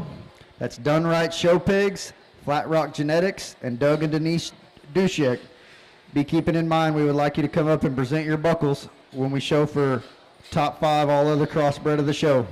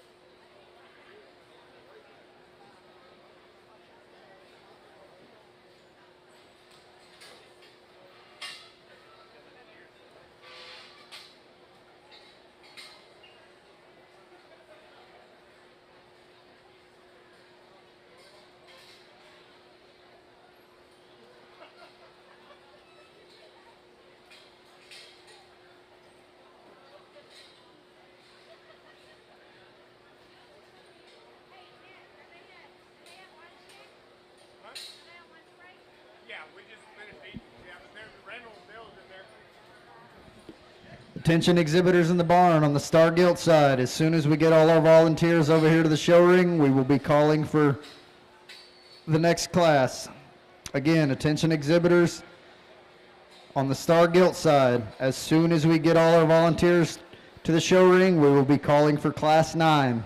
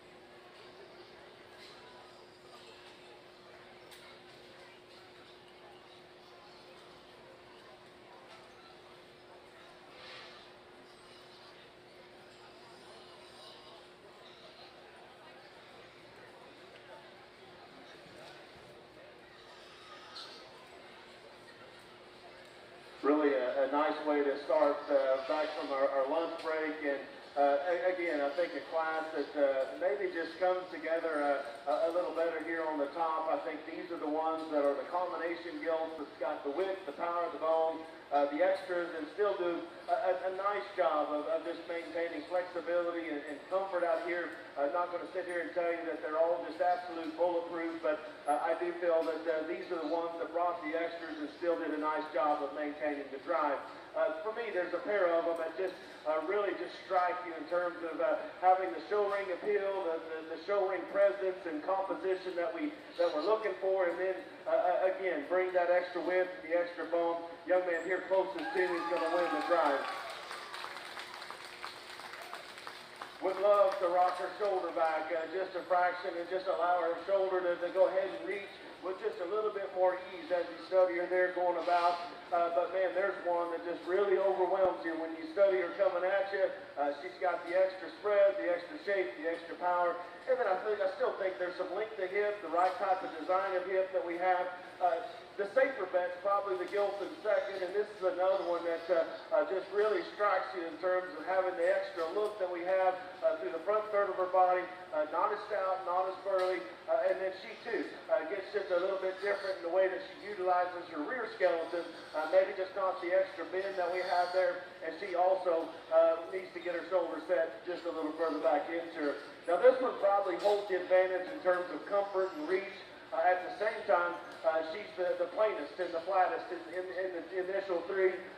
This is another one that maybe gets just a little deeper tying in her neck, gets just a little pudgier there on the top part of her pole, and then maybe just doesn't overwhelm you in terms of bone or power, either coming or going. But that's just a good basic fundamental gilt that I thought was just safer going away as we got into the gilt that comes next. And this is another one that, if you're just studying one from the side or studying her coming at you, man, she wins, and she wins for fun. A young man knows her holes, and a young man knows where she's good.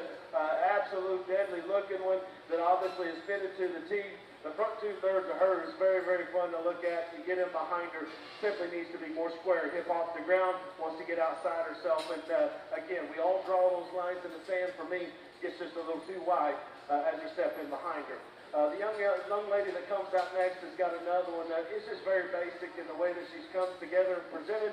A little plainer through the front third of her body, a little flatter in the way that she handles up high. The bottom two in this particular drive are still very quality pigs, a good body, high volume gilt. It's just a little easier there in her top line, maybe just a little flatter there on her front feet, maybe just not that extra shape that we have in a couple of these others. rounded out the class with one that's a big scale gilt that just reads a little bit shallower there through her forerib and heart, and then C2 just doesn't quite have the rear leg bone that we have in a couple of them others. Really a nice way to get back into the show. Congratulations to these kids. Okay, we're calling class 4 to the show ring, to the holding pin, class 4 to the holding pin. Attention on the Star Gilt side. This will be your first call, class number 9. All other crossbred, bring them to the holding pin. First call, class number 9. All other crossbred, bring them to the holding pin. Okay, the placing on class 3, Duroc, 5th was Kara Sider from Freddie. FFA 4th was Preston Mendez from Middleweight. FFA 3rd was Addison Pinwarden from Rio Vista. FFA 2nd was Sienna Shaw from Belton. FFA. Our class winner was Jonathan Robertson Mason from Palo Santo County 4A. And that was class 3. Now we're judging class 4 Duroc.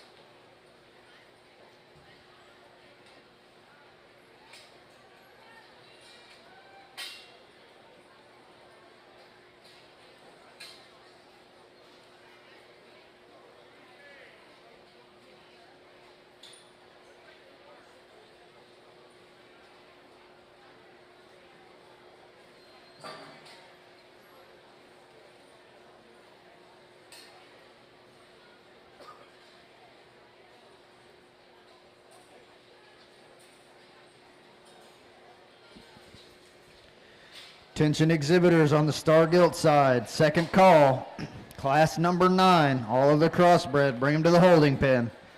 Second call, class number 9. All of the crossbred, bring them to the holding pin.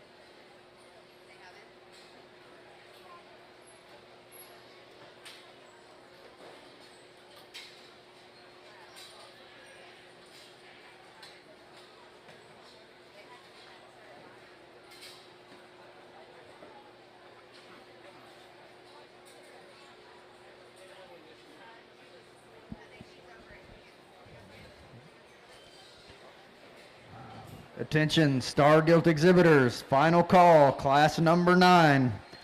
All other crossbred, bring them to the holding pen. Final call, class number 9. All other crossbred, bring them to the holding pen.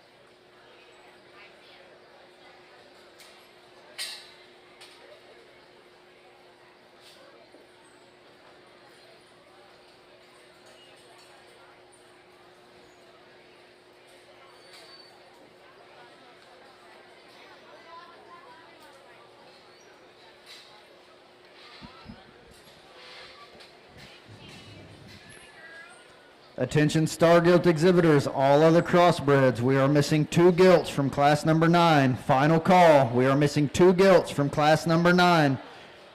Bring your gilts to the holding pen.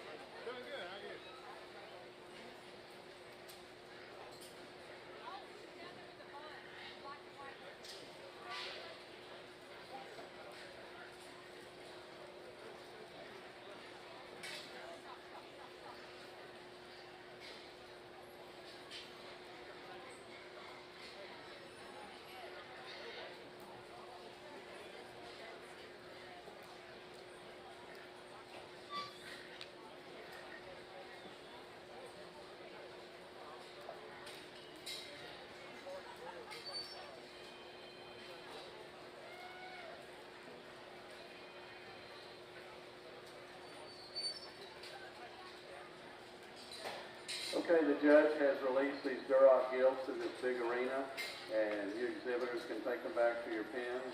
And if you please give them a round of applause, I'd appreciate it.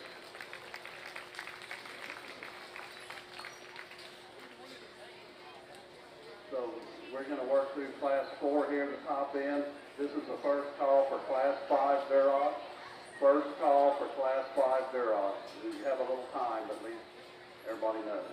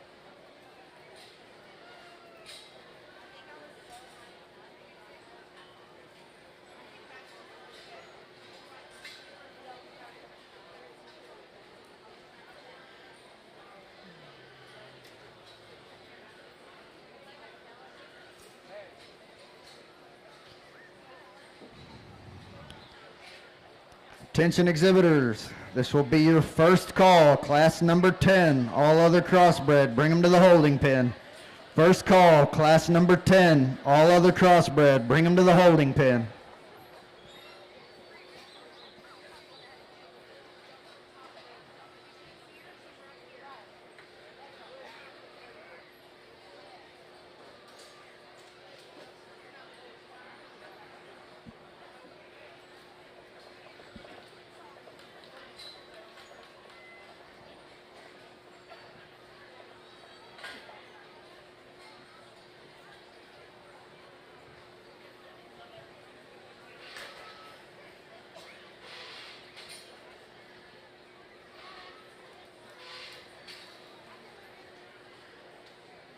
Okay, this is the second call for Class 5. Second call for Class 5.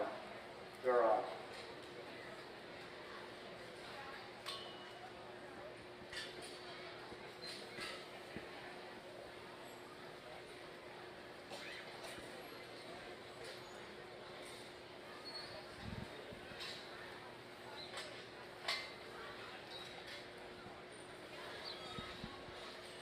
You crossbred exhibitors there in the show ring, you can be excused. Ladies and gentlemen, let's give them a nice round of applause.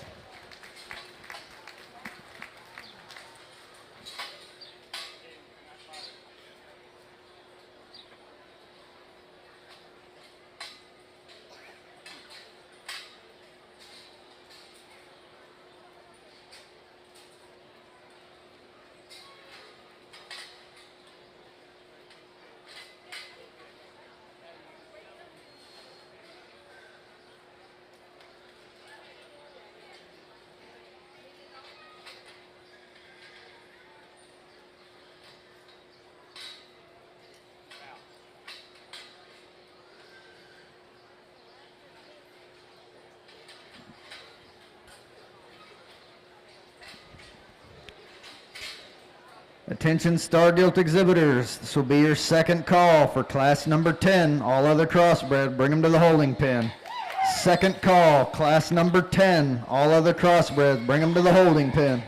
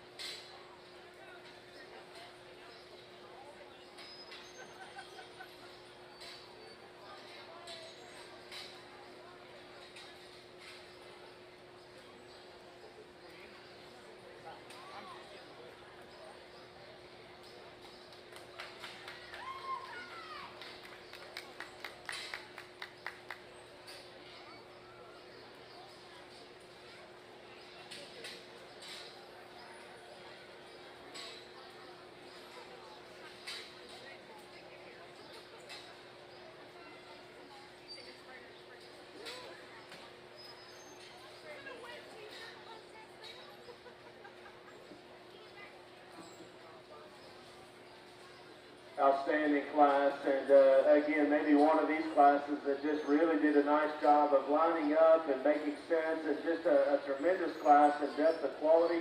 I think we pulled 7 and could easily have pulled another handful there. So I feel really comfortable with the pair that are here representing this drive, and I think they're cut from the same mold. I think they're both very attractive, well-built, good design gilts that read feminine and attractive and read with quality through the front third of their body. One of them just does a better job of just keeping her shoulder set into her, allowing that front leg to go ahead and reach with just a little more looseness and range of motion.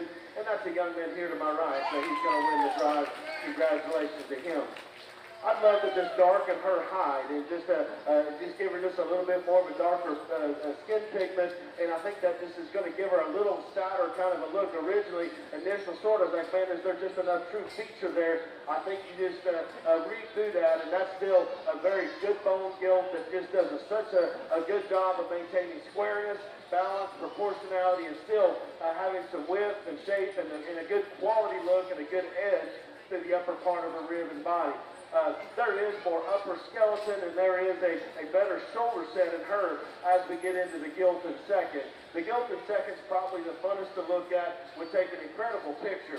In motion, I'd like to rock her shoulder further back into her. I'd like to crack her open there in the upper part of her rib and cage. But man, aside from that, that is a good looking, sharp back, big hip Gilt. The young lady's just doing an incredible job of driving her off of. It was because of her presence and her elevation and her youthfulness. It's what allowed her to go over the Gilt that comes next. And this one here is just a grizzly bear in terms of bone and feature. Easily the stoutest arm Gilt in this particular drive. In relation to those two that are right ahead of her, got just a little more mature looking through the front third of her body, a little crestier neck, a little bit more different in the way that she handled her hip and hind leg. But I love her bone, I love her substance. And I just thought that there was just a better pattern Gilt in her as we got into the Gilt that comes next. And this is a good Gilt. Good body, big hip, level hip. At the same time, she doesn't quite keep her top line as good. Got just a little lower set of her shoulder, a little deeper time there in her neck. And her hop maybe wants to get just a little bit straighter as you start to set that one in motion. Still extra critical of a very high quality female.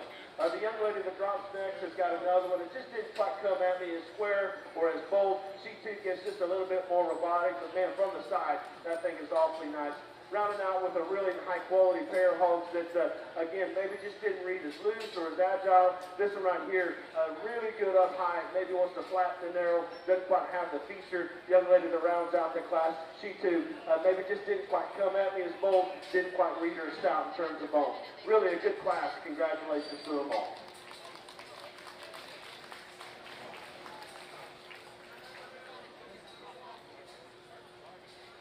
All right, so placings in Class 4 Duroc. Fifth was Lillian Boring from Baines FFA. Fourth was Bailey Coker from Mansfield FFA. Third was Katie Littlejohn from Potter County 4-H. Second was Hadley Reed from Hamilton County 4-H. And our class winner was Alexander Phelps from Midland FFA. That was Class 4. We are now judging Class 5 Duroc.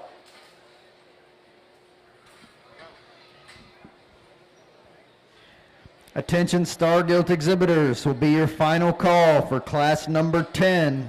All other crossbred, bring them to the holding pen. We are missing 3 gilts in this class. Final call, class number 10. All other crossbred, bring them to the holding pen.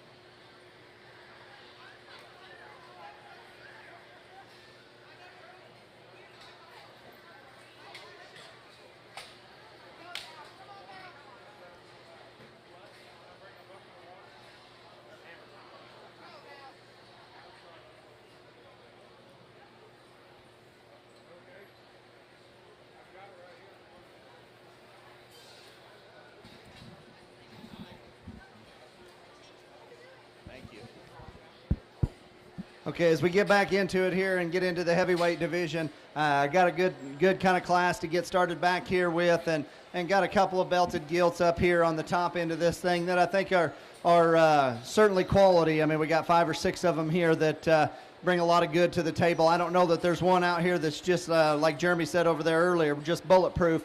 But I think we've got lots and lots of quality and some pieces to put together. So at the end of the day, there's one that I gravitate towards just from just an overall balance and construction standpoint. She's neater again here at the top and the crest of her neck, probably just that much looser and denser in terms of her construction from the ground up. That's the young lady here to my left with the hog with the tongue sticking out. Is going to go ahead and win this particular class. Now, second place Gilt, you get up on top of this thing and she's a monster out the backside of her blade. That's a big back and a big upper cage in that particular animal with a good hind leg. This view right here, she needs to be beefier in her forearm and her front foot as she comes directly to you for all the mass that she's carrying there up high. We need to clean up the crest of her neck there just a little bit too, but the presentation of that one is spot on. Congratulations to that young lady.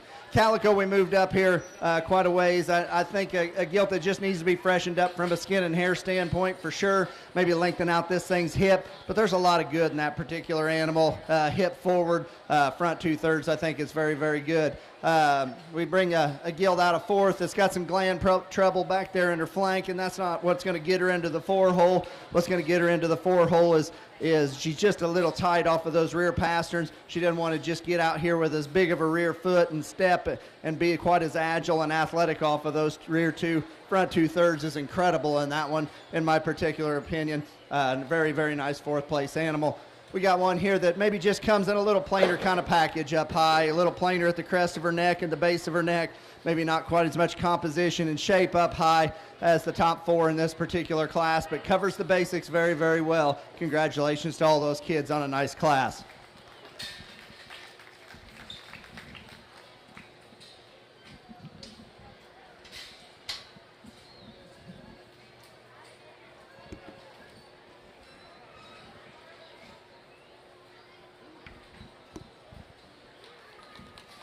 Attention exhibitors, this will be your first call, class number 11. Bring them to the holding pen.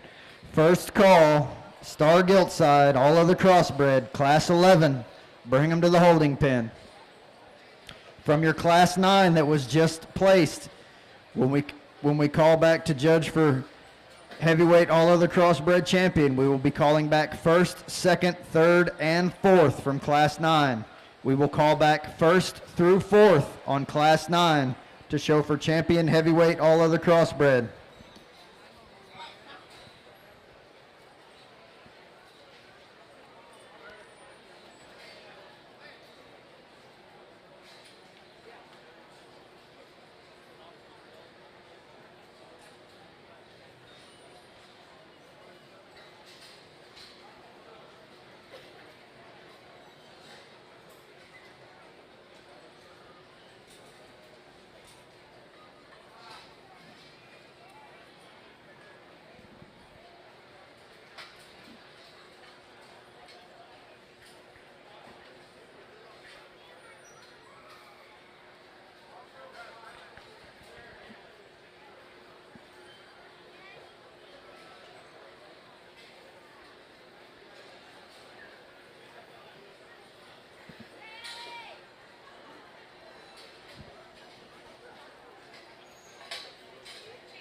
You crossbred exhibitors there in the show ring, you can be excused. Ladies and gentlemen, let's give them a nice round of applause.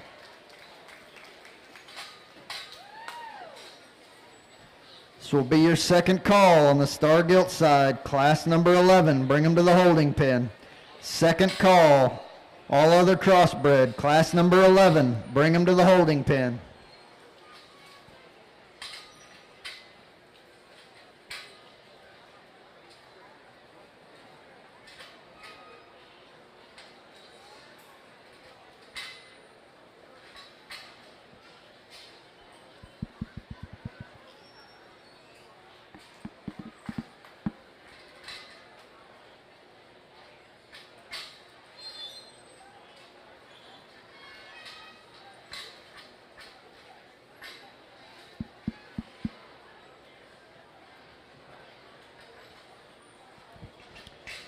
Placings from your Class 9, all other crossbreds. And again, exhibitors from Class 9, first through fourth place will be called back in the champion heavyweight all other crossbred drive. First through fourth place in Class number 9. 10th place, Chelsea Thurman, Stevens County 4-H. 9th place, Molly Fisher, Callisburg FFA. 8th place, Harper Thornberry, Early FFA. 7th place, Caden Phillips, Stephenville FFA. 6th place, Hadley Reed, Mills County 4-H. 5th place, Bailey Morcom, Midland Legacy FFA. 4th place, Carly Idlet, Yoakum FFA. 3rd place, Riley Elston, Erath County 4-H. 2nd place, Valerie Franklin, Holiday FFA. And your Class 9 winner was Adley Harden, Newcastle FFA. Let's give those exhibitors a nice round of applause.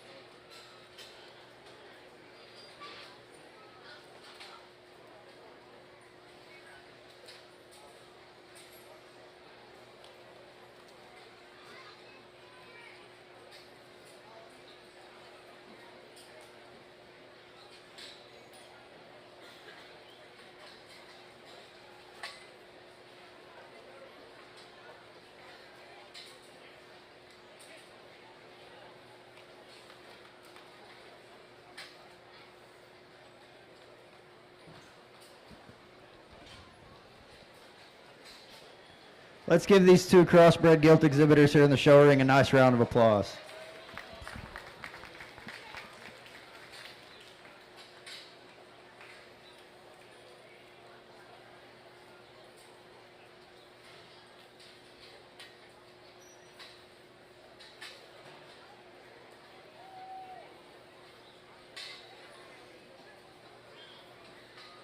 Okay, here on this Duroc side, our judge has released these exhibitors and gilts, and you guys can go back to your pen, and everybody give them a round of applause. We appreciate it.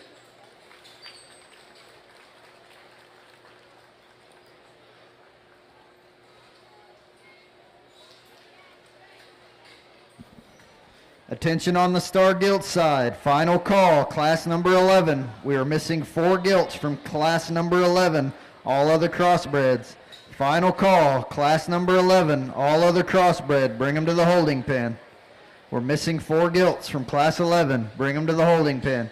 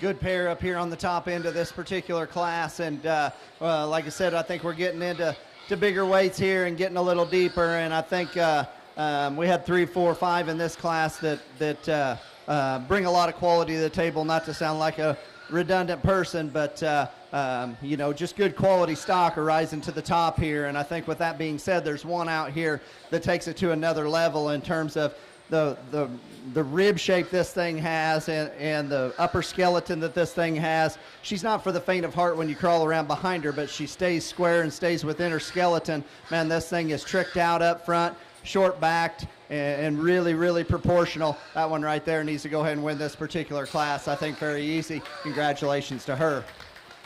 Tall-shouldered, slick-looking one that's got a hard back in her here in 2, and I do appreciate all those things about her. Man, this thing is big-legged, and this thing's pretty sound moving. Her hip's not as long, her hip's not as square up there at the top, and I don't think her stride is quite as good off of those rear 2 just because of the way her hip is assembled, but I think a very, very good animal to be in the 2-hole here. Young man brings us 1 and 3 that I think come out of the first pin initially, and man, this thing's got some pieces that are very, very big time, just doesn't blend it as well from front to rear. She wants to give up in her back line there just a little bit, maybe wants to get a little too outside of herself, getting away every once in a while, especially on that right hind leg, just kind of poking it outside the plane of her skeleton.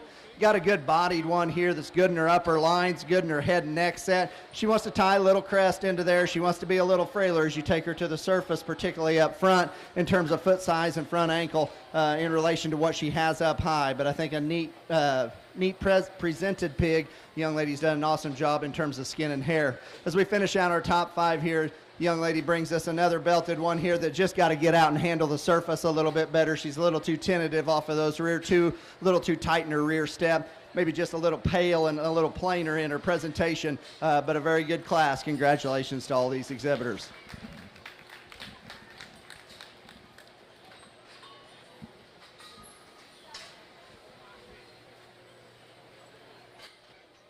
From the chutes to the stalls, barns to the big leagues, Sullivan Supply has you covered with innovative products designed for success. But it's not just about the products, it's about the experience. Our dedicated team is passionate about providing exceptional customer service and understands your unique challenges and goals. For us, it's more than just a business. It's a genuine commitment to our industry.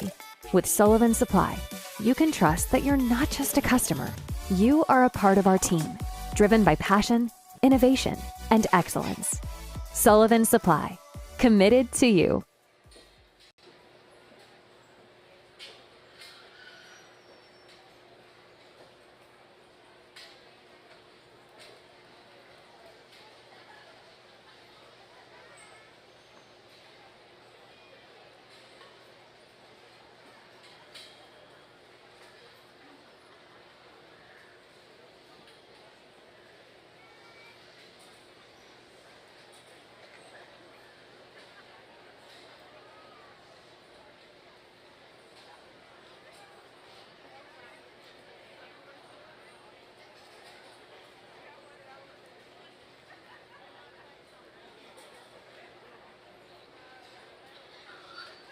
All right, this first call for Class 6 Duroc.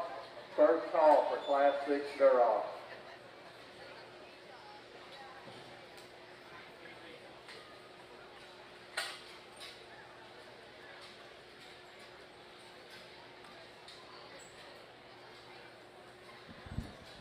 You Gilt exhibitors from class number 10, all other crossbreds. We will be calling back first, second, third, and fourth place for the heavyweight champion drive for all other crossbreds from class 10.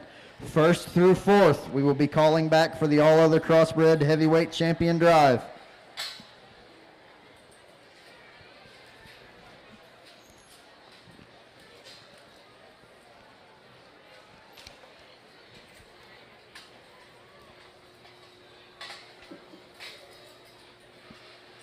Maybe the funnest and the most competitive drive we've had so far, and man, just loads of quality, elite showmen, and just some really neat pieces to hear for you Duroc breeders that are looking to add on to your sow herd. Man, just take in and study, because so many pieces in here, even if they're on down the line, there's still some things to work around.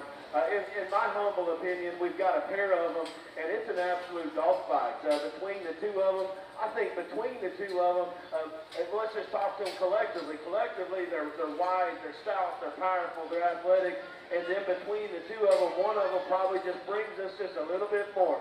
She's just a little bit stouter in her arm. She's just a little bit more rolled up and edged up in the upper part of her blade and skeleton. Probably just has a slight advantage in terms of back and upper rib. I would like to just maybe modify her in two places. Just change the way her neck ties in, and then maybe just level her hip ever so slightly. But I think that hip design is what allows her to continue to take that stride and to have an athletic step. I like the bend to her hind leg. I like the shoulder reach that she has up front. Just a really neat one that still does a lot of good things, that kind of gets out there. Maybe as out there as what I probably use throughout the day. Young man or Gilt here in the middle is going to have your class win. Congratulations to him. Young lady in second gave it all she wanted, and man, I'll take them like that every day of the week. Give me that length of hip, that height of shoulders, that length of height proportionality. And then watch her turn and come right at you. That's one that's just a monster whenever she turns and comes at me. I love her chest. I love the extra boldness of blade. And she maintains that base width all the way through her center cavity. And then whenever she leaves you.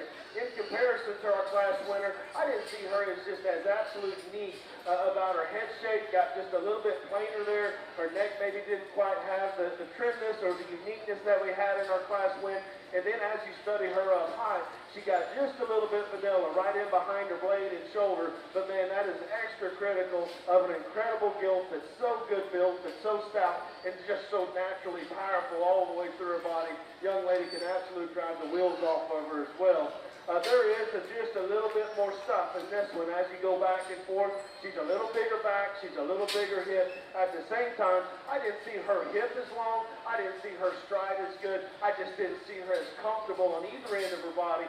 But I like that extra shape and I like that extra look. And then I do think that she was just taller fronted and just more attractive as we get into the gilt that comes next. And this gilt here is maybe one of the better fourth place gilts we've had come through the ring.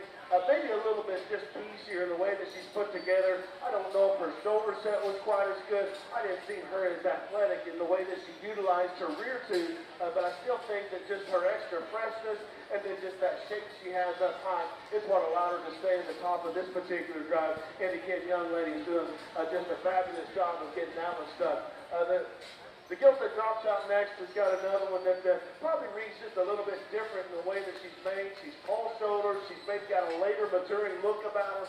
A little flatter rib, a little bit more pinched right there in the heart of her cavity. And just more than anything, I just like to crack her open through the base of her body because from the side she's got the good. Just didn't see the extra expansion of rib, the extra expansion of base that we had in the upper part of this drive. But still, you got a very good kind of a gilt for that young man.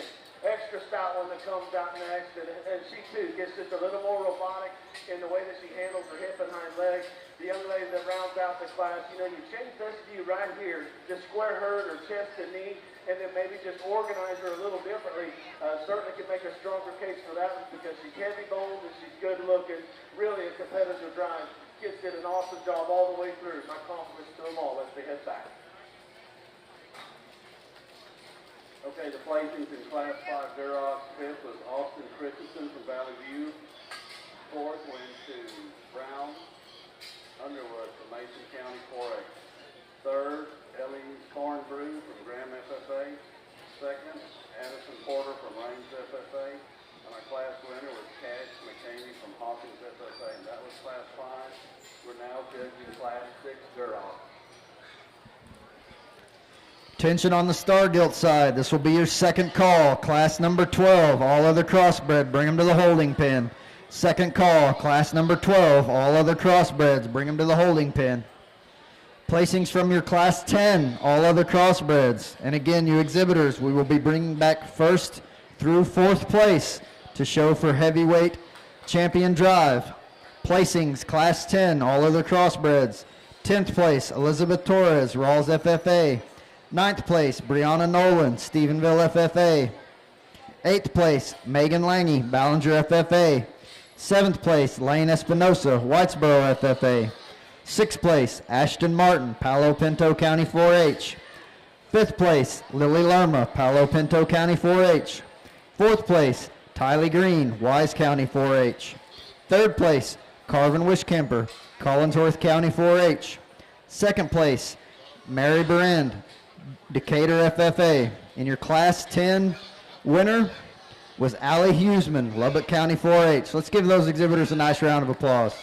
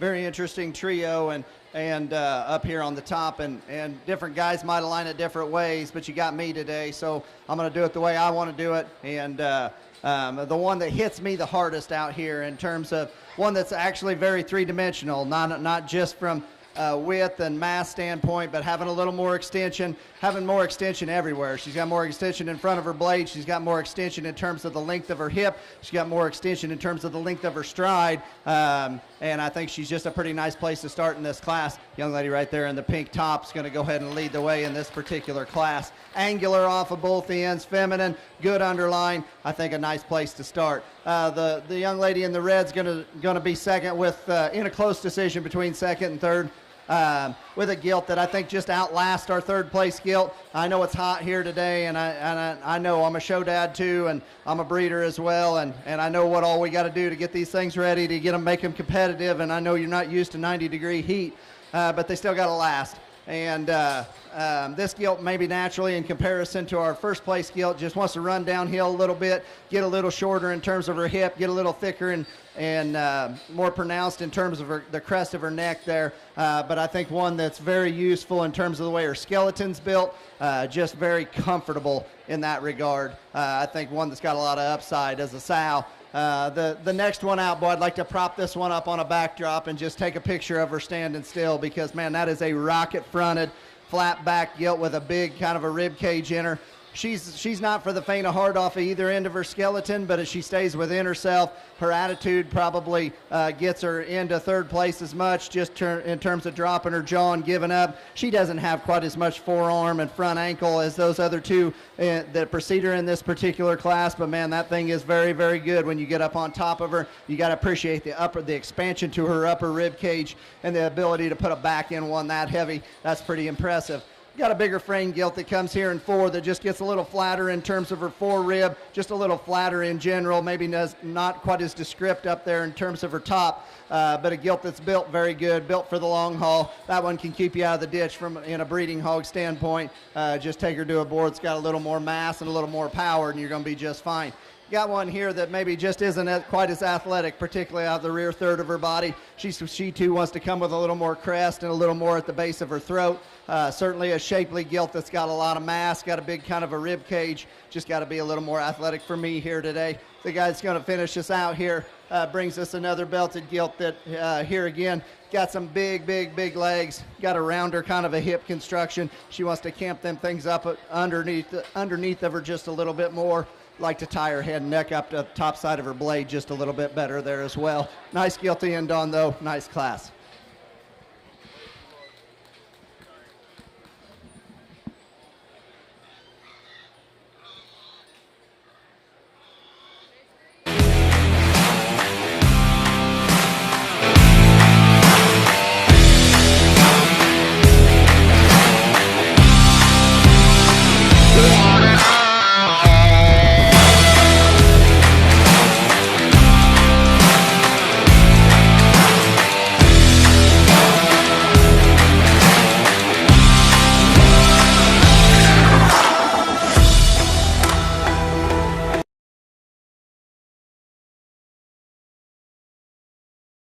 Place in Class 11 will be called back for the heavyweight all other crossbred drive.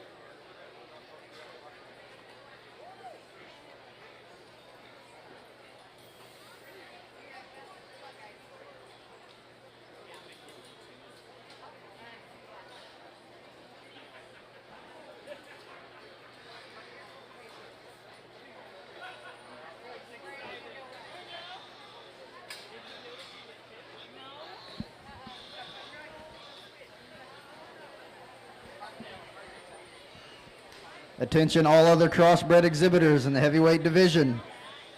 This is just a reminder, first and fourth place from Class 9, first through fourth place from Class 10, and first through sixth place in Class 11. I will be calling for you shortly.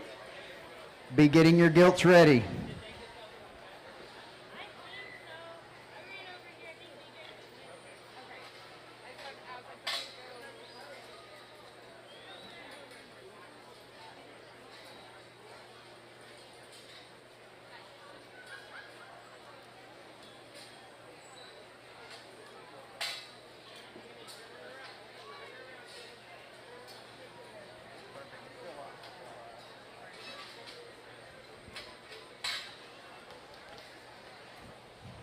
Again, you all other crossbred heavyweight exhibitors, Class 9, first through fourth, be getting your gilts ready. Class 10, first through fourth, be getting your gilts ready. And Class 11, first through sixth, be getting your gilts ready. I'll be calling for you shortly.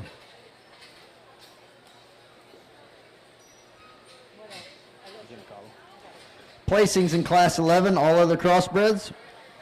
10th place, Tristan Trout, Fort Elliott FFA. 9th place, Laddie Abbott, Spur FFA. 8th place, Sarah Long, Water Valley FFA. 7th place, Easton Weisenhunt, Cisco FFA. 6th place, Ace Walker, Spur FFA. 5th place, Carson Mitchell, Midland County 4-H. 4th place, Christy Parrish, Huckabee FFA. 3rd place, McKinley Roden, Hill County 4-H. 2nd place, Abigail Boucher, Marble Falls FFA. And your Class 11 winner was Evelyn Bourne, Bangs FFA. Let's give those exhibitors a nice round of applause.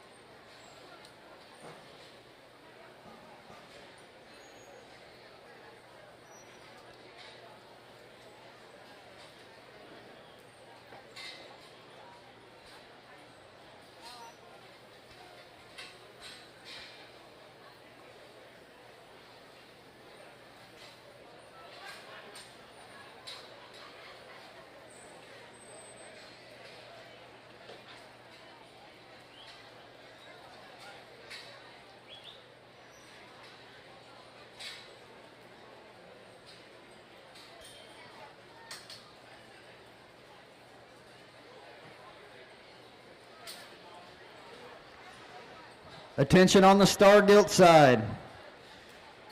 We need 1st, 2nd, 3rd, and 4th place from class number 9. 1st, 2nd, 3rd, 4th place from class number 10. 1st, 2nd, 3rd, 4th, 5th, and 6th place from class number 11. Bring them to the holding pen. 1st through 4th in class 9, 1st through 4th in class 10, and 1st through 6th in class 11. Bring them to the holding pen.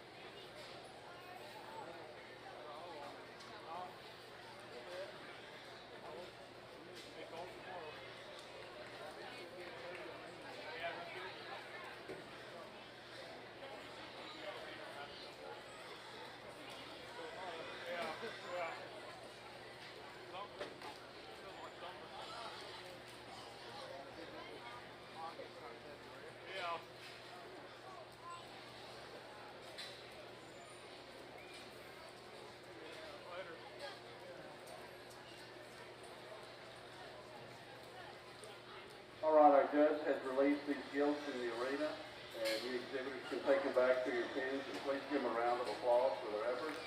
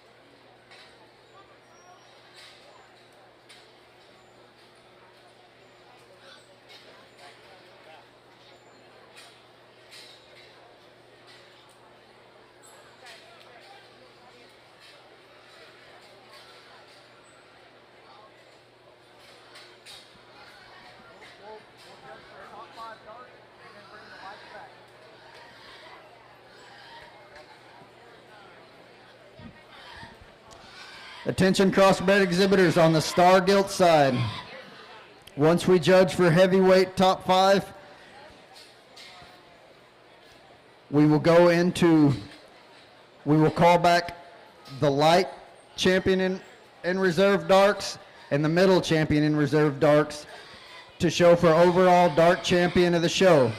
Then we will call back the top 5 white crossbreds to show for the overall crossbred champion of the show. I know. I'm trying to do something. Calm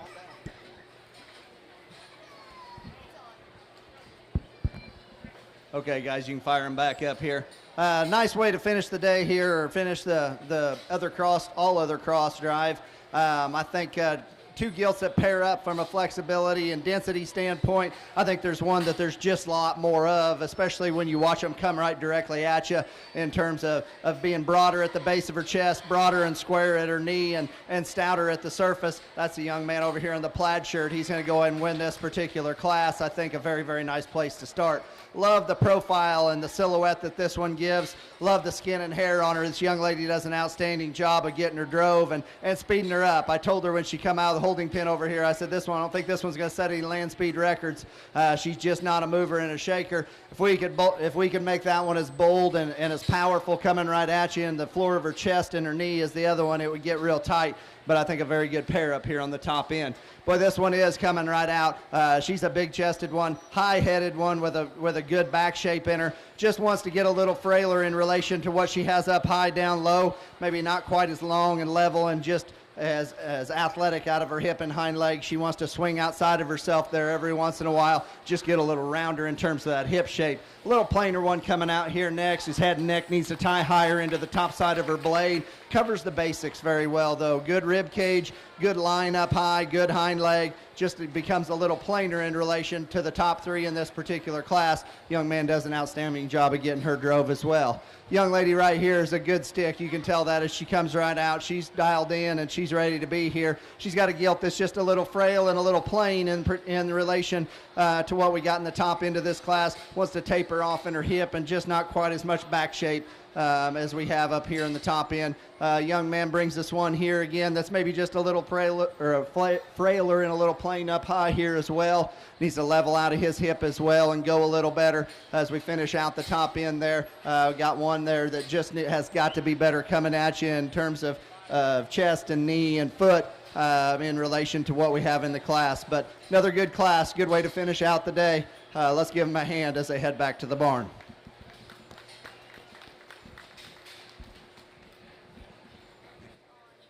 From the chutes to the stalls, barns to the big leagues, Sullivan Supply has you covered with innovative products designed for success. But it's not just about the products, it's about the experience.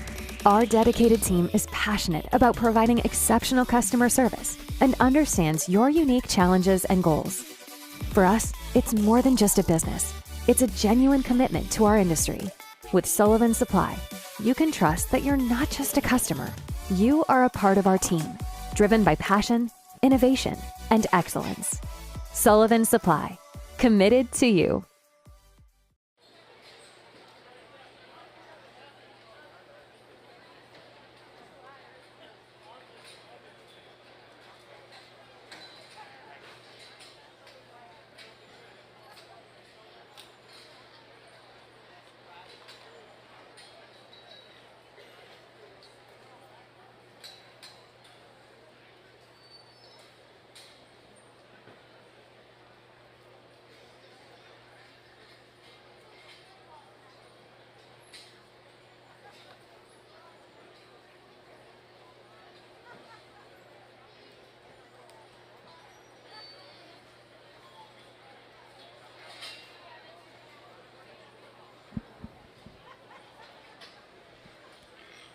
First place from Class 9 was Adley Harden, Newcastle FFA.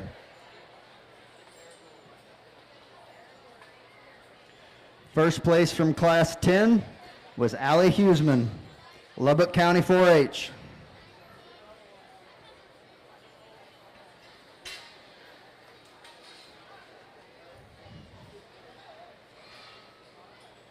First place from Class 11, Evelyn Boren, Bangs FFA.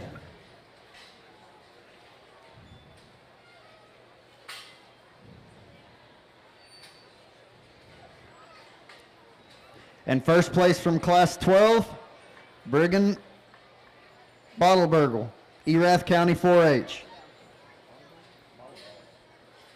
Bottleberg, excuse me.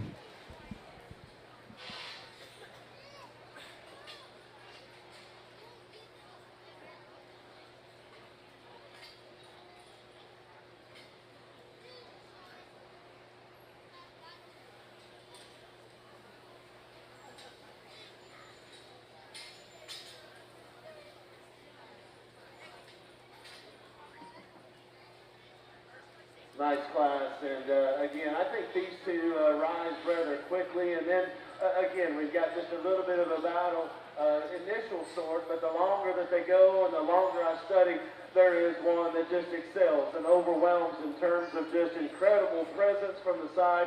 I love her pattern, I love just her proportionality, extra long hips, extra long fronted, and still does just a great job of just maintaining herself from the side view. She's stout-legged, she's comfortable, she's angled extremely well up front through her shoulder and knee, and then that extra length of hip allows her rear leg to move with some range of motion and some ease. Very, very neat and interesting kind of a gilt that does a lot of neat things that are kind of hard to put together. Young lady here in the middle here is going to have her class win. Congratulations to her. This one's skull and just feature is very appealing to me. In comparison to our class winner, not as fun. Right there through her cheek, got just a little bit chubbier neck there, got just a little meatier right there on the top part of her pole, and then just in relation, maybe just didn't quite crack open quite as big there on the back side of her shoulder. But more than anything, I just didn't see the presence in that gilt, and probably just didn't see the extra range of motion that we had. But it was because of her durability and just that extra boldness of rib and body, and even probably just that shoulder set. It's what allowed her to go over the gilt in 3. The gilt in 3 is probably a little fancier, probably just has a little bit more of an advantage in terms of show ring appeal and freshness and composition. At the same time, that's a shorter hip gilt that got just a little bit tighter there in the rear joints, and then just didn't quite have the extra punch there through her center. But more than anything, I just like to lengthen her hip, bend her hock, and I think we can make a stronger contention for even making her more of a class-winning kind of a gilt. The young lady done an awesome job staying hooked and staying with it to go ahead and get that high in the drive. The young lady's gilt that comes next has more than the one right above her. She's bigger chested, bigger back, thicker when you get in behind her. At the same time, that's another gilt that needs to lengthen her hip, and I like to just level her out and just iron her out there in her hamline hook up, and then up front, so maybe got just a little bit different in the way that her crest went into her blade, but more than anything, just lengthen her hip and then just change her right there in that hamline hook up. A nice gilt that comes out next, and this is another that got just a little bit plainer fronted, a little bit easier there in her spine, and then she too probably just didn't go away as wide or square as we had in the top part of the drive. The young man's dark colored gilt has got another one that is really a stout, big featured gilt. Just a little bit more robotic in the way that she handled her hip. I didn't see the range of motion. I didn't see the look or the style up front that we had in the upper part of the drive. Young lady that rounds out the class has got another one that from the side is awfully good, tall fronted, long pattern, level design. At the same time, I just need to crack this gilt open and just show more spread dimension to move any higher today. Nice class. My compliments to them all. Attention on the Star Gilt side. We need your champion and reserve champion, lightweight, all other crossbred, and your champion and reserve champion, middleweight, all other crossbred. Bring them to the holding pen. We also need the top 5 white crossbreds to be getting ready. Okay, places in Class 6, Duroc, Smith, and Cadence Jaws, Brownwood FFA, 4th, Ryland Turbin, Frost FFA, 3rd, McKinley Henry from Wall FFA, 3rd was McKinley Henry, and 2nd was Lexi Yard, Valley View, and our class winner was Riley Hoffman from Tom Green 4A. We're now judging Class 7, which is our last class of Duroc, and then we'll judge for champions. So if you're 1st or 2nd Duroc, kind of be on hold. All right, let's give all 4 of these class winners a round of applause if we could, please. Appreciate you sticking with us throughout the course of the day here. I know it's getting hot. It's very warm out here in the middle of this ring, and but sticking around to support your kids. It's always nice to judge in the Southwest or even the Southeast where people stand up and clap for their contemporaries. That doesn't happen a lot in the state of Illinois. I can tell you that for darn sure. So it's refreshing to see the crowd get into it like a sporting event. It always makes it more fun out here in the middle of the ring. So all four of these gilts are, you could talk about all four of them. I think they all bring a lot of quality to the table. There's just one of them that her proportions are so neat with a big dense hind leg. Looks like she's going to make a lot of high dollar boars or a lot of champion show barrows. This one right here is going to be your champion in this division. Congrats to her.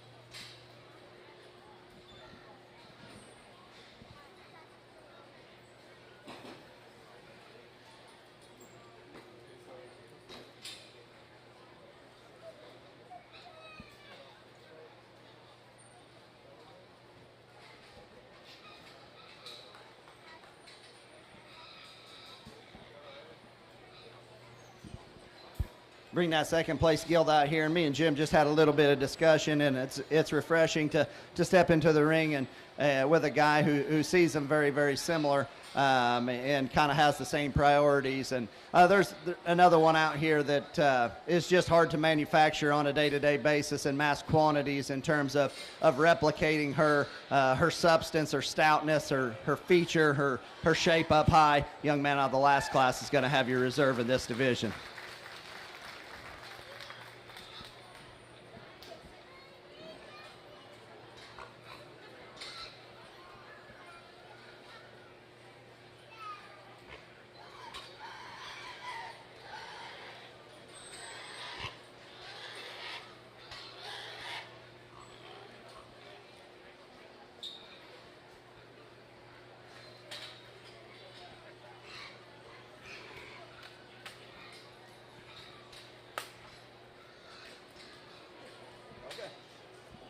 We bring that second place gilt out here and just talked about her in class where you'd like to change her is just coming right at you just a little bit. But, man, that thing is big and fresh. That young lady does an outstanding job of getting her drove. She silhouettes so good from the side with a big, stout, dense, mobile hind leg. She's the next best one. She'll be third overall.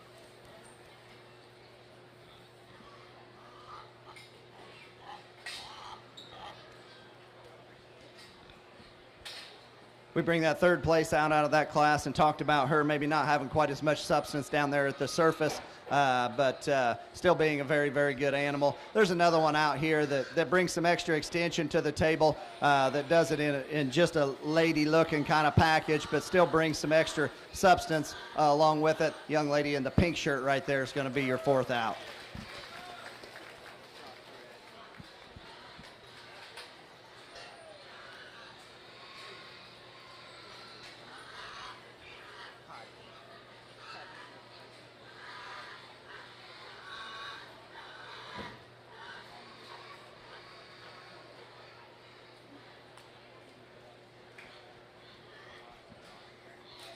Bring that second place out of that particular class, and me and Jim are in complete agreements. That one's the next best one. She'll be your fifth overall.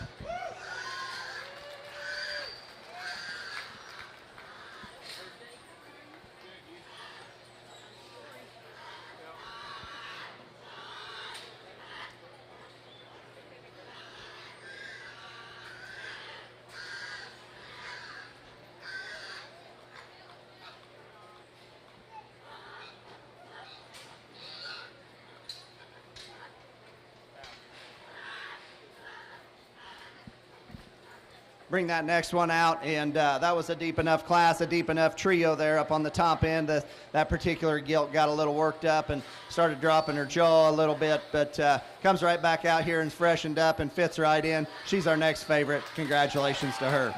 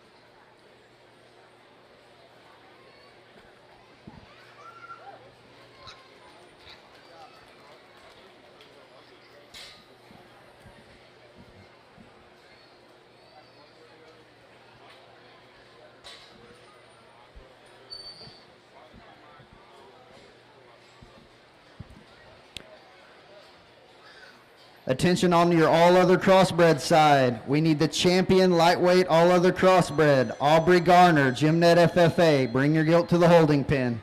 Aubrey Garner, Gymnet FFA. Bring your gilt to the holding pen.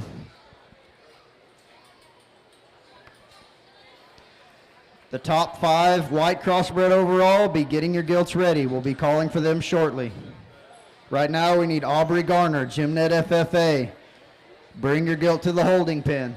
Would also like to remind everybody, parked on the west side of the barn, please move your vehicles. People are trying to get their gilts out. If you're parked on the west side of the barn, move your vehicles so people can get their gilts out.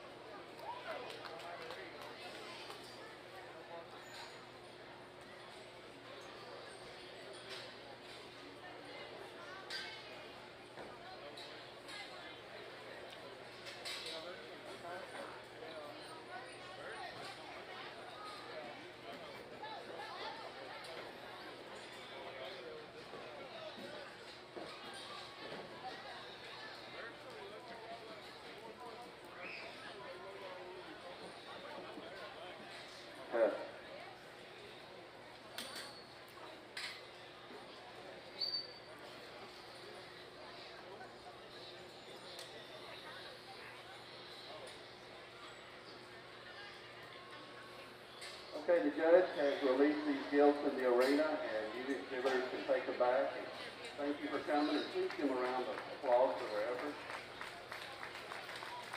So this is Class 7. In our last class of Duroc, if you have a first or second place in the early Duroc, that's just going to be on standby, and we'll call you here in a little bit.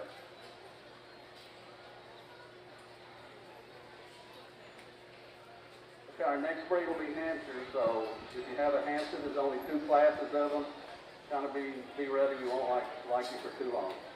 If we can get our buckle donors for the all other crossbreds, Done Right Show Pig, Flat Rock Genetics, Doug and Denise Dushek, could y'all make y'all's way to the ring so you could present your buckles?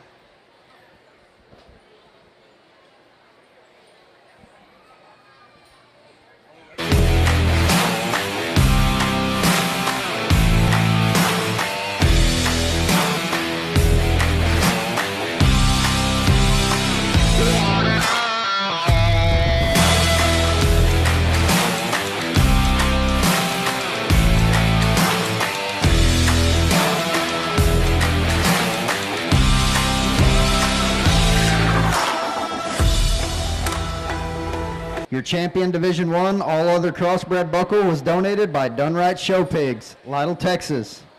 Your winner was Aubrey Garner, Gymnet FFA.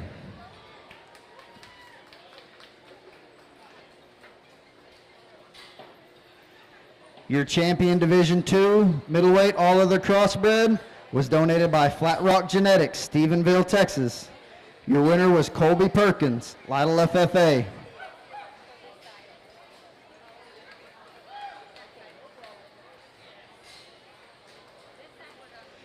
Your champion Division III heavyweight all other crossbred buckle was donated by Doug and Denise Dushek, Wall, Texas.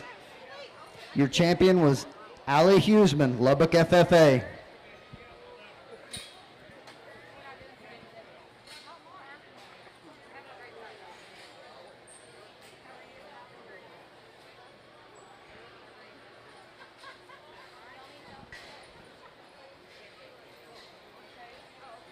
Your reserve champion lightweight was shown by Gracie Kearns, James Madison FFA. Your reserve champion middleweight was Brooklyn Skaggs, Oldham County 4-H. And your reserve champion heavyweight was Brigham Bottleberg, Erath County 4-H. You exhibitors of the top 5 white crossbreds overall, be getting your gilts ready.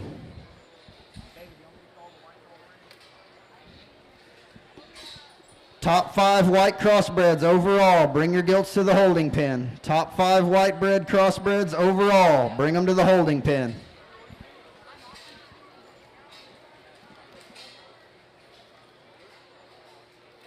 Okay, if you're first and second class Duroc, why don't you come to the holding pen, the first and second, because we're finishing up this class of 7. Likewise, after the champion Duroc, we'll start with the Hampshire. So there's only 2 classes of them, so we'll take long to run through them.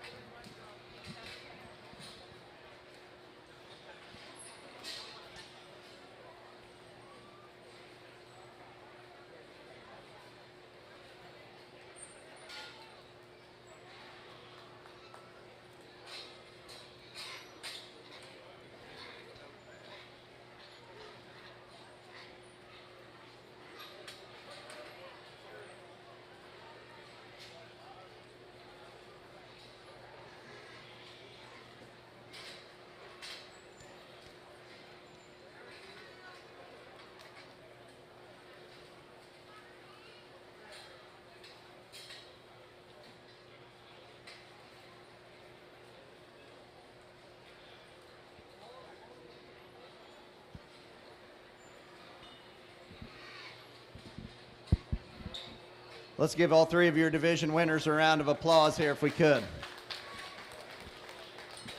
Been a good crossbred show today. Looking forward to the Pures tomorrow, and we get 3 out here in this all other division cross drive, and 3 gilts that are very, very similar in my opinion in terms of hip and hind leg function. center body and rib cage and expansion up high, and just their agility to get around the ring. Here again, I think there's one that takes it to another level in terms of height at the point of her shoulder and extension out in front of her blade, especially for having legs this big and a back that good size. Your middleweight's your champion. Congratulations to her.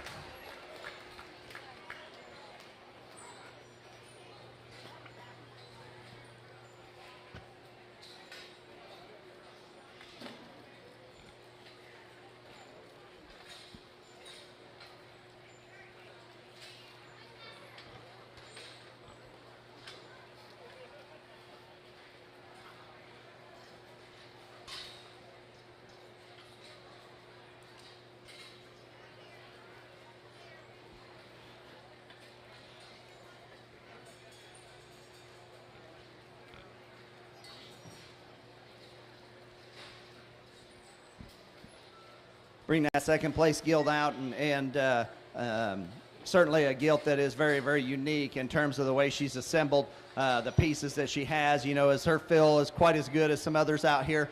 You know, at this point in the day, probably not, but I still think she has to be in the conversation. I think there's another one out here that if you just fix her in one place, coming right directly to you in terms of where her foot strikes the surface, I think she's awful elite everywhere else. Young lady's heavy is going to be your reserve. Congrats to her.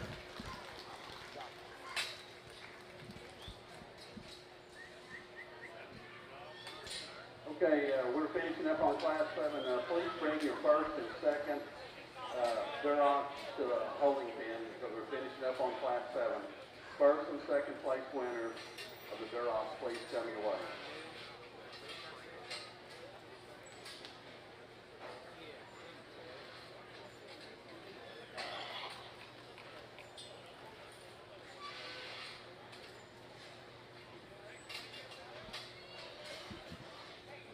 Bring that reserve heavy out, and we've talked about all these things, and there's no use in just being repetitive. That one's our next favorite. He's the third overall. Congrats to him.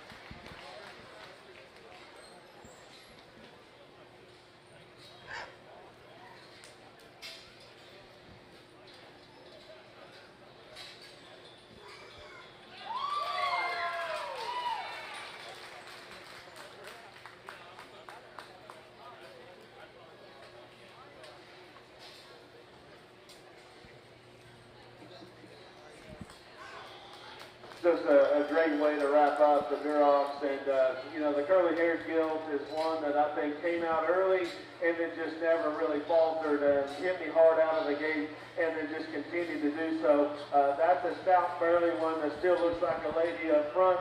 It's got the right type of length to height proportionality, really a good angle gilt in terms of her shoulder set, her length to rump, and the bend that she has through her hind leg, and she's got some stuff through her center. She comes at me big and bold. She's got a big, powerful hip and pin set that's laid into her when you step in behind her. She's got some density and some structure and some feature, but still yet her joints are clean, her neck is clean, just a really elite looking one to go ahead and lead with. A big scale gilt that honestly is a little refreshing in today's times. I mean, that's a gilt that still has some girl in her. She's elevated, she's long patterned, and for being a bigger scale gilt, she still does just a great job of maintaining balance from the side. I like her length on each end of her skeleton, and for that type of a scale, she's big-footed and stout-armed and got a good angle to her skeleton as well. In relation to our class winner, I didn't see her quite as round there through her center, and I didn't see her quite as big right there in the upper part of her blade and back. But yet, I love her fundamentals. I love her type and kind. Would love to take that one home and breed around her. She was just stouter-legged than the gilt that comes next, and I think her shoulder set was laid into her as we get into the gilt in third. The gilt in third is so good looking. I love just the design that she draws from the side. Really can't paint one any better than that. In relation to one or two, got just a little bit flatter there in her jaw, got just a little more upright in terms of her shoulder set, and I just didn't know she was just as truly rugged as what that one or two were. But I did think that her lateness of maturity, her length of hip, it's what allowed her to go over the gilt in four. The gilt in four is no doubt the fly in the ointment, the extreme one, the one that we don't really know what to do with, because if we're measuring pitch, this one measures the most. She is the most in terms of bone. She's the most in terms of composition. She is the most in terms of mass.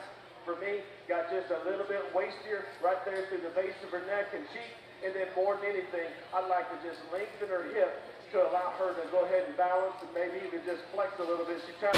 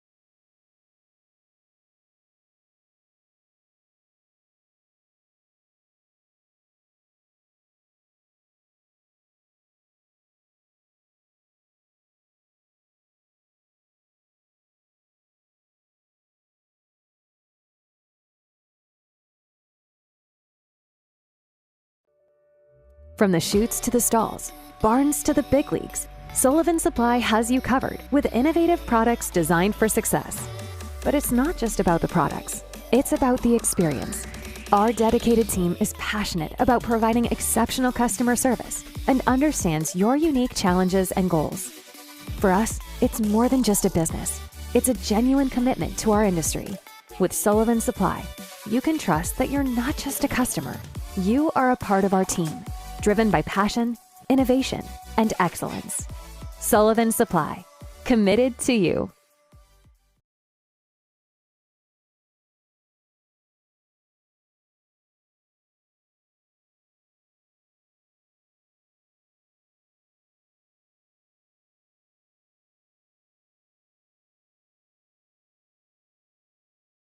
Competitive class, and if we're getting into those heavier weights, and this one is another one that's just so refreshing, so timeless in the way that she's built.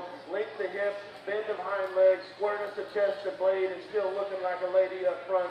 Like that one, a good deal. Young lady in blue will be reserved. Congratulations.